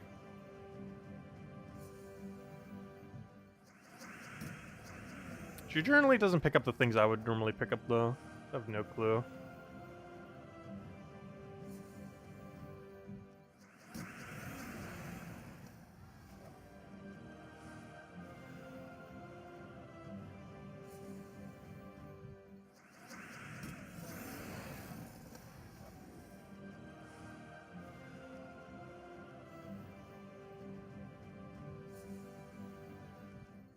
Because I know before she went out, we were pretty much devoid of any snacks. Other than like a few remaining yogurts. Yogurts and Pringle time, no. We did that one stream. Actually, it was our last longer stream that we did. Hey, Volky. Not gonna add that yet.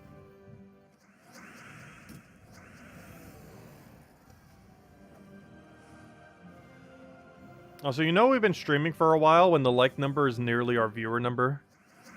Because that never happens unless it's a longer stream. It's realistically the only time it is ever going to happen. Because there's pretty much never going to be a stream where 100% of people like the stream. So of course we do have rollover of people coming in, coming out, but still.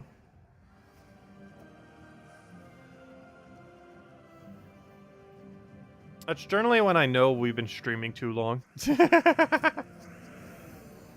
Is when the viewer count starts to drop down to the like number.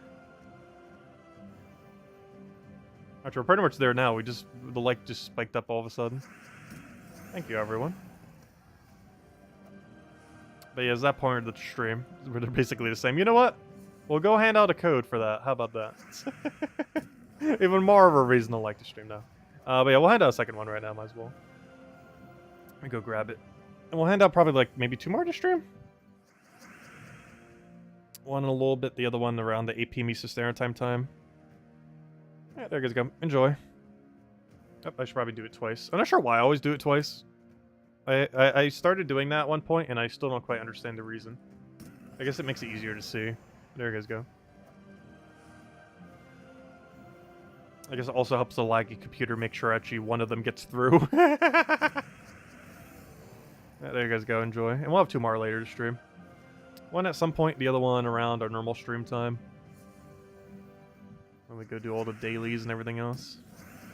And after that, we might just wrap it then. Because it might not go all the way till 9. It might go to like 8:30ish or something. We'll see when we get there. Because I'm gonna be pretty hungry by that point. Because all I had was like a light breakfast. By that point, it'll be like 8:30, 9 o'clock at night.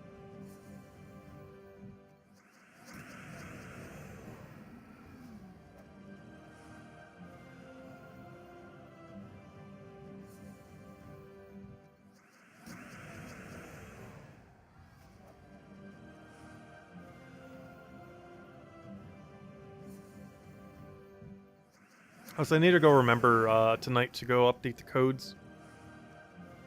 I got another batch from Kafka, but I haven't actually updated the list yet of available codes. I'll do that after stream though. No point in doing it now. Because if we hand out 2 more this stream, I'm only going to have 1 more for tomorrow night if I forget to add the rest. Obviously we can go grab them from the thing.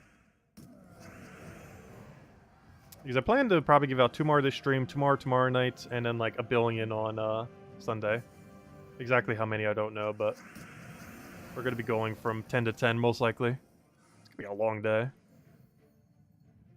Definitely need to make sure I eat beforehand and during. I wasn't kidding. I mean, I'm probably going to order that dip during the stream. I've talked about it for like months and I've never actually ate it once on stream. Because generally we don't eat on stream. But we'll finally go get the Domino's dip on stream, might as well. I even order a second thing from them. If I'm already ordering something, might as well order a second thing.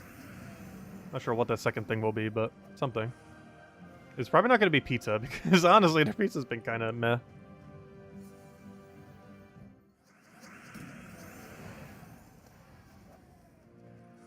I think my next favorite side from them is probably their barbecue chicken thing. Oh no, I don't need Dragonite anymore. I guess it's still better. I don't know, which one would you guys think is better, Crown or Dragonite? I think Dragonite's better even though I don't need it at all in case they ever add a new purpose for it. Whereas Underworld Treasure's probably never getting a new purpose, and even if it does, we have so much of it. So I'm going for Dragonite. But yeah, we don't need either.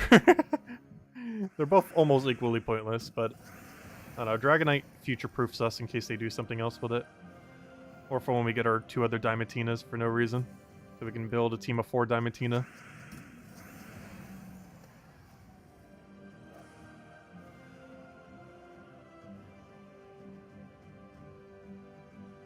Gosh, they really want to try to sell me this crown.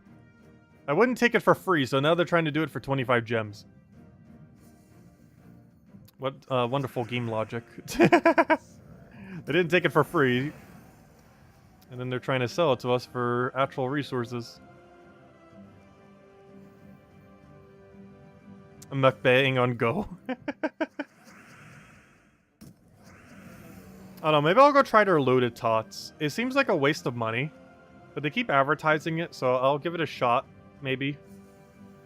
Because I'm not sure if you guys have been seeing advertisements for it, but I feel like 90% of all Domino's commercials now are just advertising their loaded tots. And they seem like they'll be very not worth it. But honestly, I'll give it a try once, because why not? Because it's literally just, what, tater tots with, like, cheese on them? Which you could easily just make yourself. Like, the dip would be a little bit harder to make yourself. But, you know, you just go to a store, buy a whole thing of tater tots, get any cheese, put the cheese onto the tater tots after they're done, or right before they're done, so it melts nicely into them. And then boom, you're good to go. I just for the fun of it, I might get it from them. Just to see. Like, sometimes I get their cheesy bread.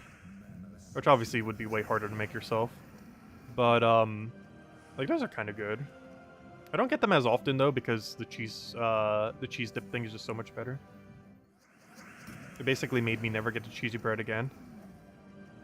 Actually, I wouldn't be surprised if their dips do so successful, they just get rid of the bread and just only do the cheesy, the cheese dip. Not sure if that would ever happen, though. Because I know I have never gotten the bread since they have added the cheese dip. There's just no reason to. It's just a superior product.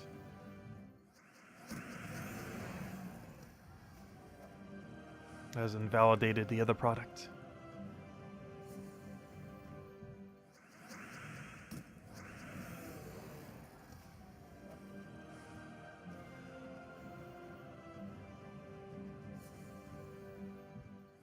That's where I haven't ate at it in a while. I've meant to talk about in ages.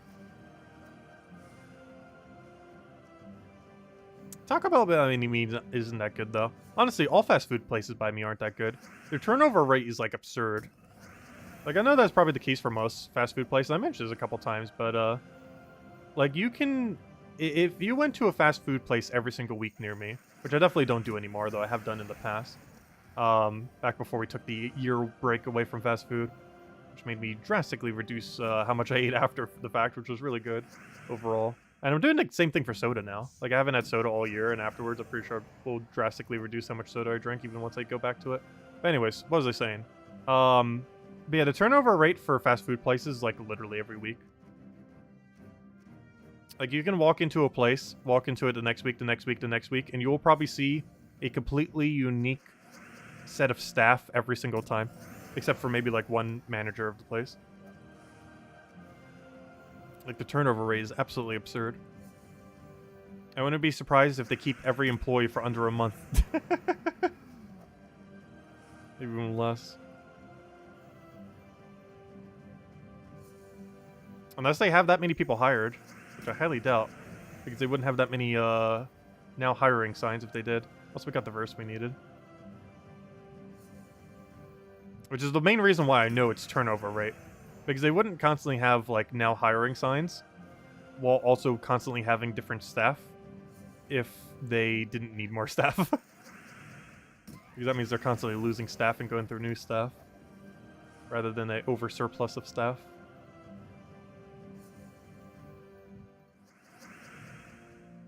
Hello, Eminator! Welcome! Mostly just grinding for some verses. We've done 8 paloozas so far. And we're not even 1/4 the way there. Though by the end of the stream, our goal is to hit about 400 or so we'll get there. It seems like we're still a ways away, but all we have to do is just spam a billion palooza, and we're there. Oh, we're trying to get some diverse farm done. Ever so slowly. And like 1 or 2 per hour. Verse 3s that we need. Hey, a mimic. This is the 3rd mimic of the stream. Like 4th or 5th of the day. So far, not a single, Hey! Oh! That's the guy I need! Oh, that's convenient. I haven't seen that happen yet. The verse we need appear on a, mimic fight. I think it's the first time ever that has actually happened. I knew that gnomes could appear here. I kind of forgot that the verse we need could, though. Obviously it could, but the chance of it's really low. But there we go. Anyways, back to normal team. Oh, there we go. Nice. That's a great surprise.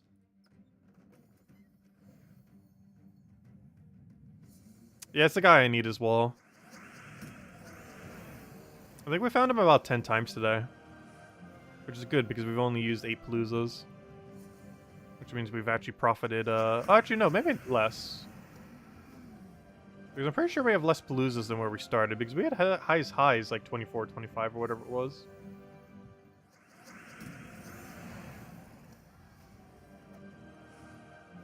Ooh, stretch.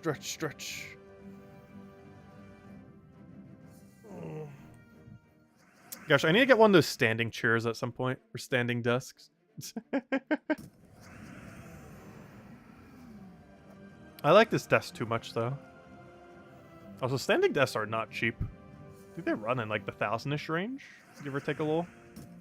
Because not only do they have to be really thick and sturdy, but they also have all the mechanics to move them up and down and everything. Plus, they normally have a lot of surface area. They are not cheap.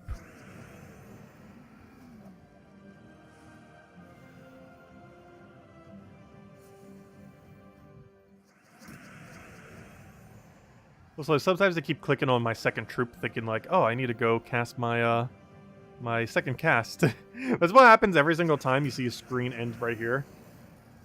Because my brain is still thinking previous team setup, where it has to double cast. So anytime I do that, I'm forgetting I'm using this team.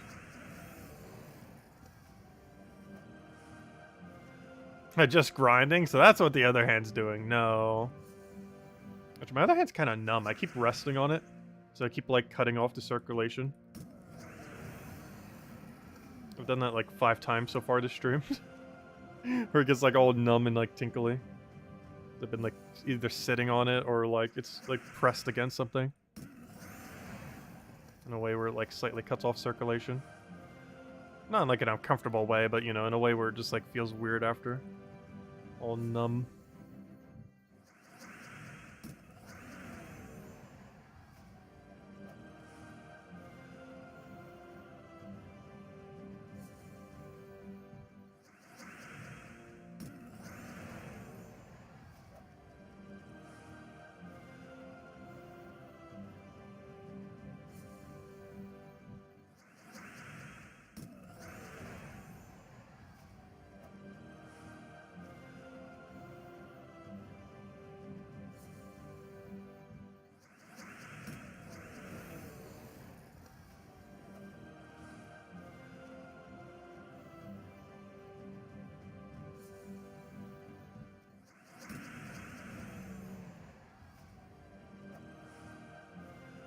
What does Merchant have today? Yeah. Oh, the best one! Perfect. The absolute best. There's currently nothing of higher value on the Merchant than the Writ offer. Which feels really weird to say because every other Writ offer in the entire game is kind of underwhelming. But his is like absurdly good value. It's kind of weird. Because they underscaled every other Writ offer in the game. But then made his amazing value. I'm not sure if that was his compensation for how bad the other ones were or what, but it is absurdly good compared to every other means of accumulating writs. And writs are pretty flexible too, because you don't have to use them for any given thing. They can, while not the best of value, they can be used to craft the Forge Scrolls. They can also be used to craft Imperial Deeds. But most notably these days, they're used to craft deeds to get in order to get deed books, in order to get upgraded kingdoms. So they mostly go to the color deeds specifically. Which we are starting to stack up quite a bit.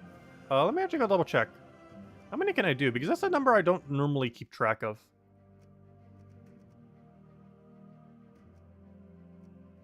270. I could do 5 deed books to any color.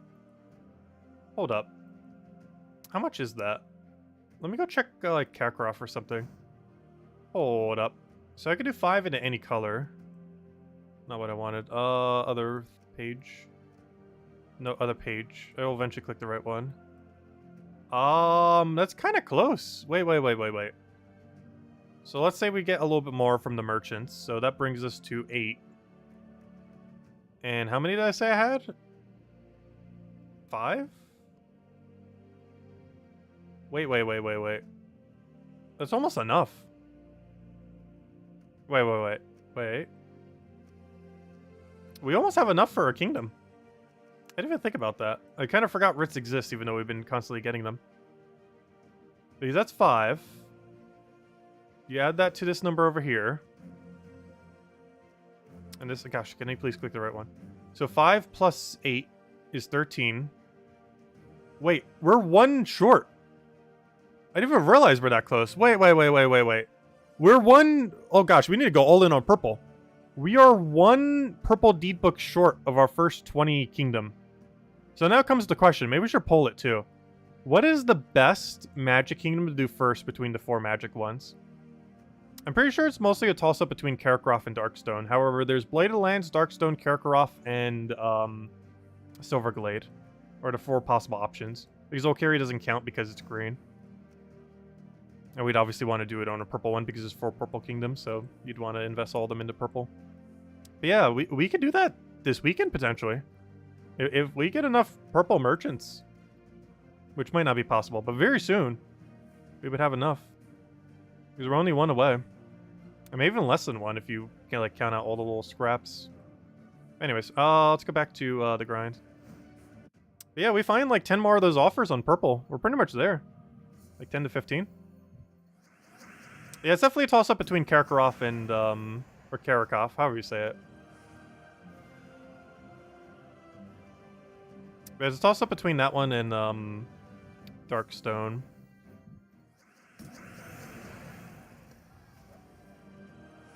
It's hard to really tell. They both have their advantages and disadvantages. The biggest advantage of Karkaroff is Zolgoth exists there. The biggest advantage of Darkstone is Thrall exists there. So you're talking like one of the most broken mythics compared to one of the most broken commons. Which might seem like an obvious choice, like, oh, the broken mythic. But, that broken common is very broken. Thrall is, like, absurd. Not to mention the hero class for Darkstone is better than the hero class from Karkaroff.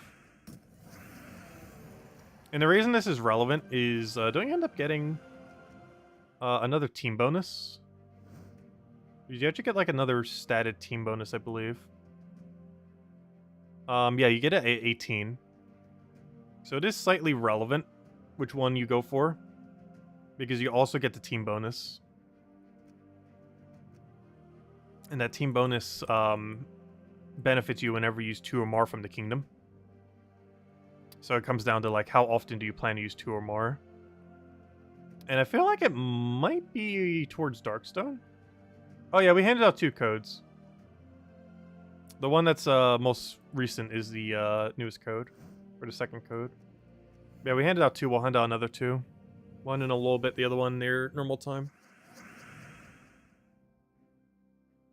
Yeah, I know, it's a hard toss-up. I am actually leaning towards Darkstone, though. Oh no, we'll see once we get there. But they're both good options.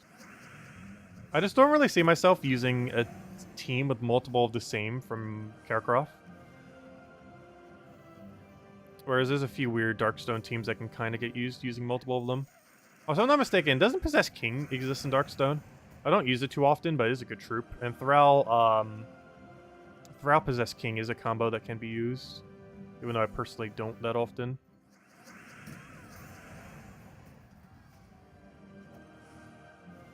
Not to mention the hero class from that place is actually, like, good. Unlike Karkaroff, where it's pretty much just dead content. At least currently.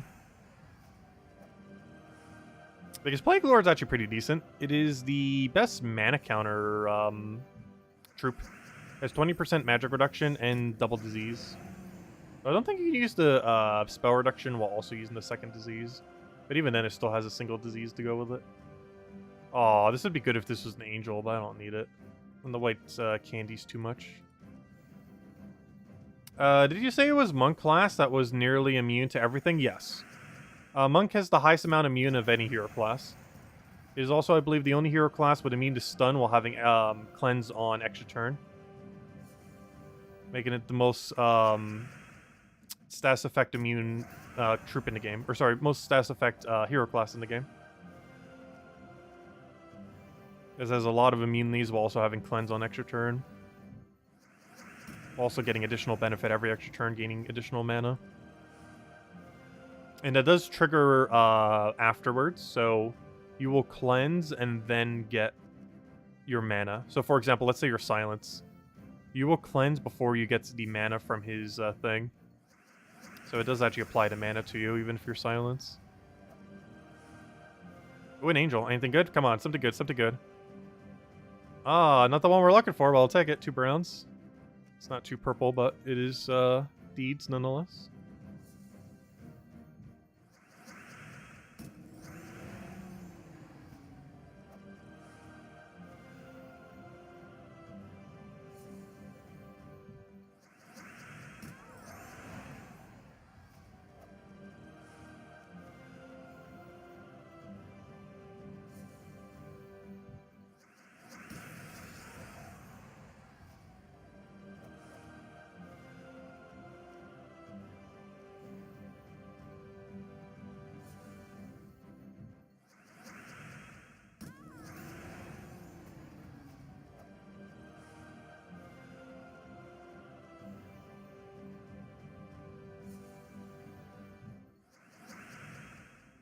So hello, ITK. Welcome, welcome.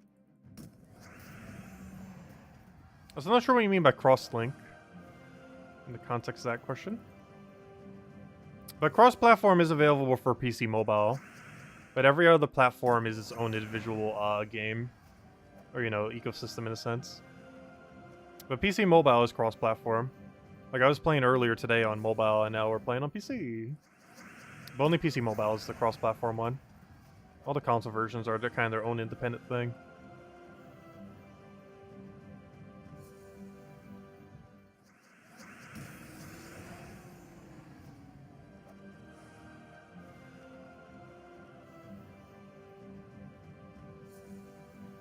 That's one nice thing about streaming at different times, too. Is get to see people we normally don't. Because our normal stream time's kind of in a weird time for some time zones. Mostly the Europe zone. It's kind of the dead of night. When we normally do our 8 to 9 stream.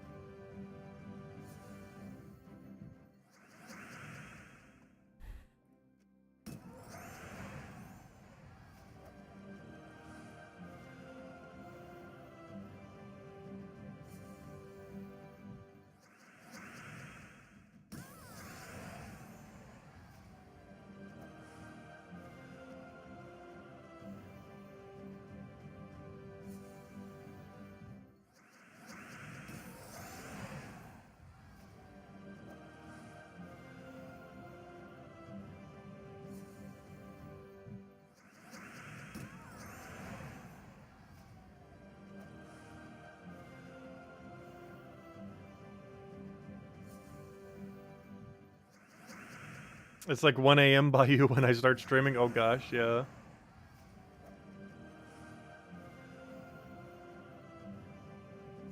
We used to on Friday and Saturdays do midday streams.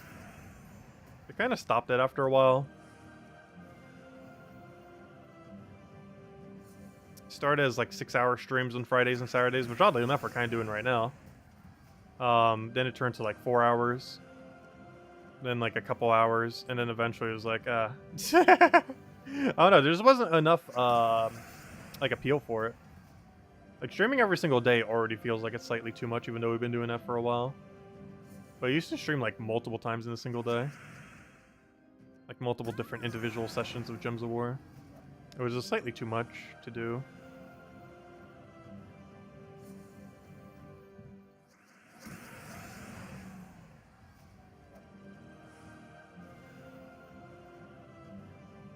But the only problem with our current schedule is most of our streams are at the exact same time. Which is good for figuring out when we stream. But as bad as if your time zone does not fall within that time. Hey, verse 3, that's what we're looking for.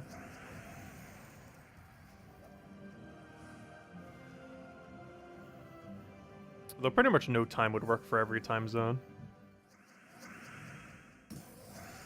Because one kind of funny thing is the Australia time zone.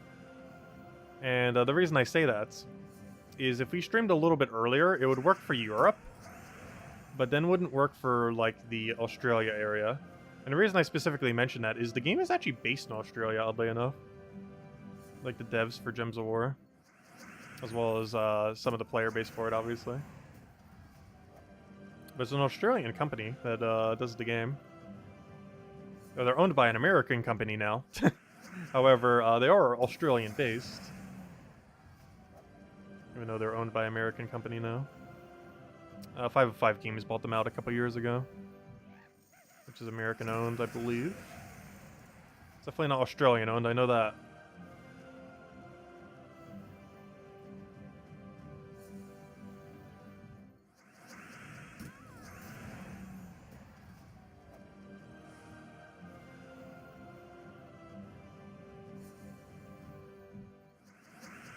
You still turn in around 2 or 3 a.m. Well, thanks for that. Yeah, there's a lot of nights these days I've been still up at 2 or 3.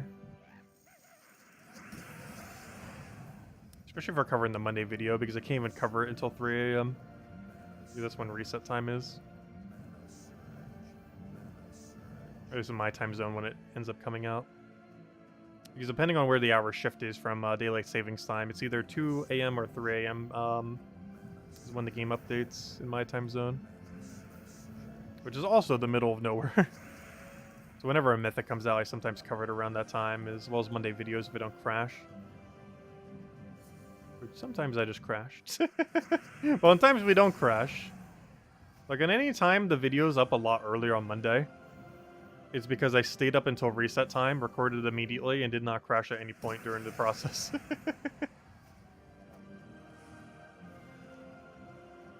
It's sometimes hard to do. You have to, like, stay up till 3 a.m., do everything for the video, get it up by about 6 or 7 a.m., and then sleep. And not crash at any point during that process. Which doesn't always happen.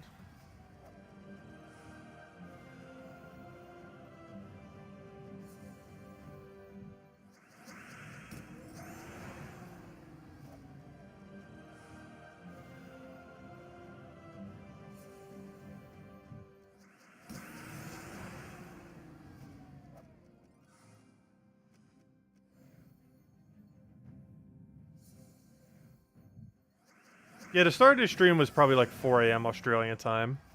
But I mean, the normal 8 p.m. Eastern Standard Time stream we do is a pretty good time for Australia. Because I believe it is normally around like their 10 a.m., I want to say. Somewhere around then.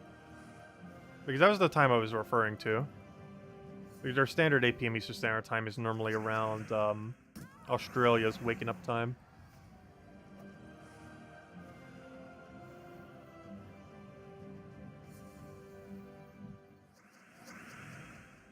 Are they ever going to give EXP at the end of battle? What do you mean? They do? That's EXP right there. I'm not sure what you mean by that question.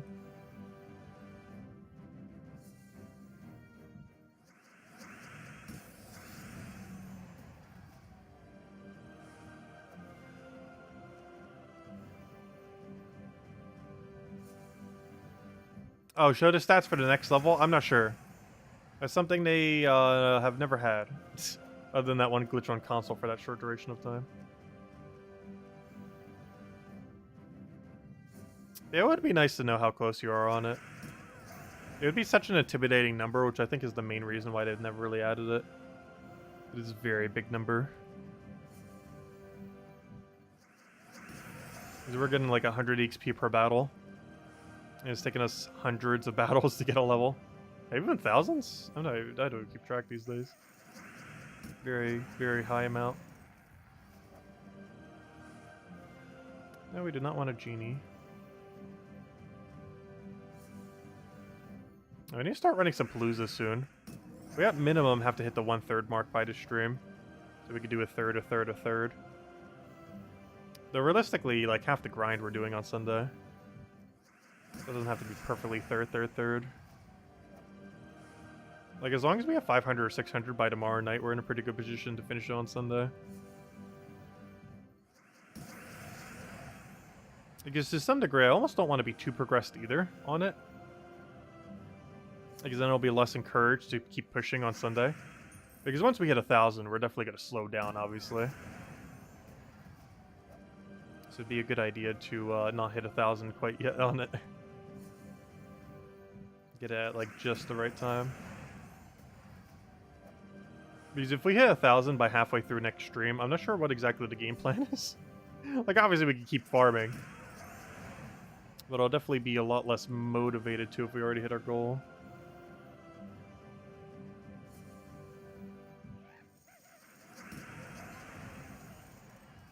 I go for 2,000. No, I will never go for 2,000.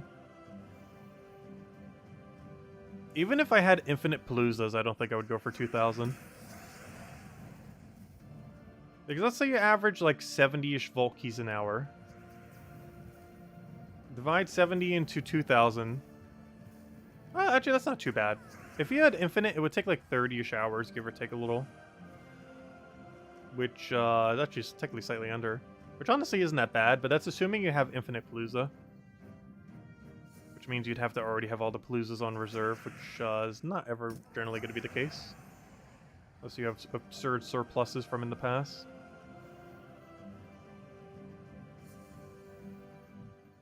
But yeah, 2,000 in a weekend is possible, but you would have to have all of the paloozas pre-farmed. If you didn't have like every single one to paloozas, it would not be realistic to do. As grinding it all manually would take like literally every second of 72 hours straight. But if you already have the paloozas, it would take like 30-ish hours. Give or take a little.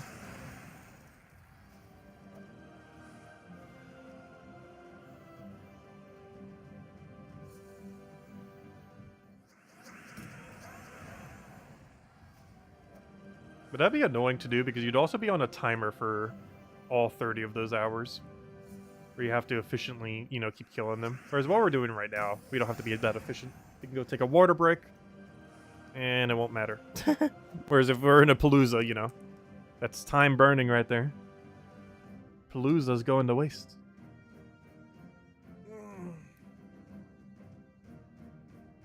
This is my last water. Should last the stream though.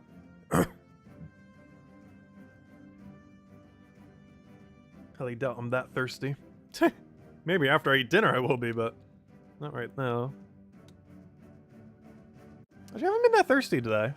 I've gone through 2.5 waters, I think, today or so. Which isn't particularly a high amount.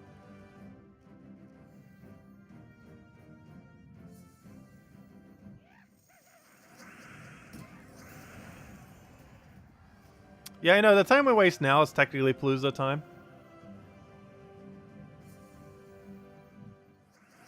But not to as much of a degree.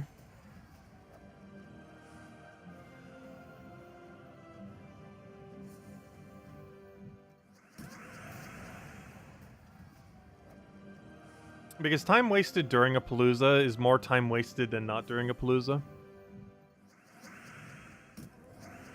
You'd have to waste like 3 to 5 minutes outside of a palooza to equal like 1 minute of palooza time wasted.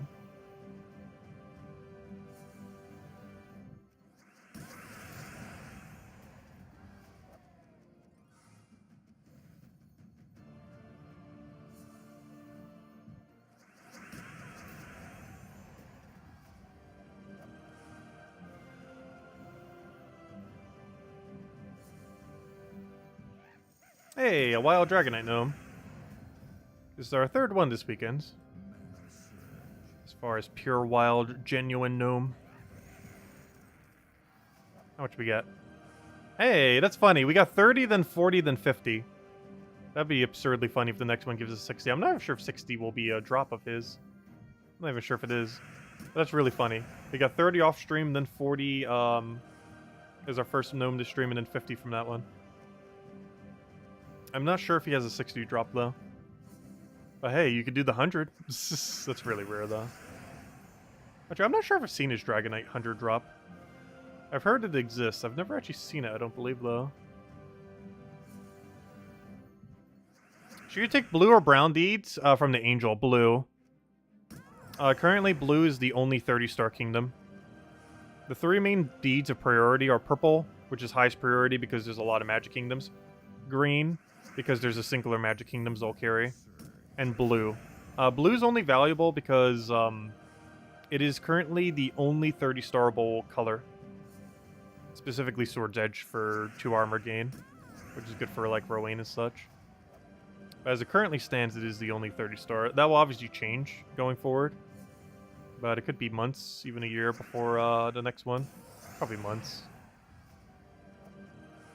But as it stands right now, it is the only 30-starable color. So those are the highest 3 priorities.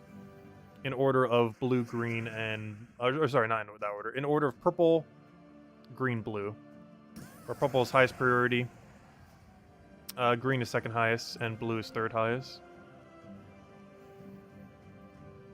Every other one's still good, but it falls in, like, a weird category.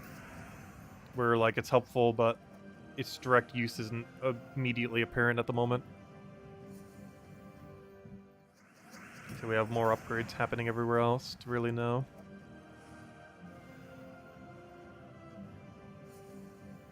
Purple and green both do magic, and blues for only 30-starable. So all those values are a little bit better.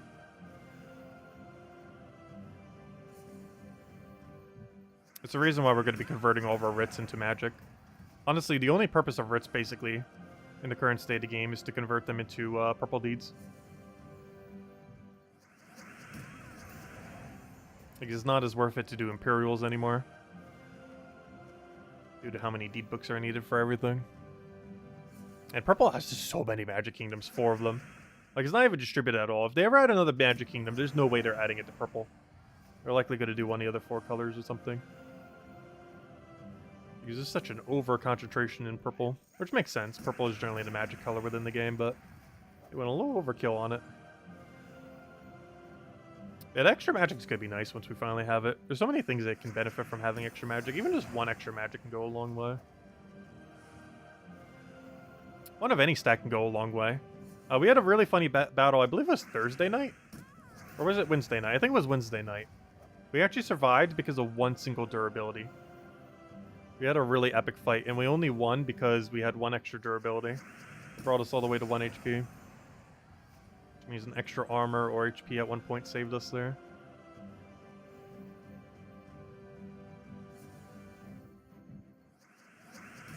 So they definitely add up and do something occasionally. Magic is the most frequent one that actually does something.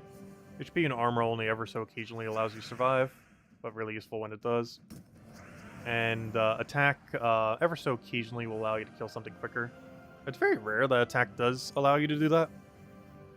But there are situations where it does allow you to kill a turn early. Like, it's not too relevant for, like, Explore 12. But it is a bit more relevant for, like, sculling down factions and for PvP.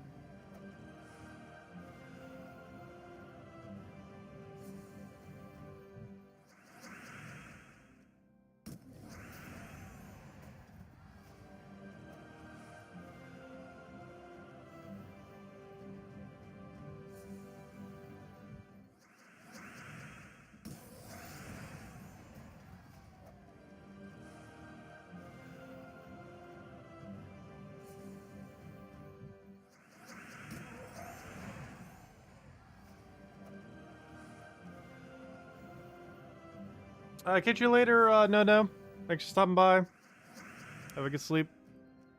Good luck on the grind.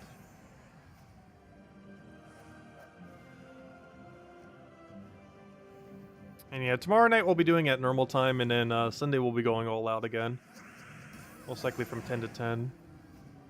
Or maybe closer to 10 to 9. We'll see. As in 10 a.m. to 9 p.m. on Sunday. I'll see how it goes. I will throw that down. I'll throw some more paloozas soon. Let me get that number up. But I do ideally want to hit 333 by the end of stream, even if that has to count pity. Which technically means that number needs to hit like 300. Which is what, 6 more paloozas? Maybe about 6. We have some pretty hefty pity right now too. We're at like what, 30, 40? Yeah, 30. Which means technically we're at 200 right now. Of course, pity does have diminishing return. Pity will seem high today, but low tomorrow. Because today we'll get like 40-something pity keys, but then tomorrow we'll get like 20. And the following day, like 10.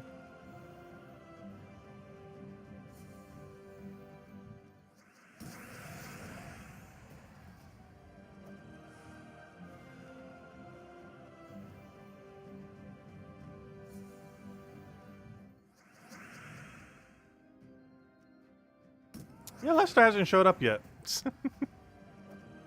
He hasn't commented about the P yet. Also because there's not enough room to set Palooza there.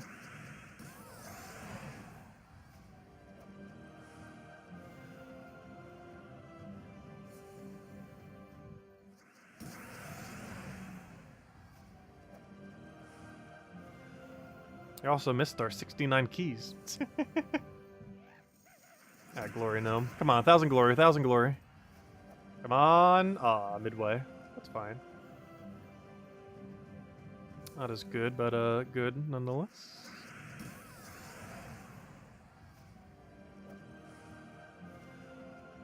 I think this will be our last cycle, and then we'll go back to some paloozas.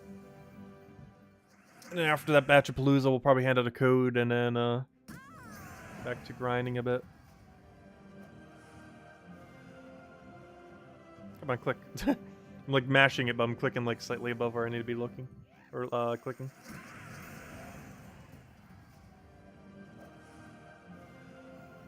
Yeah, how have you guys been doing on the grind so far? Pretty sure some of you have already passed me. Because we haven't been opening too many paloozas. We opened 8 so far. It's not a small amount, but it's also not a particularly high amount. Probably some people out there has already opened like 40 today or something. Absurdly high. Though we have basically replaced out every palooza we've used today, almost. Not absolutely all of them, but a good number of them we've replaced out throughout the day. We're almost back at starting number. Which means we have grinded for every palooza we've used, pretty much.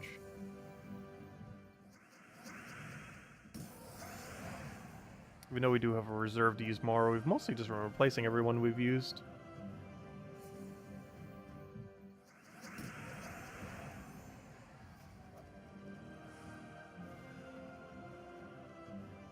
Alright, let's go switch to the other thing now. Oh, first let me just make sure my team's correct. Not that one. This one. Is there no other weekend event? No, just Vault. Vault's the only thing going on. No new content or anything, just Vault event. Well, unless you count Spring event. We'll need to go do later tonight. By that I mean like an hour and a half from now.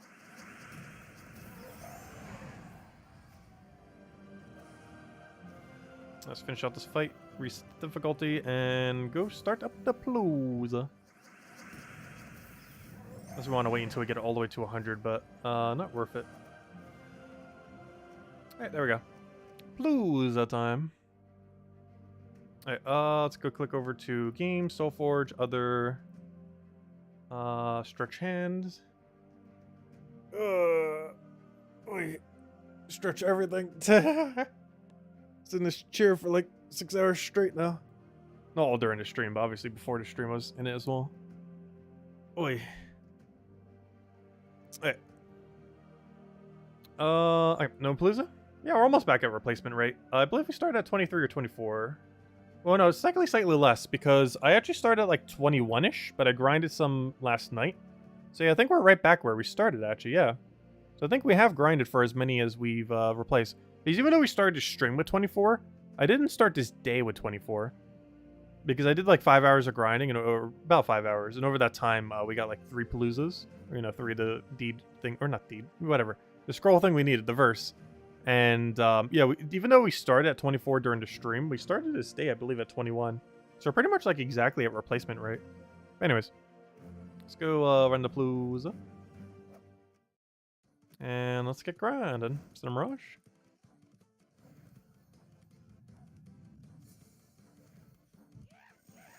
A lot of glory gnomes off the bat.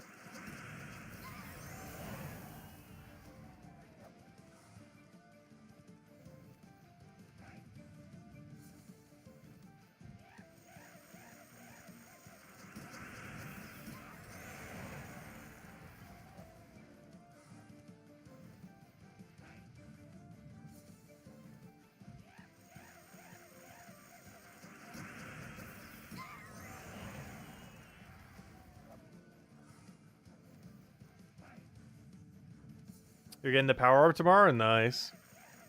Yeah, we should be able to get the armor by this Sunday. That's the goal.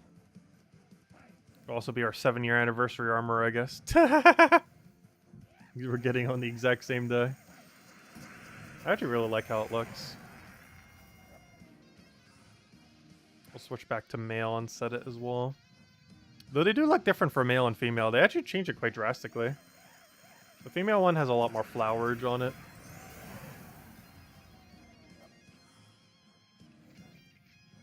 They both have that foresty theme. I like the cold, like, blooming concept for spring. This is a spring event after all.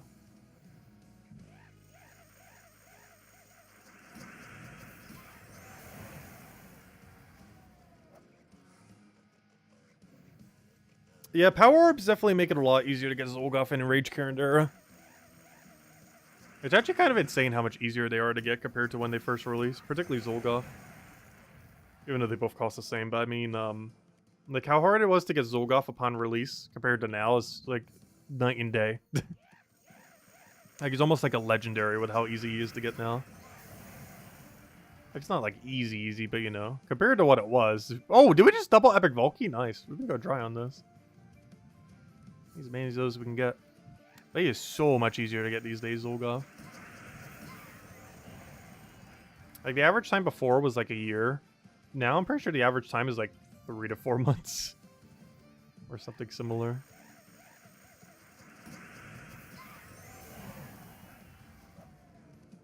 Especially if there's multiple holidays going in those 3 to 4 months. Like in the last 3 to 4 months, we've actually had 3 Power Orbs. One from Christmas, one for Lunar New Year, which was in late January, early February. And one right now from the spring event that's going on. So in 4 months, that was 3 Power Orbs, not even counting every other way of accumulating them these days. Just from seasonal events, it would have been 3 in the last 4 months. It was almost 1 per month at that point. And over the course of a year, I'm pretty sure they would do about 6, 7, 8 events or so with them.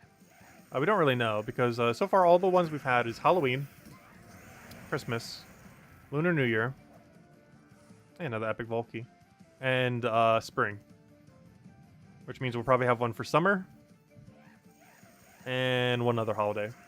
I'm not sure which, but something. Oh, we definitely get a summer one then. Christmas is basically the winter one. Halloween, unless they're going to do like a Harvest Festival one, is pretty much like the fall one. The spring one is obviously happening right now. And that would just leave summer. We're probably getting 1 or 2 more within that time then.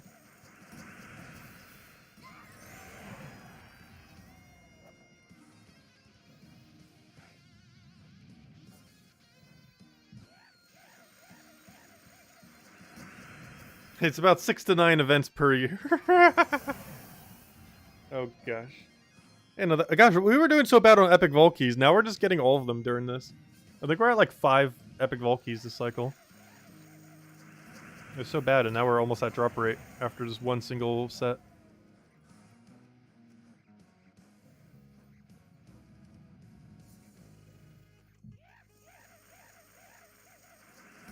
We're only like 4 minutes into this one, too. That's actually insane. We're getting like a Volkey a minute. Or Epic Volkey, I mean. We better be getting a Volkey per minute. We should be getting more than a Volkey per minute. We're almost at an Epic Volkey per minute at the moment. Unfortunately, that will not last the rest of the 10 minutes.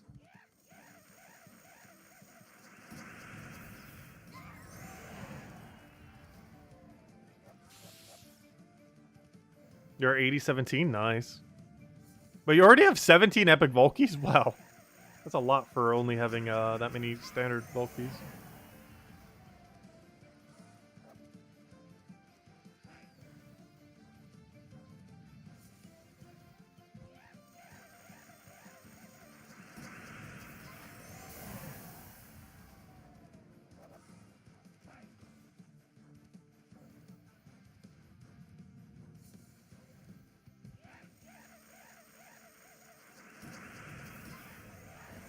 Not sure why. I thought that was Diverse 3 Gnome for a second there. So we've been getting exactly 0 shards a lot this stream. I guess it kind of makes sense because of the range at which Explorer 1 is for shards, but still. Seen a lot of them today.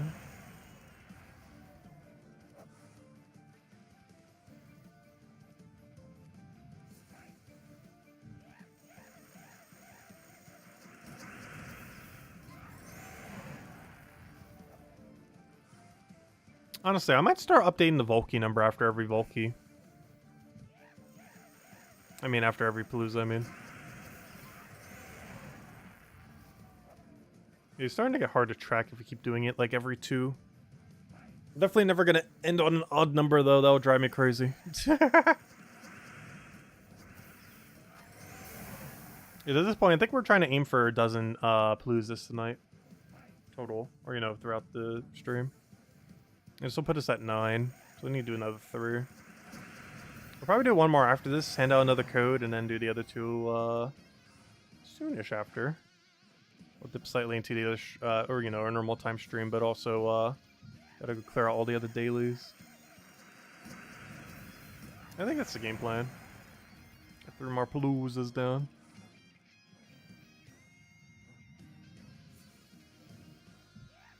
And that'll set us up to a pretty nice number going into tomorrow. And ideally we'll be by about 500-ish by tomorrow night. And then the big Sunday stream, we go all the way from 500 to 1,000. Which shouldn't take too long, because if we do it correctly and have all the paloozas set up, that should take us, how long? Let's see. Well, how many would we have to do? Like 25-ish. 25, and that's not even counting pity, but let's just say 25-ish. That's about, yeah, 8 hours. And if we're doing 10-hour stream, yeah, that'll be easy. It really comes down to we need to make sure we have the paloozas farmed already. But that would be doable. The problem is we do not have that many paloozas. That basically means to finish everything we'd have to do about 28 more palooza. Roughly, give or take a little. And I currently have 20. So between now and the end of Sunday, I have to get 8 more farmed. That doesn't really include much in regard to pity, so pity might cover quite a bit of the rest.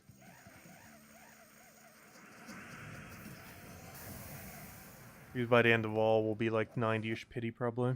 80, 90, somewhere around there. Well, it's not exactly 15 minutes each. Each palooza lasts for 15 minutes, but it doesn't take 15 minutes to do a palooza. It actually takes closer to 20 minutes. Because you have to consider setting up the battle, the in-between time, the waiting several extra seconds. Like, the average palooza takes like 17 to 20 minutes, even though it takes 15 minutes. Because there's a lot of time that isn't the 15-minute timer surrounding the palooza itself.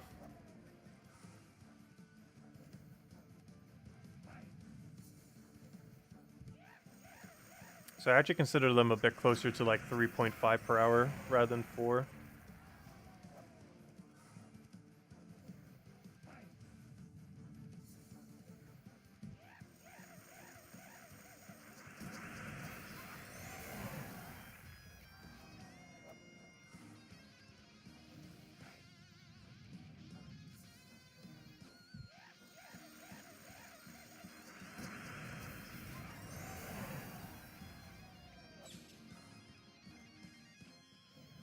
Are you being sarcastic?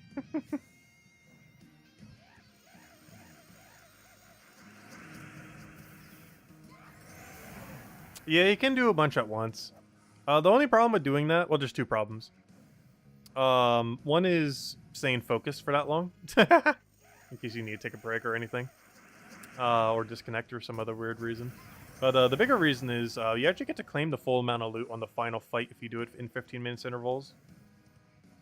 Whereas if you do like a 30-minute, 45, an hour, you can only claim it once the timer ends. So you actually get slightly more loot doing it 15 minutes at a time.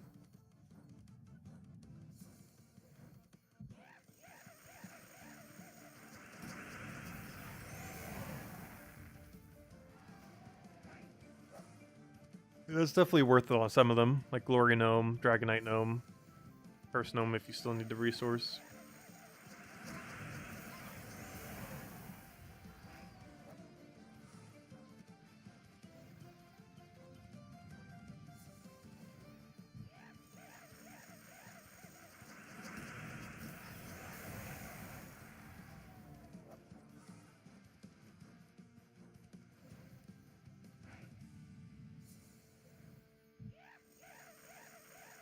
So I'm not sure what we're eventually going to cash in all of our curse runes for.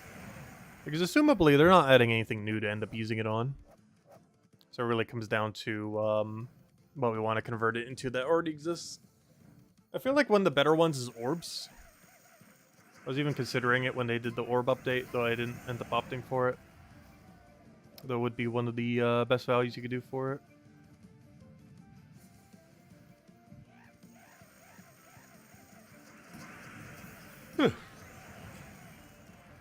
Gosh, almost need a nap.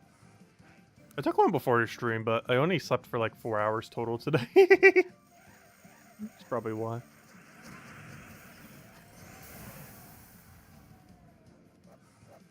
It's actually not worth converting them into vault keys, oddly enough. The amount of resources you need to convert them into a vault key is not worth it. You'd be better off just slightly farming vault events slightly longer.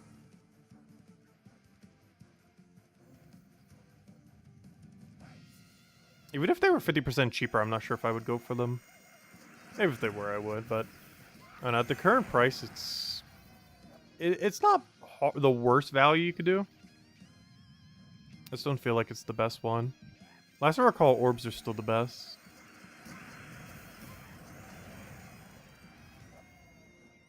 No, the epic vault key. Gosh, we did so good on epic vault keys. Our number is almost about to double. Like, it's about to get a 50% increase. It's kind of insane from a single palooza. Well, at least we're back at drop rate. Because we were really under drop rate earlier. Now we're going to be pretty much exactly at it.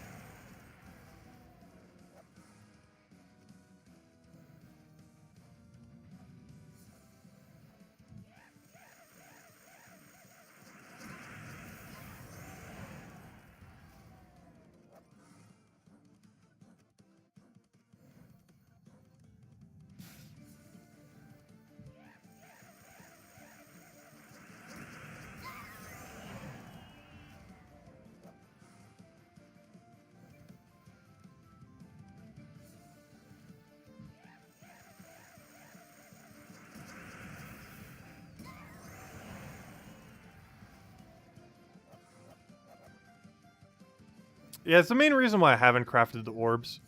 They're pretty expensive as well.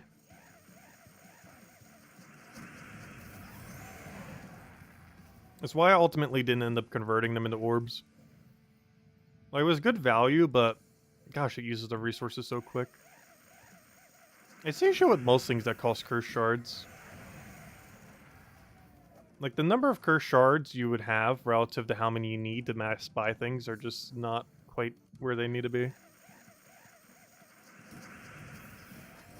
Like, I feel like most cursed shard prices, or, you know, like, the things you ultimately use them on,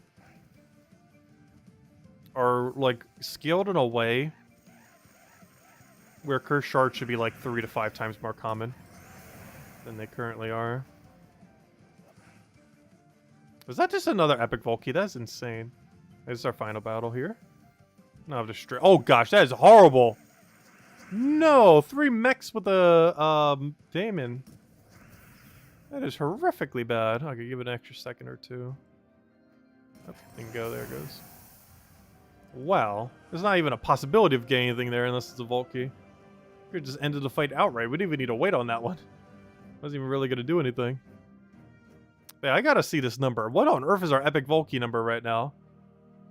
No way. We just got 7. Wow, we did over a 50% increase. That is really high. We just got 7 epic vault keys in one single palooza. we more than 50%ed our total epic vault key number for this entire stream in one palooza. In 4.5 hours of grinding, within just 15 minutes, we did more than the entire rest of the stream. Or sorry, 50% more. Or, you know, we did basically a whole third. We got 7 more than what we had before. We went from 12 to 19 in a single one. Insane. What's our other number? Yeah, of course that one didn't move as much because they were all epic vault keys. There we go. I forgot to change the other number to 9. Yeah, there we go. Alright, let's go run another palooza. Was there something else I wanted to go do beforehand? I thought there was. I can't remember now. I got 1,704 for the curse thingies. Yeah, there's not much that's worth using them on. You can do them on forward scrolls, but there's orbs for that now. You can waste half of your gems and do it on guildmate gifts. What else? These orbs aren't worth it. These orbs are also not worth it. But these orbs are the other interesting ones. We could do 85 majors. Which is definitely the way you would want to do it. Yeah, we could technically do 85 major orbs. And it would cost us nothing. Nothing. Every curse rune we have. And a decent chunk of celestials. But I believe that's barely a dent. How many celestials do we have? Don't we have over like 10,000?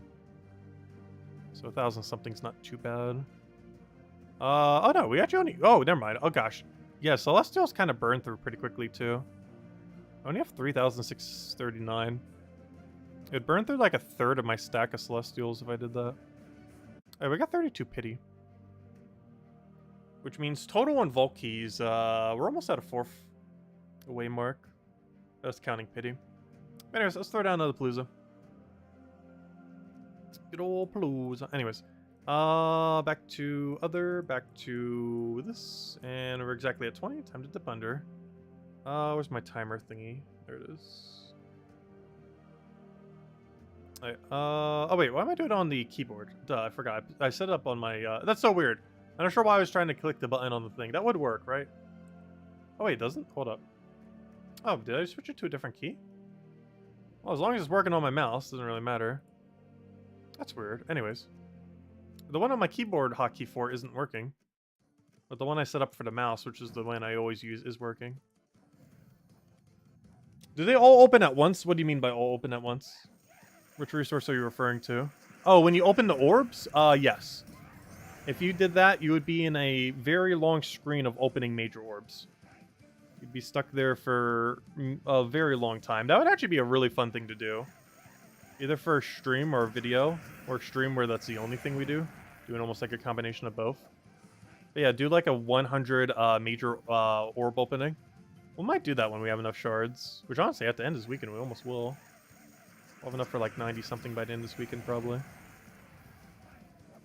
Yeah, maybe we'll do a stream or a video for it. Probably stream. But a stream where the only thing we do is open 100 orbs. So it's almost like a video, but it's live.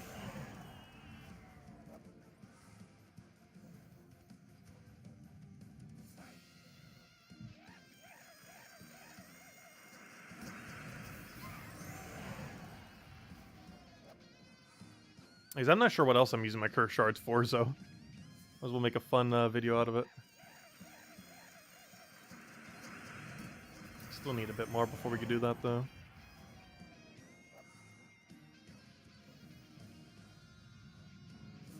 Because that would definitely be the most orbs I would ever open in one session, that's for sure. Probably ever. Unless some kind of new broken mechanic comes into the game. It also means, in theory, we should get every single one of the new orbs. Doesn't mean we'll actually get it. But if we get exactly at drop rate, we will get at least one copy of every new orb. And a power. Not like we need the power. What are we farming all these keys for? So we can open them. And we're opening them for loot. And we need that loot so we can get future content. And it repeats the cycle. Because vault events give you vault keys give you like every loot in the game. Every loot in the game gives you all the content in the game. And the cycle continues.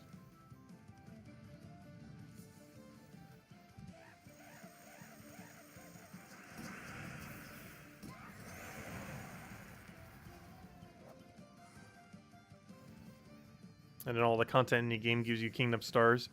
And Kingdom Stars gives you more stats to do content with. And then you use those higher stats to go grind everything with. And then it repeats itself. Until they add more new content or more modes to use them on. Which I really hope 7.0 does a drastically new mode of some kind. You could really benefit from it. They generally do for pretty big patches. One of the more notorious ones with 3.0 with Underworld. Probably one of the biggest notorious ones they've ever done in a 0.0 patch. Though traits in Guild War coming in 2.0 was pretty big too.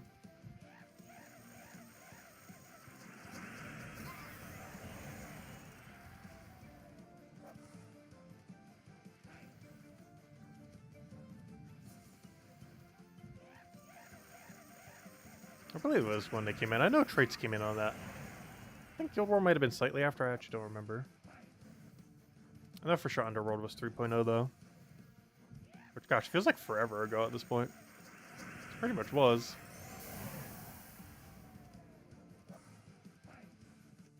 Like, Mythics 2 is one of those features where, like, it feels like the game has always had it, but I don't think it came in until, like, 2.5 or so, or somewhere around there. Somewhere between 2 and 3. Of course, we're going into 6.9 next week, and 7.0 this summer.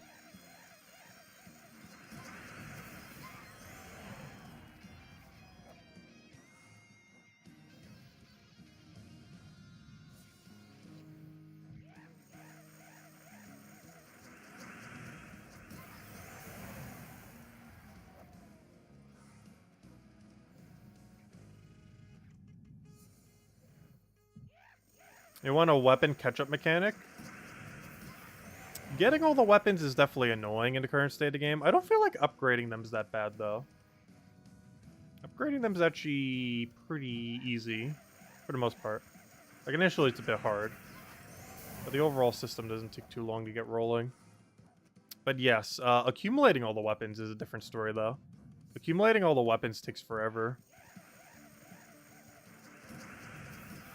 Because a lot of them are time-gated, and if you don't have the resources when they come around, then it's harder. Yeah, the hardest part is getting them. Like, some of them are time-gated to only a Tuesday. Some of them are time-gated to an entire week when it's during the Kingdom. And if you ever miss one, you could have to wait like a year before you get to see it again.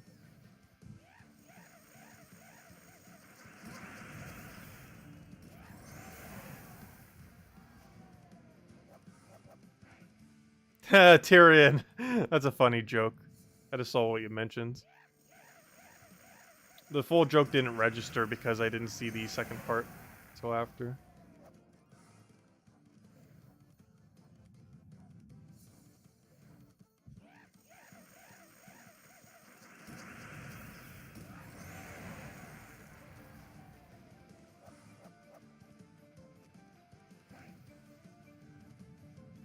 Yeah, Forged Scrolls was quite a bit of a bottleneck for Doom weapons. Nowadays, they're relatively easy to get up. I still haven't maxed all mine yet, but we're pretty close to doing so. I feel bad for anyone who spent a lot of resources to max them, though. They were absurdly expensive to do before. Like, I'm talking thousands upon thousands per troop. Nowadays, you know, you just get a random orb and it's maxed. It's like a 5% chance, I believe, at an orb. Off a major orb. Which isn't that rare. Like, it's rare, but it's not that rare. When will the update be? Most likely next week's Tuesday. No official date has been given, though. But next week's Tuesday is the most likely date.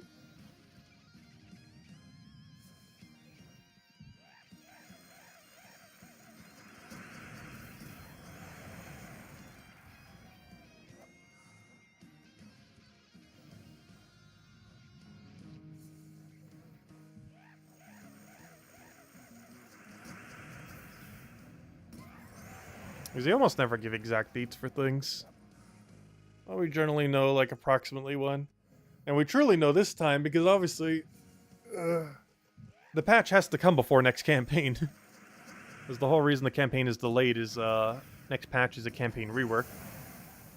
So next campaign would be required to have to come out before it. Which means... or next update would have to come out before the campaign, I mean. Oh, do we actually have a spot in our guild? I didn't even realize that. But yeah, if anyone wants to join the guild, we do have a spot left. Did we lose a spot during the stream? Because I didn't even realize we were missing a person.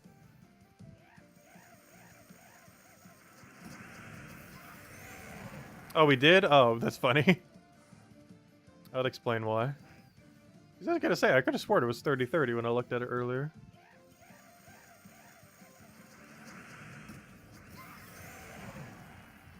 Oh, they retired today. All good.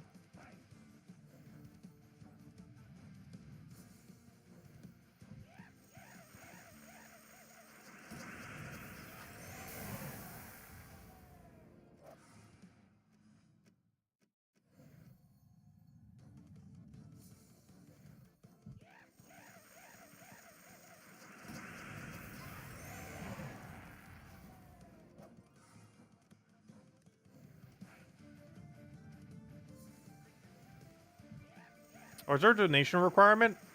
I believe it's 2 million these days, right? It's not the highest in the game, but it's relatively high. At least for newer player standard, it's kind of high. Later in the game, you kind of get more gold and you know what to do with.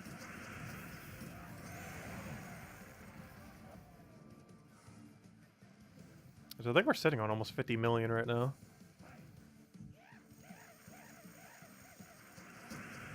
Probably dumping into the guild soon. Most of that was from when we were doing all the Volkey opening. Yeah, we're at 47 million right now. I would say on average we've been getting like 3 million a week lately. Obviously slowed down since we done Volkeys. Like during Volkey openings, we were doing like almost 8,000 a week. It was mostly because of the Volkey reserves, which we were building up this weekend, so it's about to go back. You don't get too much extra gold while doing the Vault event itself, but when you open the vaults after the fact, you get a surprisingly good amount of gold from them. Like, it's not the main reward you're ever looking for, but the byproduct of how much gold you get adds up really quickly. Even though that's not the main loot that's anyone's really looking for.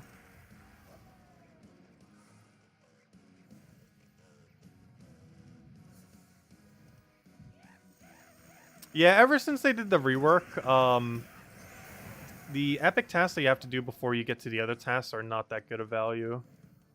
Or some of them aren't. You kind of have to get to legendary tasks, though.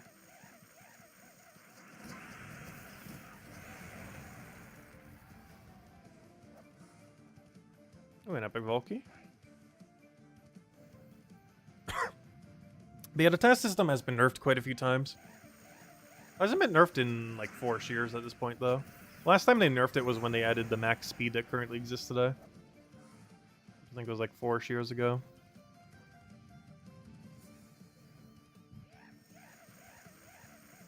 Yeah, but they've done a couple reworks over the years. Some good, some bad for it.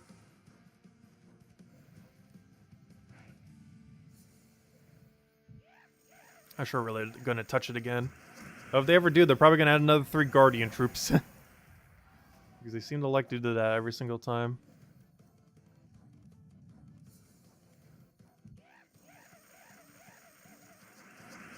You got a free Mistralis last week? Nice.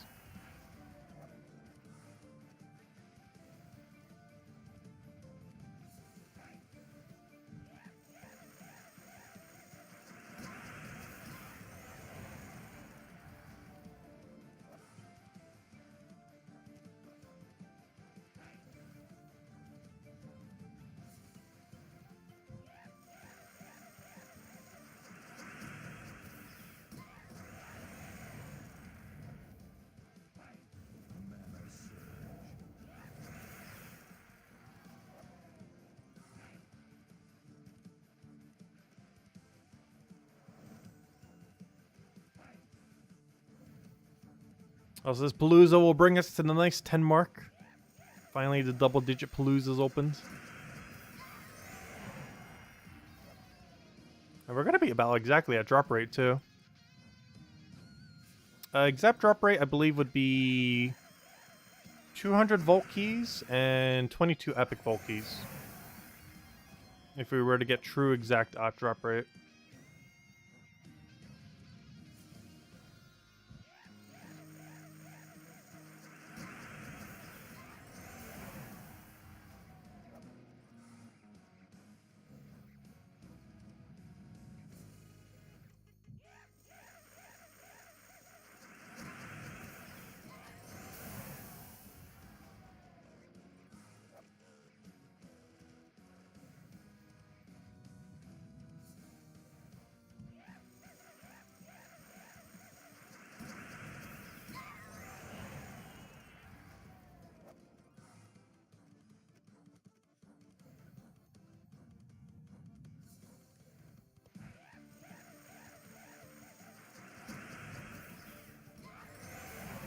Oh gosh, it's already 7. Time has flown by. That's almost our normal stream time.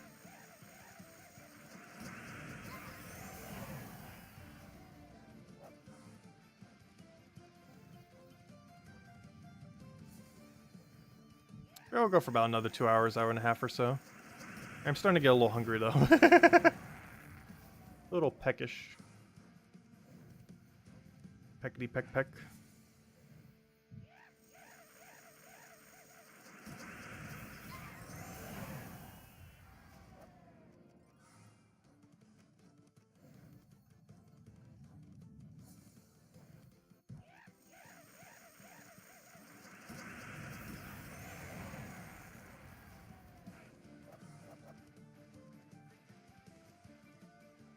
The 4x speed still feels a bit like cheating. Honestly, I want a higher speed. I need like instantaneous. Cut all the animations, have gems fall, teleport into place. Not even fall, just simply exist in the correct location.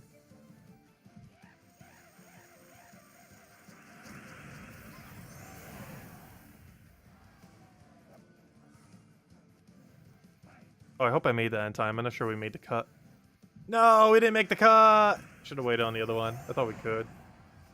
Didn't click quick enough. Unfortunate. Let's see where that brings us.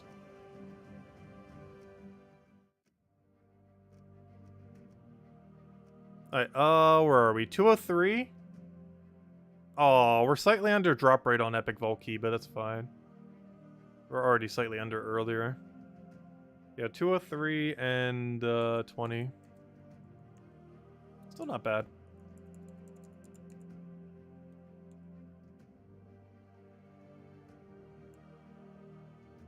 Because for every 9 Volkeys, we should have 1 Epic Volkey, not counting Pity.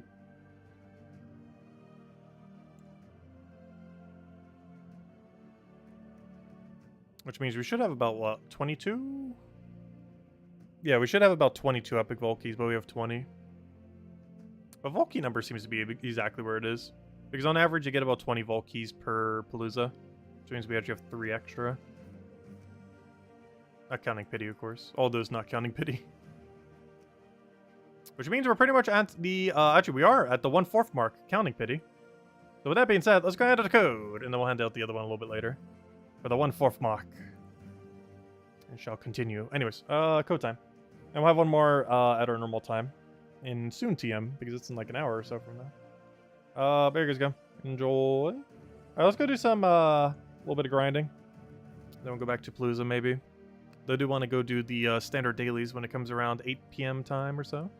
In another hour. Anyways, but before we do, let's just do some nice chill, just standard dust devil kills. Something nice and relaxing. Not that team. This one. Alright, there you guys go. Enjoy. It's the 3rd code this stream, and we'll have the 4th, in, about an hour or so. Hour and a half. Oh, I actually need... What? Well, we got that pet twice in, like, 3 hours. Sure, I'll go take it again, I guess. We literally just got this pet, like, not too long ago. It's kind of funny, because it was also the pet this Wednesday. Apparently, it's appearing on everything.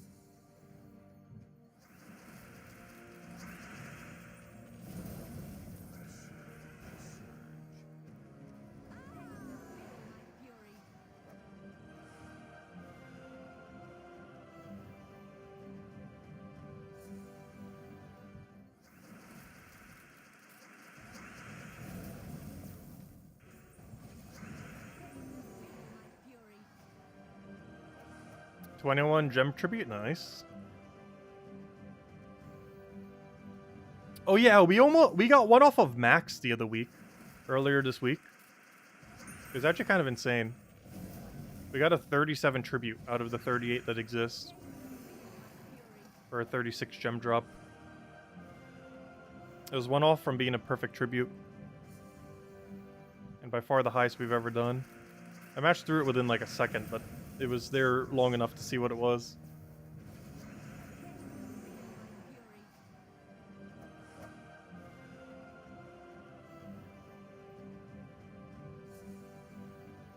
But yeah, perfect one's absolutely insanely lucky to try to get.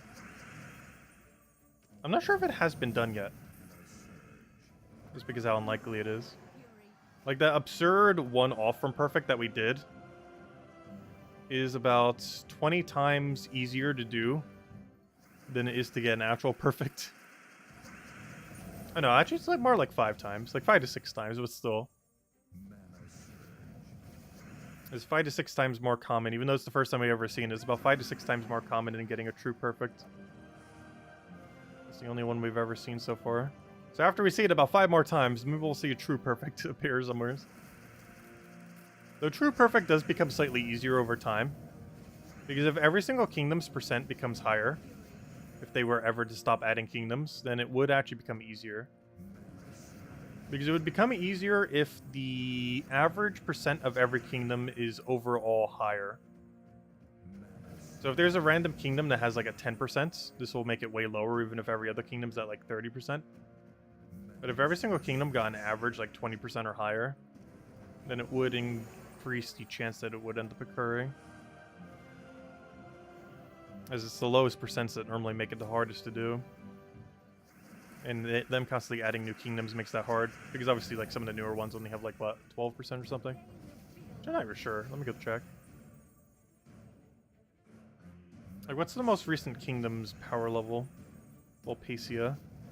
Like, if I had to guess, it's only getting, like, 12% chance for tribute or something. Maybe it's higher. I don't remember what really low kingdoms have. Mostly because all of ours are so high these days. Let me check. So we'll claim our little bird. 2 of them again. So we need 12 more. At this rate, we'll have them maxed by the end of the day if we keep getting him at this rate. Getting him like every other pet. What was I doing? I was trying to check Volpacia. What's your percent? Tribute chance. Oh, sorry, 36%. Wow, that's high. Wait, really? 36%? 36? Why does that seem so high? 36%. Wow, okay. That is surprisingly high. Way higher than I was expecting. What? 36? Why is that so high? Wait. I guess all the bonuses and everything. Obviously, ideally, we want them to be close to 50-something%. And you get them, like, really, really max. Like, we look at Sword's Edge, for example. Is this the highest that can ever exist, actually? At least in current state of game. If we go check, 56% is current highest. Keyword on current, as it might be higher at some point. But currently, no kingdom can go above 56% plus whatever decimals behind that. It just shows us 56%, but it actually calculates the full decimal. So even though this is 56%, it might actually be like a 56.3 or something, or 56.5. It shows the whole number, but it calculates as the fraction, or, you know, as the decimal.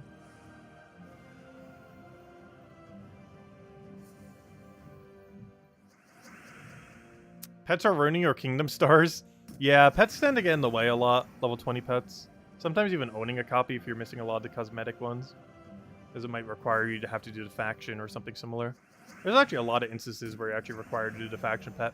Which is kind of funny because one of the requirements for a 30-star kingdom is to have 2,500 renown for a faction. But most people are already going to do that in needing to get the pet at some earlier point. Meaning that it's a pretty irrelevant milestone, as almost everyone who ever gets a 30-star kingdom are already going to have the pet maxed. In almost every situation.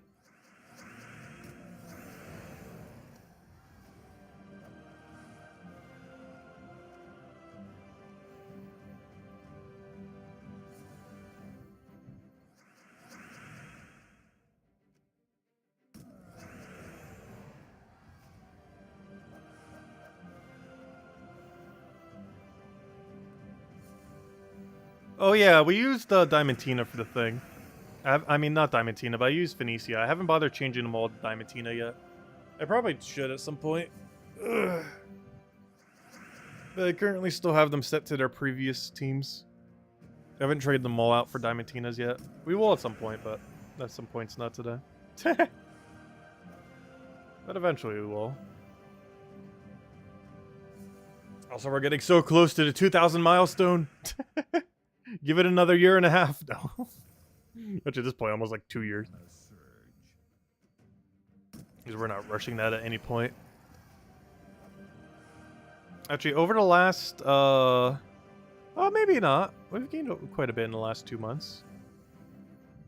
We gained like 10 levels a month. Which if we kept that up, we actually would get to there pretty quick. That's mostly because we've been grinding a little bit more. Especially this weekend. Also matters somewhat when you grind too, like if you do it during a Guild Row week where you have 100% bonus. Helps out a lot as well.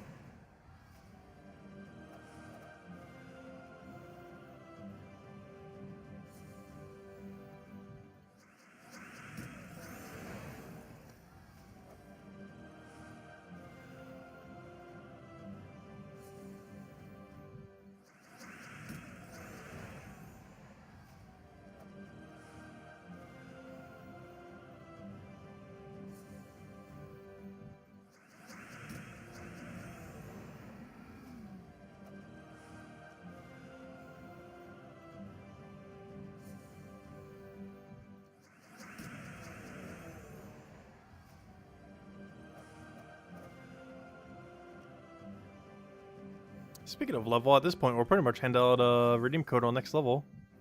Because that will almost be around the time when we do the standard 8 PM Eastern Standard Time stuff. Very soon from now. So what was that one troop? Me off guard for a second. Wait, what was that one? I'm not even sure. No, not that one, but the one we had in first over there. Probably just the way I looked at it that made it look weird. Because I think I was putting into the background into it.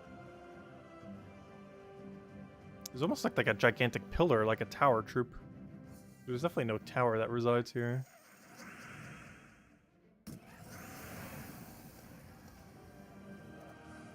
Oh, 4 mythic ingots, nice. Not sure why I'm saying nice to that. This is the highest rarity one. That doesn't mean it's the best one. Though in all fairness, they're all equally horrible. So who knows, maybe the mythic ingots are the best one. Because if they ever get a sync, I would assume the highest tier ingot would be the best one. At least in theory. Currently, that means nothing. But in theory, the highest rarity one would be the best one. In practice, they currently all do nothing. They're all equally useless.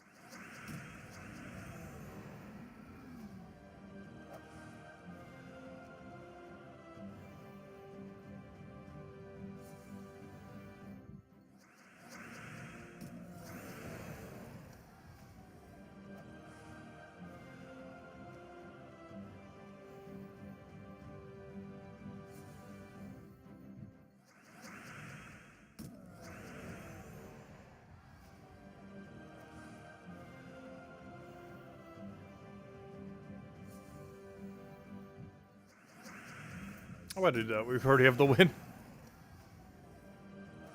Taking needless mana.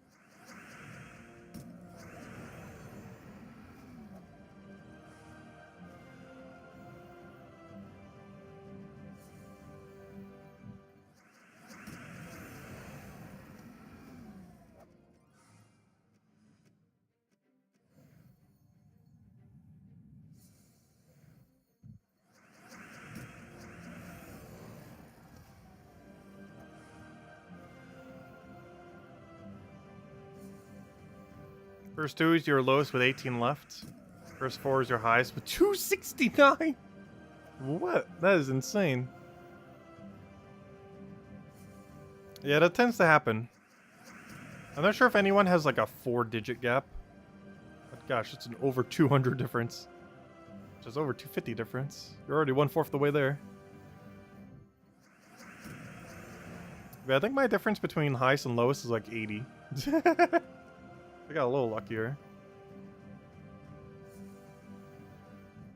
Still a relatively big gap though. We're almost up to like triple-digit gap. I think verse 1's my super high one.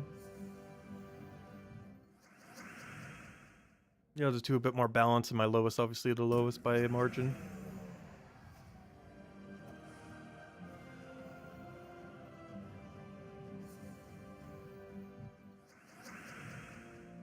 But yeah, that's a 250,000 of difference. This is so high. Yeah, what is our difference? Let me go check. Oh, we got a merchant. I haven't seen Miyu in a while. Nisha, why not? How much gems have I spent? I started with like 40,000, but you also have to keep in mind we've gotten gems from a lot of stuff. So we've probably spent more than this. Because we've also accumulated a bunch of gems, so... I was about to go look up... oh yeah, our difference between our gaps. Or paloozas, I mean. Actually, no, my gap isn't as bad right now. Hold up. It's actually shrunk a little.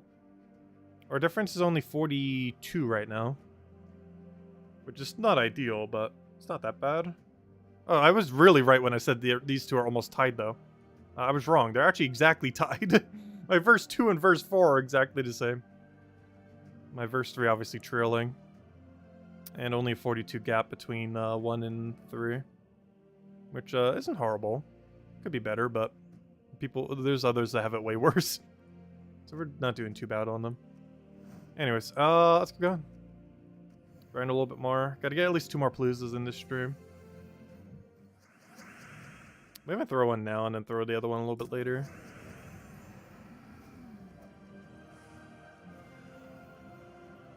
But we'll go for a little bit more normal farming. Then do our normal stuff that we normally do at 8-ish. And then do another one, and then probably call it soon after. Grab some good old dinner. We're probably going to go for about another hour, a little over an hour.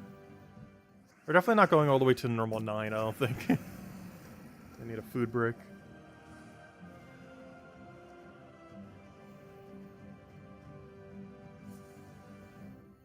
Yeah, we're definitely going to need to order food on Sunday when we go for 10 hours. And I'm not joking when I said I'm going to order that dip. Talked about it so many times, might as well actually eat it once on stream. The only problem is it's so messy that I can't really play while doing it, though.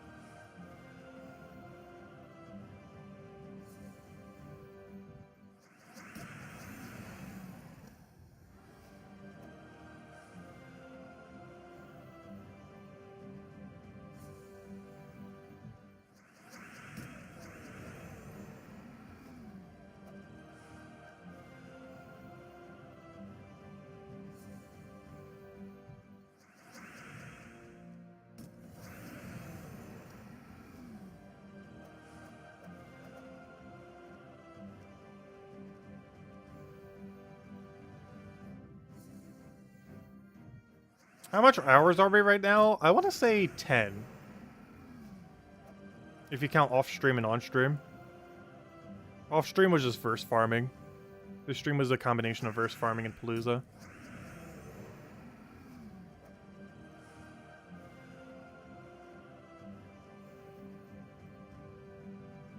We've been streaming for 5.5. But over the course of the day, we've been farming for about 10 hours.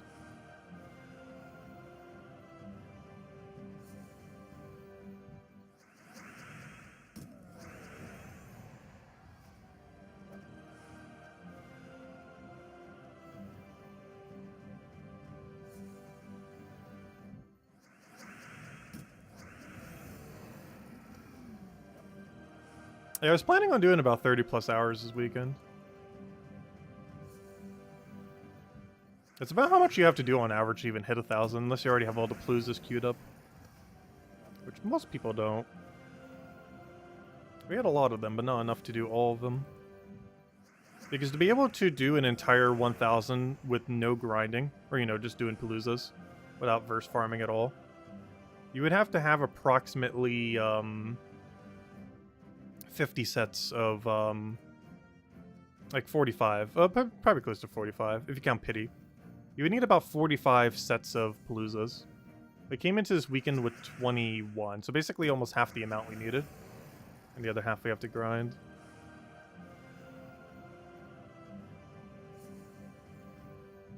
Yeah, we need about 45 sets of full verses, full paloozas to do it with no additional grinding. And by that I mean just opening them and then getting your loot. Otherwise you gotta verse farm, which takes up a lot of time. You only get a few verses per hour. And not a few verses per hour, but a few full sets of verses per hour. It's like over a dozen verses per hour. At least supposedly. We're not really getting too many right now. Should go back to Center Mirage at this rate. It was doing good for us initially, and now it's just not giving us any. Let's go change up scenery. Center Mirage time.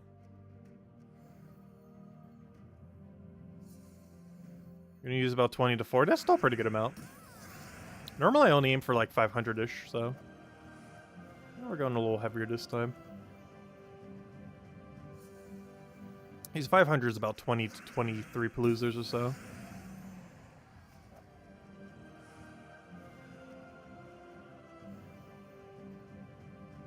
And currently we did 10. And we can kind of see from that, because at 10 we're basically at 250. That is counting pity, and of course pitting has diminished returns. We're at about 250 right now.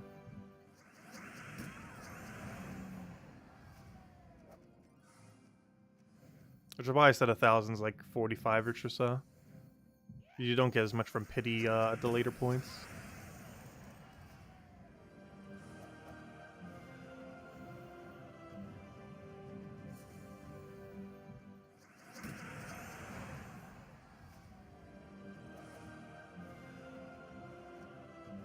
A good Volt week and you do 5. That's still a really good amount. Honestly, any amount helps out a lot.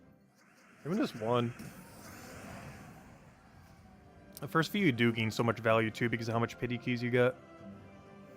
It was a system made before paloozas existed. But in synergy with paloozas, doing a few palooza every Vault event is absurdly good value. If you can scrap together a couple of them. Not just from the standard loot, but because of how many pity keys you can get along the way. Because otherwise, you're just going to get single-digit pity keys, but if you open a couple paloozas, you're going to be easily hitting double digits.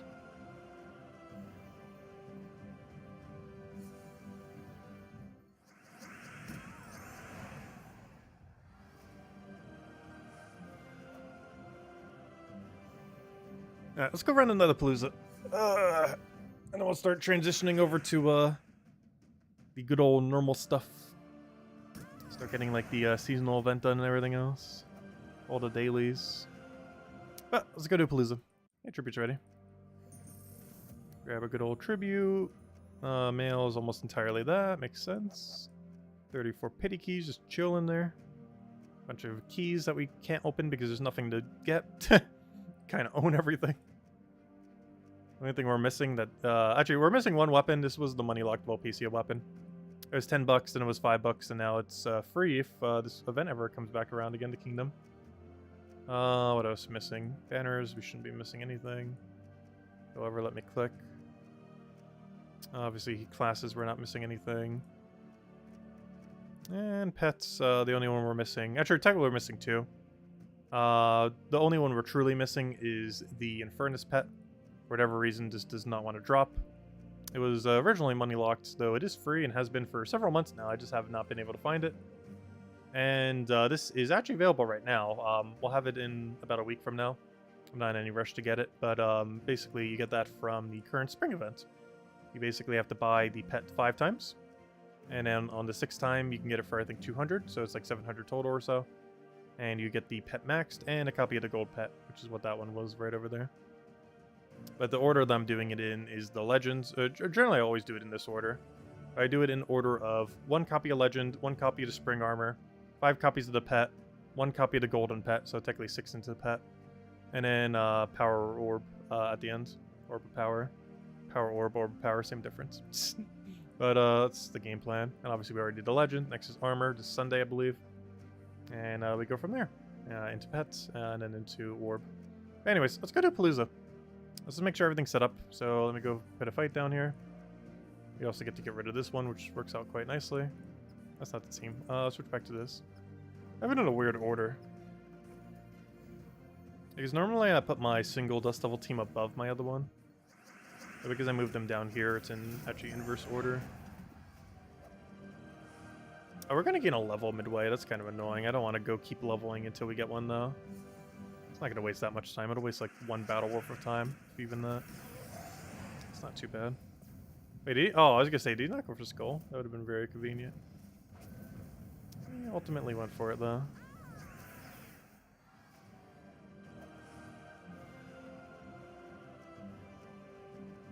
Alright, let's go and switch everything over then. Okay, so let's go click over to Soulforge. So everything's good to go. Soulforge, other. Stretch real quick. Wait. All stretched. Take a sip of water. And get ready on the Palooza. Also, we got 20 million souls now, gosh. Add up. Add up very quickly. Alright, okay. We ready for Palooza? This will be the second to last one to run today. This will bring us to 11. I'll throw one more in a little bit later. Obviously, we still got a ways to go this weekend. Just the beginning. Because by the end of the stream, we're going to be like 1/3 the way there, which honestly is pretty much exactly where we'd want to be, ideally. There's 3 days for the event, so it makes sense after one day we'd be 1/3 the way through. Tomorrow we're probably only going to be halfway the way through, instead of 2/3. However, Sunday we should be able to go all the way from that to 1,000. It shouldn't be that bad.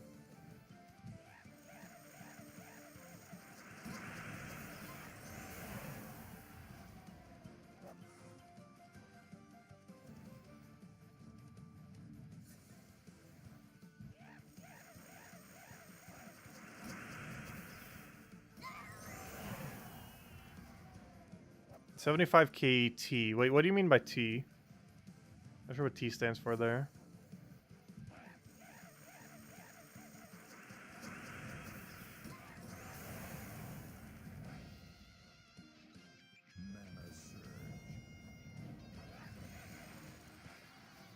Yeah, we used 10 paloozas so far. Soon to be 11. Well, technically this is 11.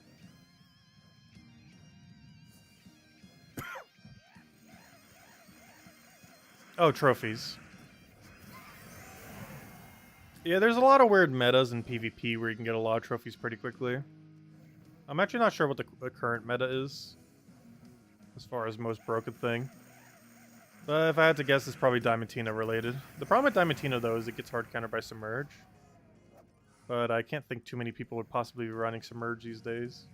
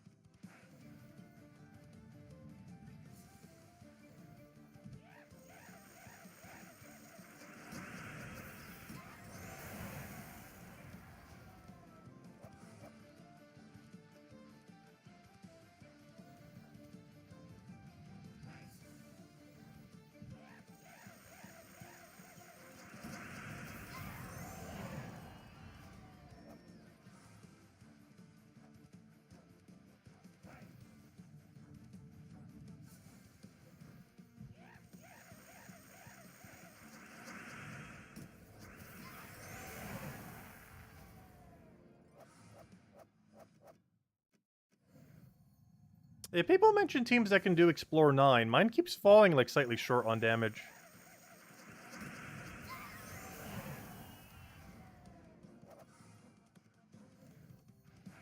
It could just be that we don't have extra event magic at the moment, though. Because we currently have +0. Well, everyone does. due to there not being an event going on. Is chat even refreshing? It should be. Or it's the one I'm looking at is. I don't know, is the one above my head frozen? I wouldn't be surprised if it breaks after this long of a stream. I know, is the one above my head not working? No, it looks like it is. The most recent comments on it.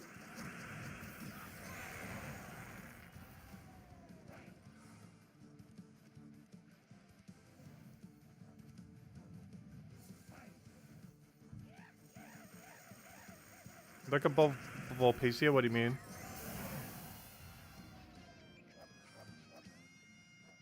Yeah, Diamantina does have 10% this week. So it should be able to wipe the higher range, true.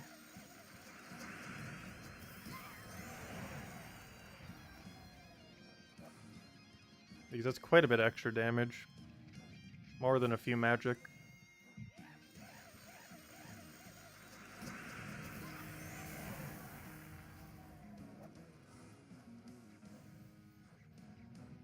Oh wait, do we have Volpacia event next Monday? Oh wow. That's already pretty soon. I didn't realize it's already next week. Just why am I taking an extra turn? We already have win condition. I guess to deny if they live, but they're not gonna live.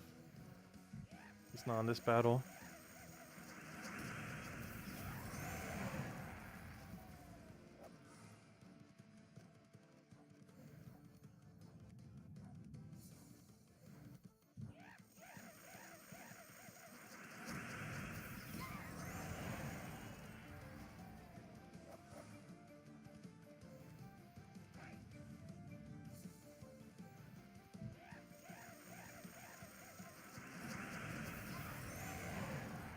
Yeah, I'll go check it later.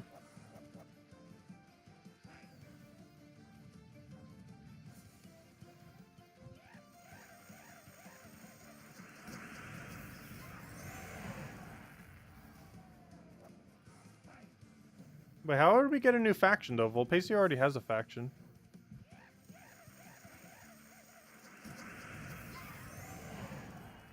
Unless you mean another kingdom getting a deep delve.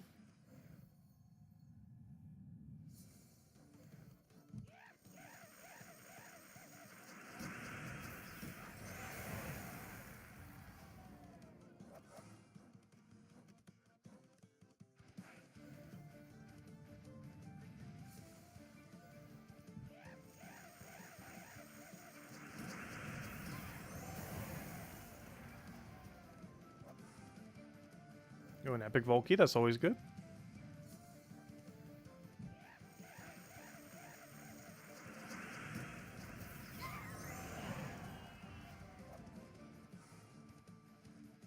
No, we're about to get a level getting in our way. Not much we could do about it. Well, I guess we could have leveled beforehand, but it would have taken too long.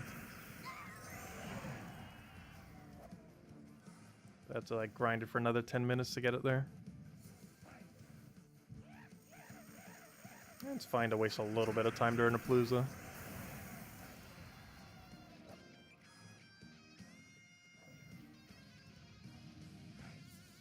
To some degree, we're going to lose the time regardless, but obviously losing it during palooza, less ideal.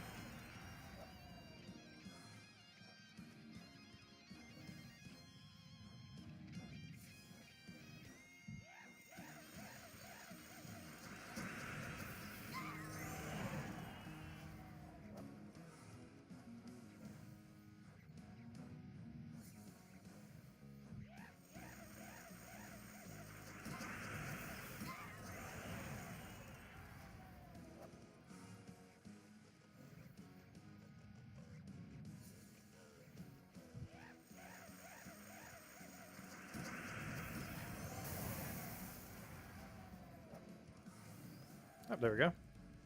I didn't waste that much time. Always got to get those purples. It's been tradition. There's no reason really to do so, but we still keep going for it. Because why not? After this, I think we go do spring event, start clearing out all the other stuff. I'll throw one more palooza after all that as well. We'll also have another code between that as well. Right before we did the last palooza of the stream. Then it's dinner time. As well as lunch, as well as second breakfast, I guess. No, I'm not gonna have anything breakfast related. No, breakfast for dinner is good. But not tonight.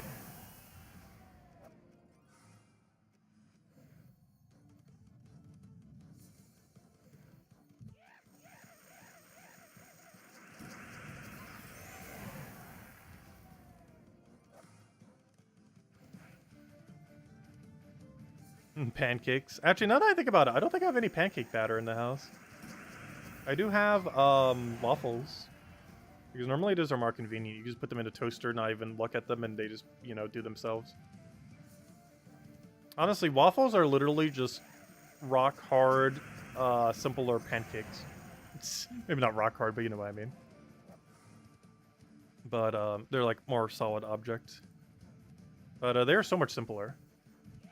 Like, you don't even have to watch them, do anything with them. You just put them in, wait, do something else, and then come back and, oh, you got waffles ready. Look at that. Like, taste-wise, they're not that much different to me. Sometimes waffles get overly... Oh, not waffles, but pancakes get, like, overly soggy when you use too much syrup. Whereas waffles kind of keep their shape a little. You know, they're a lot more solid. But, I don't know, waffles are just so much easier.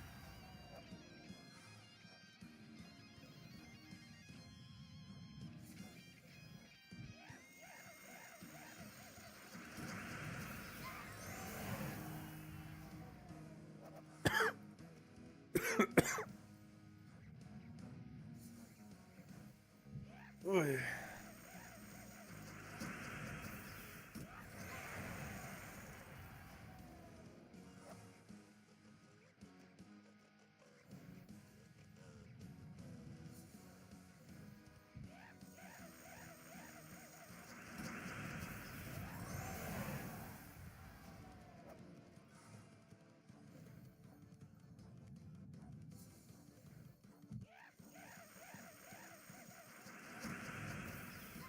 Learn to make the... Oh, crepes are actually amazing.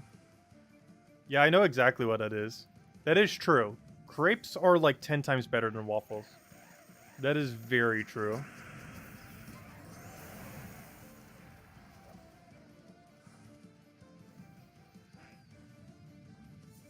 Yeah, I've had them quite a few times. I generally don't make them, though, oddly enough. But I have eaten them hundreds of times. Especially when I was a kid. My mom loves to make them. And they're really good. They work really good for fruit, too. Like, I don't feel like fruit on waffles or pancakes works as well. But in crepes, they're amazing. The form factor just works so much better. Like, it's almost like a pancake burrito in a sense, kind of. Like, that's the quickest way I can think of describing it. If you never had crepes before. But it's basically a pancake burrito. And they are so good. Like, none of the ingredients of a burrito, but, you know, like, the form factor is kind of burrito-like.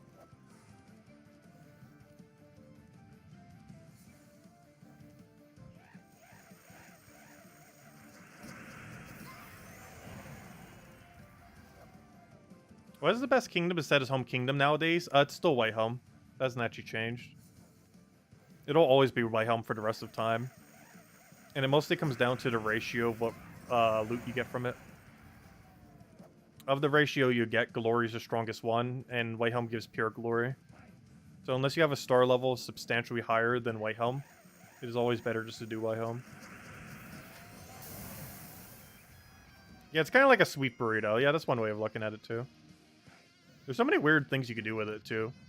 Like confectionery, sugar, any number of fruits, any number of syrups. You don't even have to use, like, you know, like maple syrup. You can end up using, like, chocolate syrup or something. Like, anything works. Like, obviously, you normally use, like, you know, standard pancake syrup. But you don't have to. A lot of combinations that work. Like, there's so many ways you could do them up.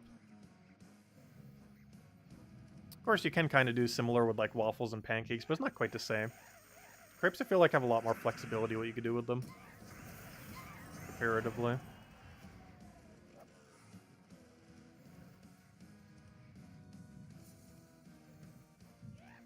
It also is almost more like a dessert than, I've never done ice cream with them. Though that would super make it a dessert. But yeah, I was just about to say that. It almost tastes more like a dessert than it does like breakfast food. It's kind of like crosses the line between, what is... Almost like how cereals are pretty much just like desserts at this point. Because you're like pure sugar and sugar and sugar and covered with sugar, wrapped with sugar, around sugar, in a bowl of sugar, surrounded by other sugar. And there's a little bit of wheat and some good things in there, but it's all sugar. There's like one little grain of nutrients surrounded by 10 layers of sugar. No, crepes aren't that bad, but it's more of like a dessert-y, like breakfast food. Depending on how you do them up, which is why I normally do them as fruits, but with fruits and such, because that's definitely a healthier way of doing crepes. A little bit of sour cream, maple syrup, fruit. Normally blueberries work really good for it. But of course, any fruit is also works pretty well.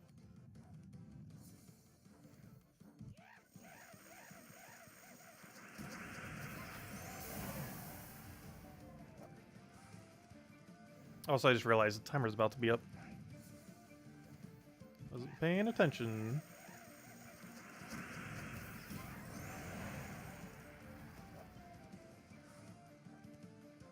We're definitely not going to be able to get another battle. And I thought for a second we could, but since we have to reset the whole thing, we won't be able to. Ooh, what a bad final battle again. Our final battles have been awful today, by the way. We have barely gotten a single good final battle in 11 paloozas somehow. I think out of all of them, one of them was, like, decent. And we have not gotten a single Cursed Gnome or Dragonite Gnome at the end. Though I have seen a double Dragonite Gnome today. In the last 4 minutes, so we could have technically have saved it, but I didn't. Gosh, we don't even get any value here. That doesn't get saved. These are all useless, and he low rolled, so we don't... Even if we got that, it would only be like a couple hundred difference. Really bad. All day we've been having bad rolls there. Anyways, what does that bring us to these days? Then we're going to start clearing out all the dailies. We'll probably start with the spring event. Also, gosh, we got a lot of chaos shards. That's not a lot. There's people with probably over 10 million. Let's see. But we haven't been doing it as a daily for like 3 years, so that's a lot for us. For not doing it as a daily, that's a lot to have on reserve. 11... Wait, I'm not even looking at the other key. Oh, wait, I can see it on the other screen. Perfect. 227... Oh, wow, we did really good on Volkies there. Oh, some of that was from when we were doing the other grind, so maybe a couple of them were from that. What's our epic Volky? Only moved up by 1, but hey, 1's more than none. Oh, that's not what I wanted. I wanted a backspace. There we go. Alright, that's where we currently stand. A pretty solid 250,000. And, okay, let's go clear out some of the normal stuff then. We got a little level up bonus. Alright, and other news. Hello, everyone, and welcome to the Gems of War. I don't know, what would we call this? Spring event, week 1, day 5? Anyways, let's go do spring event. Okay. So, another news. Let's go do normal event stuff. We didn't buy our 50 thing yet, so I'm gonna do that. Get that. We'll have this by Sunday. And by that, I mean the one with no face. There'll be our face there soon. To occupy the emptiness. The empty void that is, them forgetting that there's some models that only have one gender in here for whatever reason because they didn't bother making the opposite gender. And hopefully they will at some point, but hopefully they'll also add more models for it in the future. Anyways, let's go run just Truffle. So we actually forgot to mention a team for this on Monday, and we've just been rolling cheap Truffle team the entire time.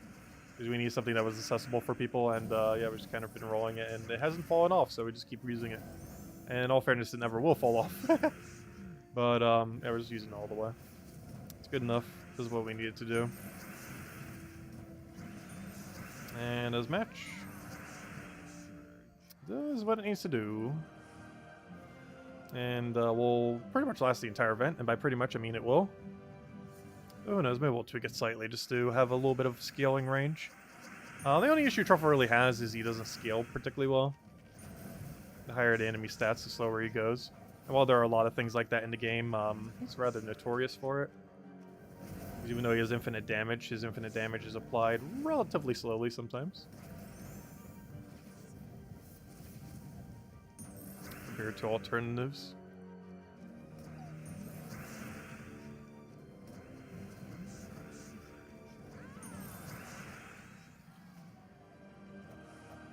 You got the armor, but in some screens, your character is naked. That's funny.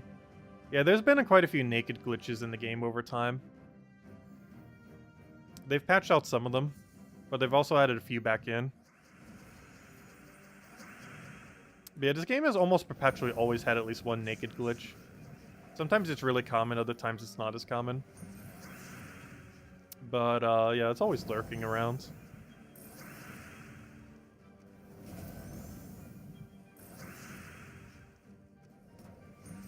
Because the bodies underneath are actually modeled.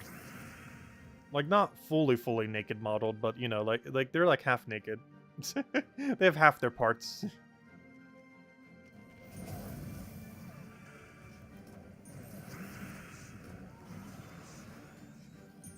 Yeah, that's pretty much been going on since day one. It's kind of funny. The way it happens has changed over time. But there's almost always been at least one way to do it. Oh gosh, I shouldn't have taken this battle. This battle has the mana drainer in it. Which is exceedingly bad if I get hit by it. So let's not. Luckily it's in the last slot, so it's not as big a deal, but still can get full mana pretty easily. Because it's not blocked on purple, so all purple goes directly into it. Alright, full mana should be enough to wipe. Hello, White Tiger. Hello, Gerudo. Hello, Bert. Hope that's hello too. Hello, Jasper. Hello, Emanator. Hello, all new people. Yeah, Emanator has the best idea. Hello, everyone who just came here. Welcome. I don't want to deal with Silent One. Why did I even click that? I even saw it in the thumbnail. Why would I click on it after seeing them already?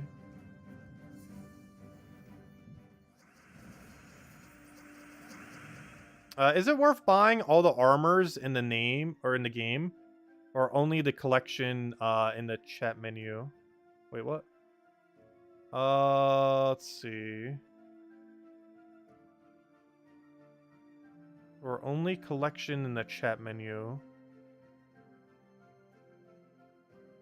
I'm not sure what you mean by armors there, or by chat menu. Because one of those in that context doesn't make sense, I think. I'm not sure. But as far as all the armors, you really only need, if you're not buying Death Knight, you only need Celestial and Dragon armor. And if you're buying Death Knight, you technically never need to buy a single armor ever. Because all you need is Death Knight, and you can get the cosmetic ones if you want whenever they roll around. Otherwise, Death Knight's literally the only one you ever need.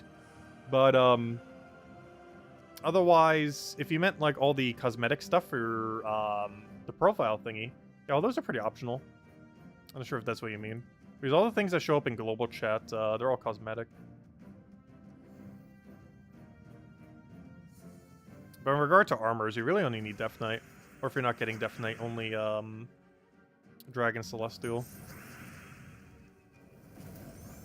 What does the Spike Pet look like? You can actually wield it. It is invisible for everyone. But if you wield the pet, it's actually not invisible, at least on PC. I'm not sure if this is the case on every platform. But, yeah, there's been a glitch since earlier this year, and they've never fixed it. It came around in February, I believe. And to this moment in time, it has still not been fixed. Because, like, for example, right now, if I go check Spike, yes, he will be invisible. But if I'm not mistaken, if we equip him, he will not be invisible. So there he is. You can see him on our shoulder right there. Right there. That's what he looks like. But, yeah. And if we see over here, we can actually see him again. There he is, just chilling. But yeah, he's there. He's just hiding. He's hiding now in his green void of nothingness. Anyways, he's trying to green screen himself. Now, let's go change it. Let's change it for, I'm not even sure. Who do we go for? Let's use the new Snapdragon until, for now. Actually, it will match the new outfit, so yeah, let's run the new Snapdragon. Why not? Or the new spring outfit once we get it on Sunday. I was gonna say tomorrow, but we'll probably not get it until Sunday. How much more do we need? Let's go do some quick math on the spring event. How much would we need to have the spring armor by Sunday? Can we do it with just the standard battles? Let's see. Let's do some quick math. 6, 6, 12, 12 into 28. Not enough? Oh, no, that's enough. Never mind. I thought it was 800. It's only 500. The power orb's 800. Oh, yeah, we have way more than enough. Yeah, we're fine. Because we're getting on average 28 per battle by the time we average it out between all the battles. And, yeah, even if we do it based on, like, 25, 25 times 12 is, a number I should easily know. 300, which is way more than enough to get spring armor. So yeah, we'll be fine. Because we have tomorrows and then Sundays, which means by Sunday we'll have spring armor then. We'll be good to go. Anyways, another news. So where were we? Let's go run down. Pet we already did. Let's go run out dungeons or something.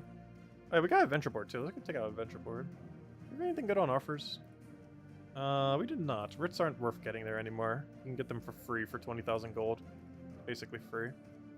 Alright, well, let's continue the tradition of very slowly grinding this hero class to 100. I believe it finally becomes 99 today. One step closer. So close, yet so far. Let's see. Yeah, 99! Oh, come on, we're almost there. Soon we will have every hero class maxed again.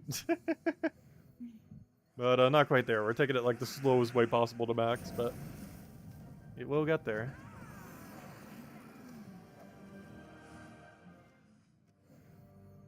We need a banana pet. Do we not have one by now? I would assume we did. At this point, I feel like we have like every food object as a pet. Though I'm pretty sure there's probably still a lot missing. We need a grill pet. Yeah, we actually don't have one, do we? Interesting. There's a lot of pets we don't have yet. Yet they keep doing a billion cats and dogs. They really love their cats and dogs. Actually, I think we almost have more cat-dog pets than we do food pets at this point. Which is kind of insane given how many food pets we have. Because they're in the dozens.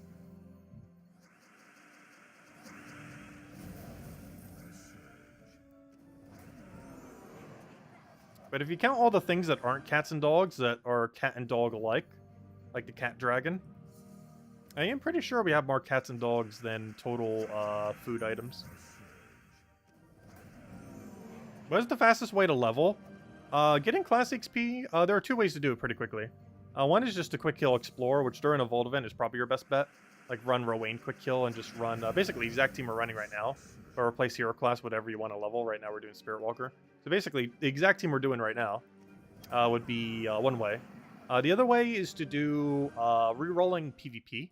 Not the one gem one, but the one that costs gold. The casual PvP. If you keep re-rolling that, you can find easily opponents that you can one-shot, and it actually gives 2 XP per battle instead of 1.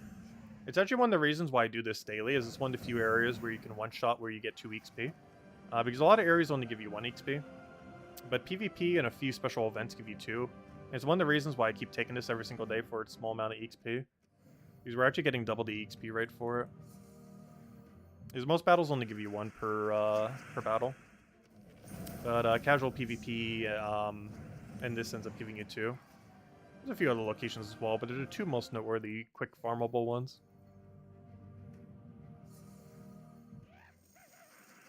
Unfortunately, the method we're doing right now, you can only do several times per day. Either 9 or 10 times, normally.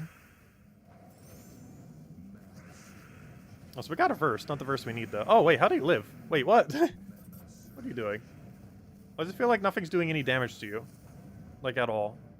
I guess you have spell armor and the other reduction. Gosh, I never realized this thing is so tanky. Since when was this like a pseudo tank? He's a bit of everything. There we go. Wow. That was way bulkier than I was expecting. Alright, okay, let's go to dungeon. Anything? Nope. Well, media trap. Oh, media double trap. Wow, media triple trap. Oh, it was bottom 3 instead of top 3. Anyways, to Zulgoth we go. A swordfish pet. Yeah, we don't have a swordfish. They have a lot of marine life as well. They definitely love their sharks. I think we have the most sharks. Oh, then again, now that I say that, I think we only have 2 sharks. Let's see, we'll take that one over. Hello, George! Welcome, welcome. All the 8 p.m. Eastern Standard Time crowd get in here. Also, I just realized I probably should have cleanse. We can't really do anything until then. We're literally just stalling out the timer for our cleanse. Come on, cleanse, we need you. Go, destroy 1 gem, you got this. Oh, why'd I even cast that? It was obviously gonna do nothing. Oh no, Zulgoth. Well, at least we get to do the same amount of reds. No, we did not land it. Should I go destroy 1 gem again? Oh, why'd I do it that way? Could've done the other way. Oh, we're so close. Okay, we need to go have cleanse medals. This is taking way too long. Let's start destroying everything. The only problem here, I probably should have saved that, because now he's gonna just resummon his whole team. So, joke's on you, so can I. If we actually turn here, we win. We did not. Why isn't he not casted yet? There he goes. That should take him forever. Hey, how are we gonna do this? I guess we just Zolg off everything down and hope we get lucky. Because I have no way of targeting him directly. Not good enough. And now we Zolg off him one more time. Before he gets full mana, and that's a match. Oh, that was a weird fight. Okay, let me go switch to Orpheus before I forget. Otherwise, these two fights are going to take absolutely forever. Oh wait, I don't have Orpheus set. I guess we'll overwrite this with Orpheus. I think the guild has pretty much finished the event. Let's see. Yeah, pretty much. Good job, guild. You got this. We're not in dead last. Oh yeah, by the way, we have a spot left in our guild if anyone wants to join in, by the way. Still got a spot in there. I just opened up actually during the stream, oddly enough. Oh, there's the pet mastery from the thing we leveled earlier. Anyways, where were we? Let's go finish out dungeon. And then we'll double check all dailies, and if they're done, we might as well just hand out a code. And then we'll go do one last palooza, I think. Go from there.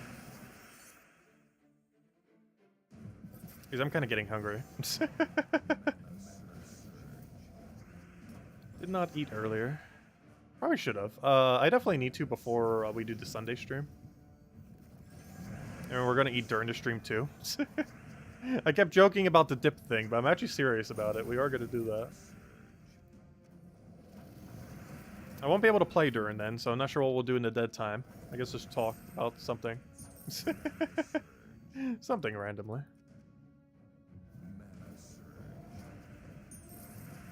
I don't know, what do normal people do when they are streaming and eating? Because I pretty much never stream and eat. I feel like a lot of them just like watch a YouTube video or something. There's always concern with copyright and stuff like that when doing anything like that. Let's see. Take that one over. Because YouTube would be a lot more strict with that than Twitch when it comes to... also, we're almost about to die this battle. I might as well just retreat. When it comes to copywriting YouTube. Stealing a YouTube video from YouTube itself. Which Twitch doesn't really care as much. Alright, we'll take that one over. Because they don't have as good content ID on Twitch compared to YouTube.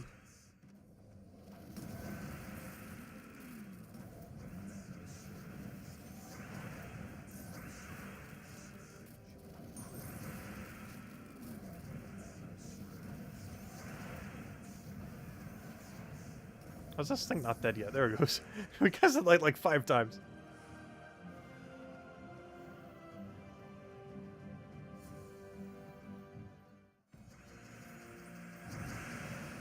I'm not slacking. We're not dead last yet. Let's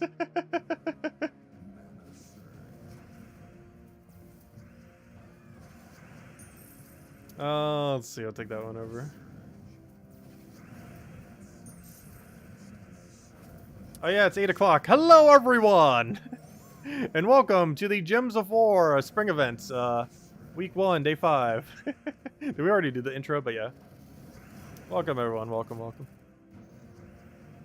We hope all you guys have been having a wonderful week so far. Finally, the weekend.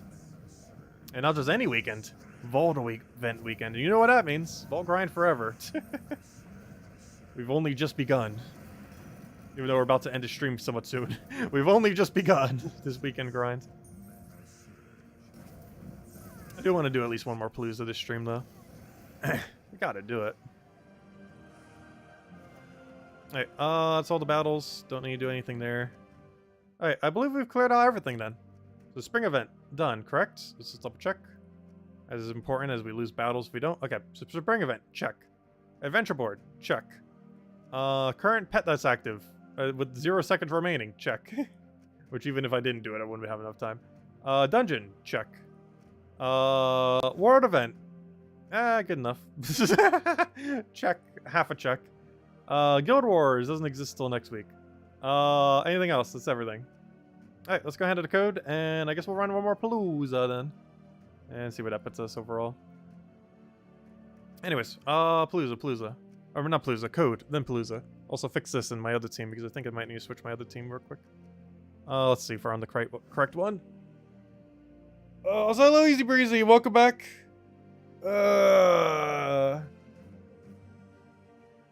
Time to crack your first beer for the World event. Nice. Let's see. Also, which beer are you drinking? Didn't Bud Light get canceled recently?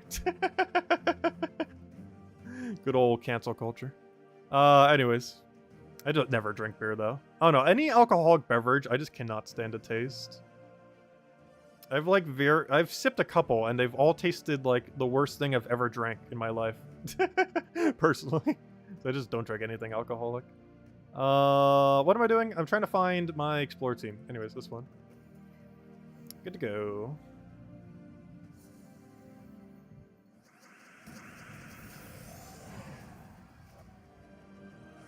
Alright, should be good to go. Okay, let's go and run our final palooza for the stream. Oh wait, I didn't hand out the code. I knew I forgot something. Wait. Also, hello, Joyful Dragonfly. Welcome, welcome. Alright, let me go hand out the code. Also, second to last one from our previous batch. So luckily we got a new batch, so we're good to go.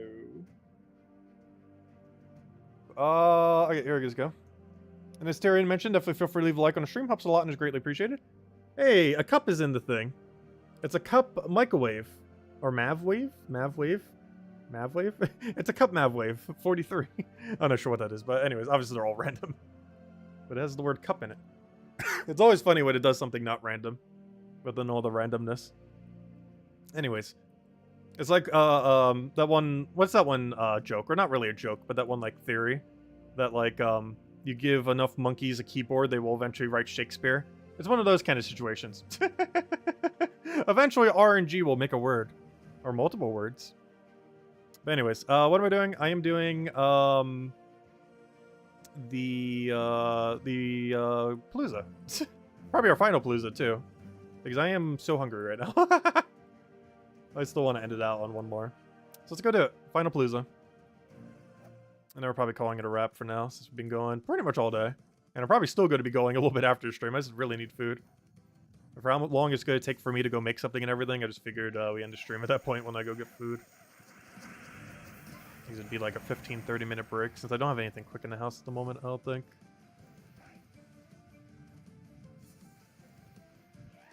So this will be the end of it then after this palooza. But not the end of it this weekend. Do keep in mind, tomorrow night we'll be streaming at a pretty normal time.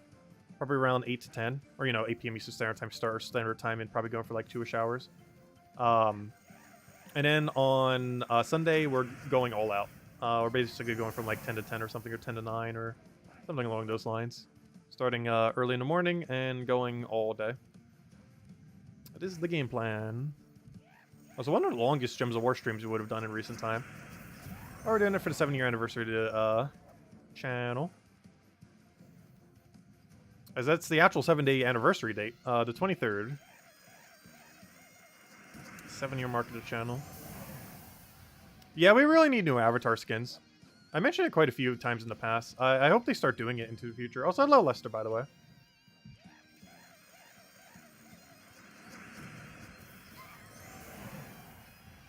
Also, Lester, you missed so many jokes. But, yeah, I really hope they add some more. Like, we need a dragon one. We need a, we need one for every type.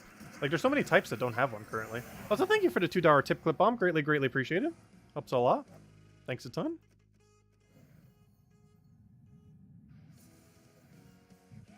But yeah, we'll super celebrate it this Sunday. Pretty much like every second of Sunday that I have free, we're pretty much streaming. For the most part.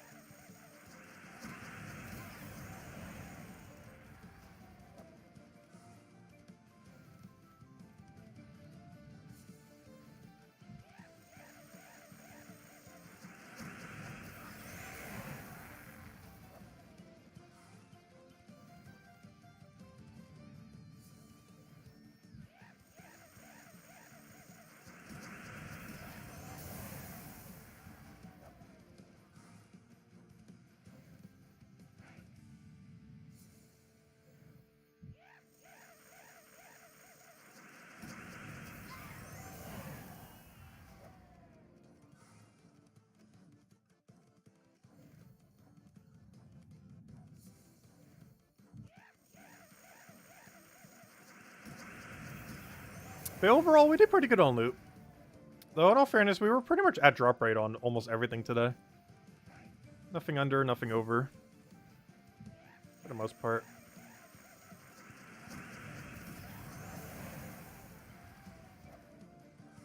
So pretty much what do you expect from a Vault event.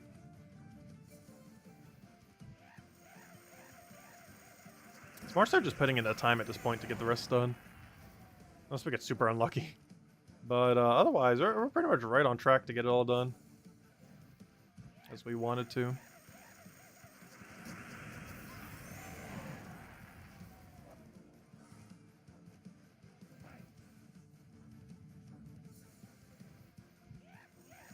Also, I'm keeping track of how many paloozas we do this weekend, by the way. It's slightly hard to see the P number, but that's what the P stands for, palooza. Oh, we just kind of smashed and skipped a screen there, it looks like. There we go. Yeah, 11 paloozas so far, this one being the 12th. And on average, you have to do like 45-ish to get it all done. Or, you know, to get 1,000. Which means we almost did a 1/3 today. By tomorrow night, I want to be at like the half mark. And then on Sunday, we're going all out to finish the rest. We should be able to cover the gap on that. Even if we save half for Sunday, we're doing it so much on Sunday that it should cover the rest. I'm not sure how much time I'll have to do it tomorrow. And most of it will obviously be off stream. But we did about 5 hours off stream today. Which was like 5 hours off stream, 6 hours on stream. So today we would have farmed, especially counting tonight, as I'm probably still going to do it tonight. That means I would have farmed for 12 hours this Vault event today, which means half of every second today I would have been farming Vault event. Either on stream or off stream. So, I've got a bit decent grind in. Quite literally half the day.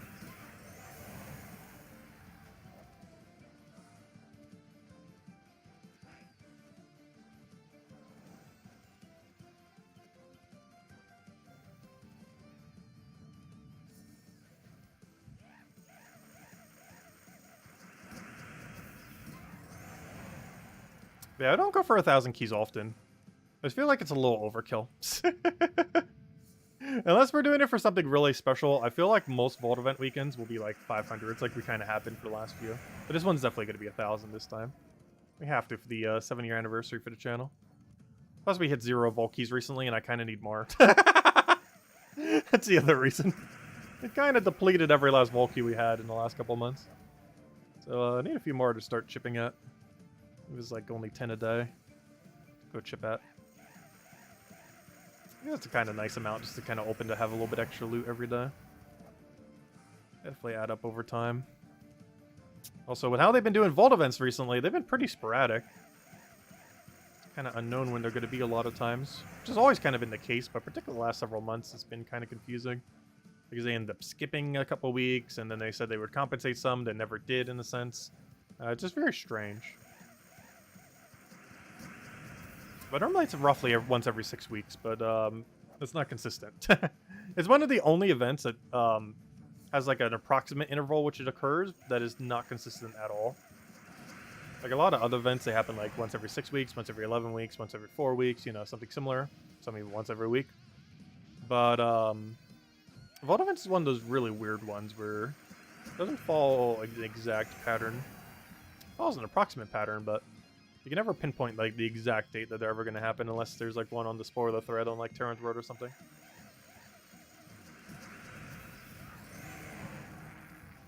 Even then, sometimes they even switch it up beyond that.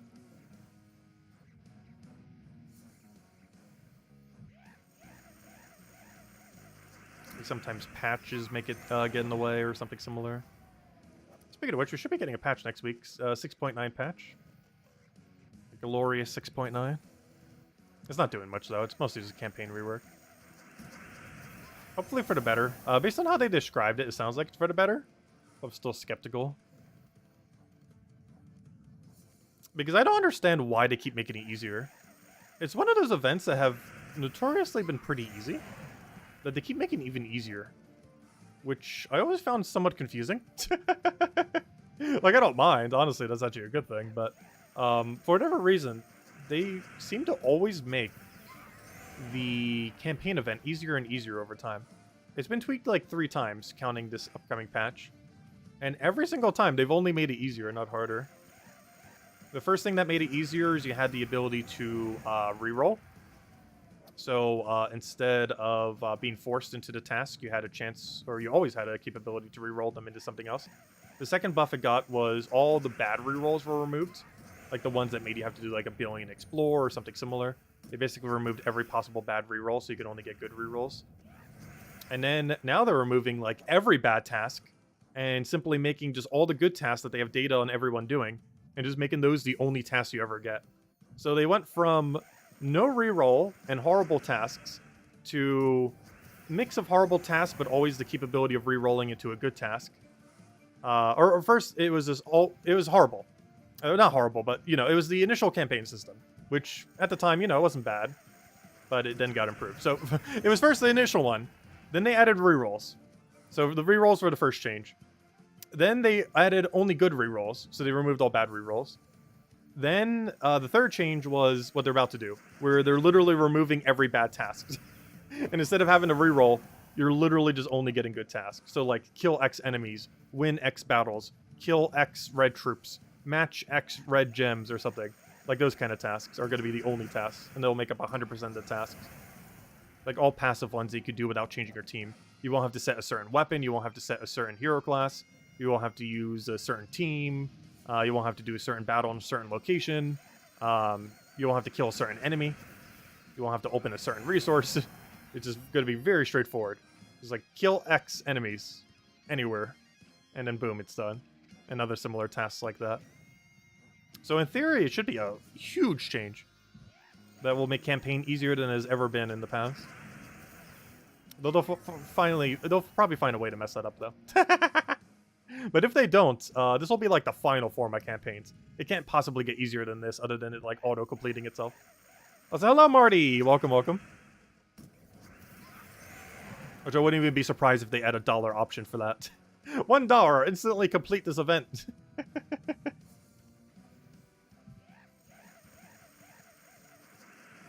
I wouldn't be surprised if they had something like that. It's gonna be so easy that it would never be used, though.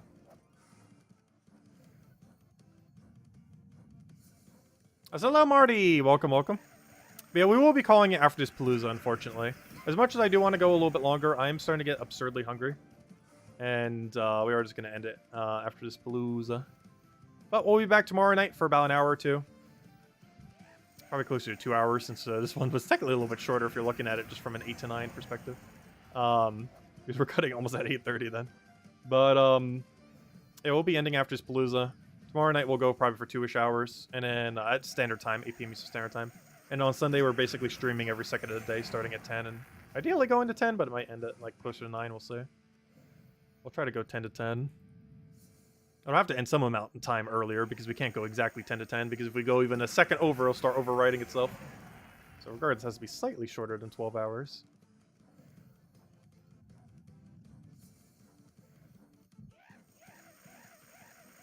Or we get banned when we claim the first stars for the event. Oh yeah, that would be funny. We don't have it coded correctly, and then if you buy the $25 bundle, you get like auto banned. That'd be really funny. I could see that happening. That's not going to happen, but I could definitely see it happening. That sounds exactly like a bug feature they would add and then immediately have to fix. I assume that would have been caught in whatever beta testing they did. Whatever minimal amount they do these days.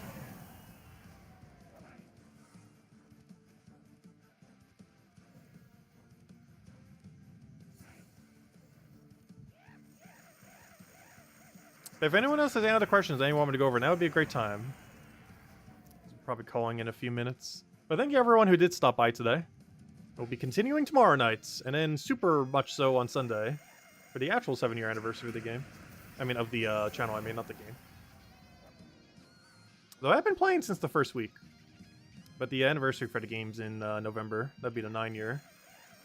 But the channel's anniversary is exactly this Sunday. Well, a bunch of fun, have a bunch of codes, mess around a bit. They'll obviously prioritize the 1,000 volt grind.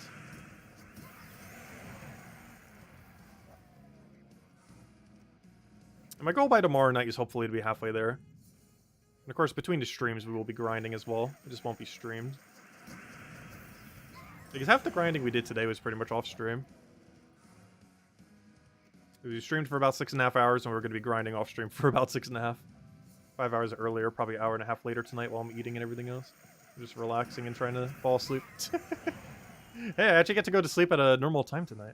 Because I'm probably going to crash as soon as I finish eating, realistically. I'll be, like, eating and, like, playing gems on the side. And then, like, the second I finish the last bite to lay down my head, I will be asleep. It's mostly from eye fatigue. We've been doing too many streams lately that go on too long. Between the other things. There's a lot of games coming out soon, too. I hate, like, mixing a bunch of smaller streams, though. Like, I'd rather do one big stream than do, like, 3 small streams. Like, I feel like one 8-hour stream is easier to do than 3 2-hour streams. Even though it's 2 total less hours doing the 3 2s.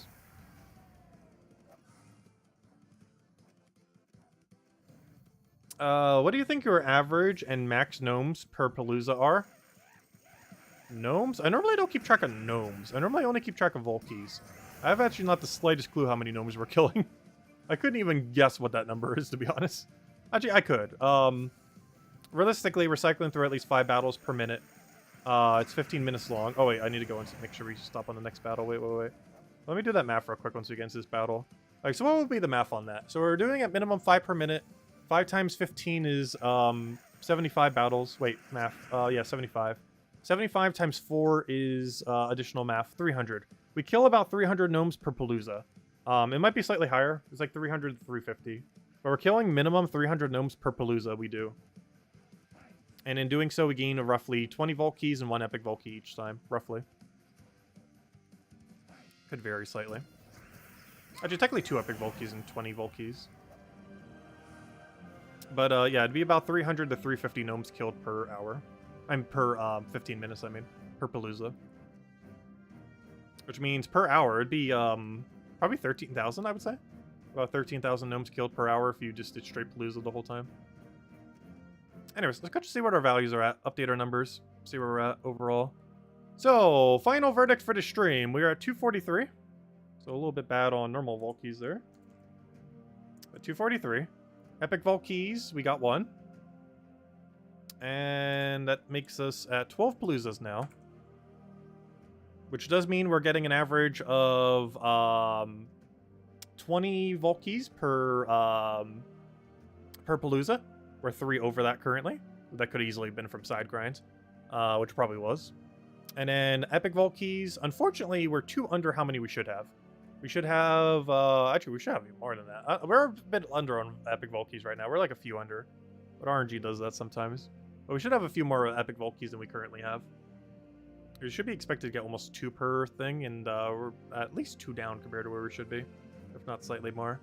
But, because we should almost be at like 26-ish epic Volkies or so. But yeah, 22. So a few down on that. But otherwise, everything's pretty much where it should be. Drop rate wise.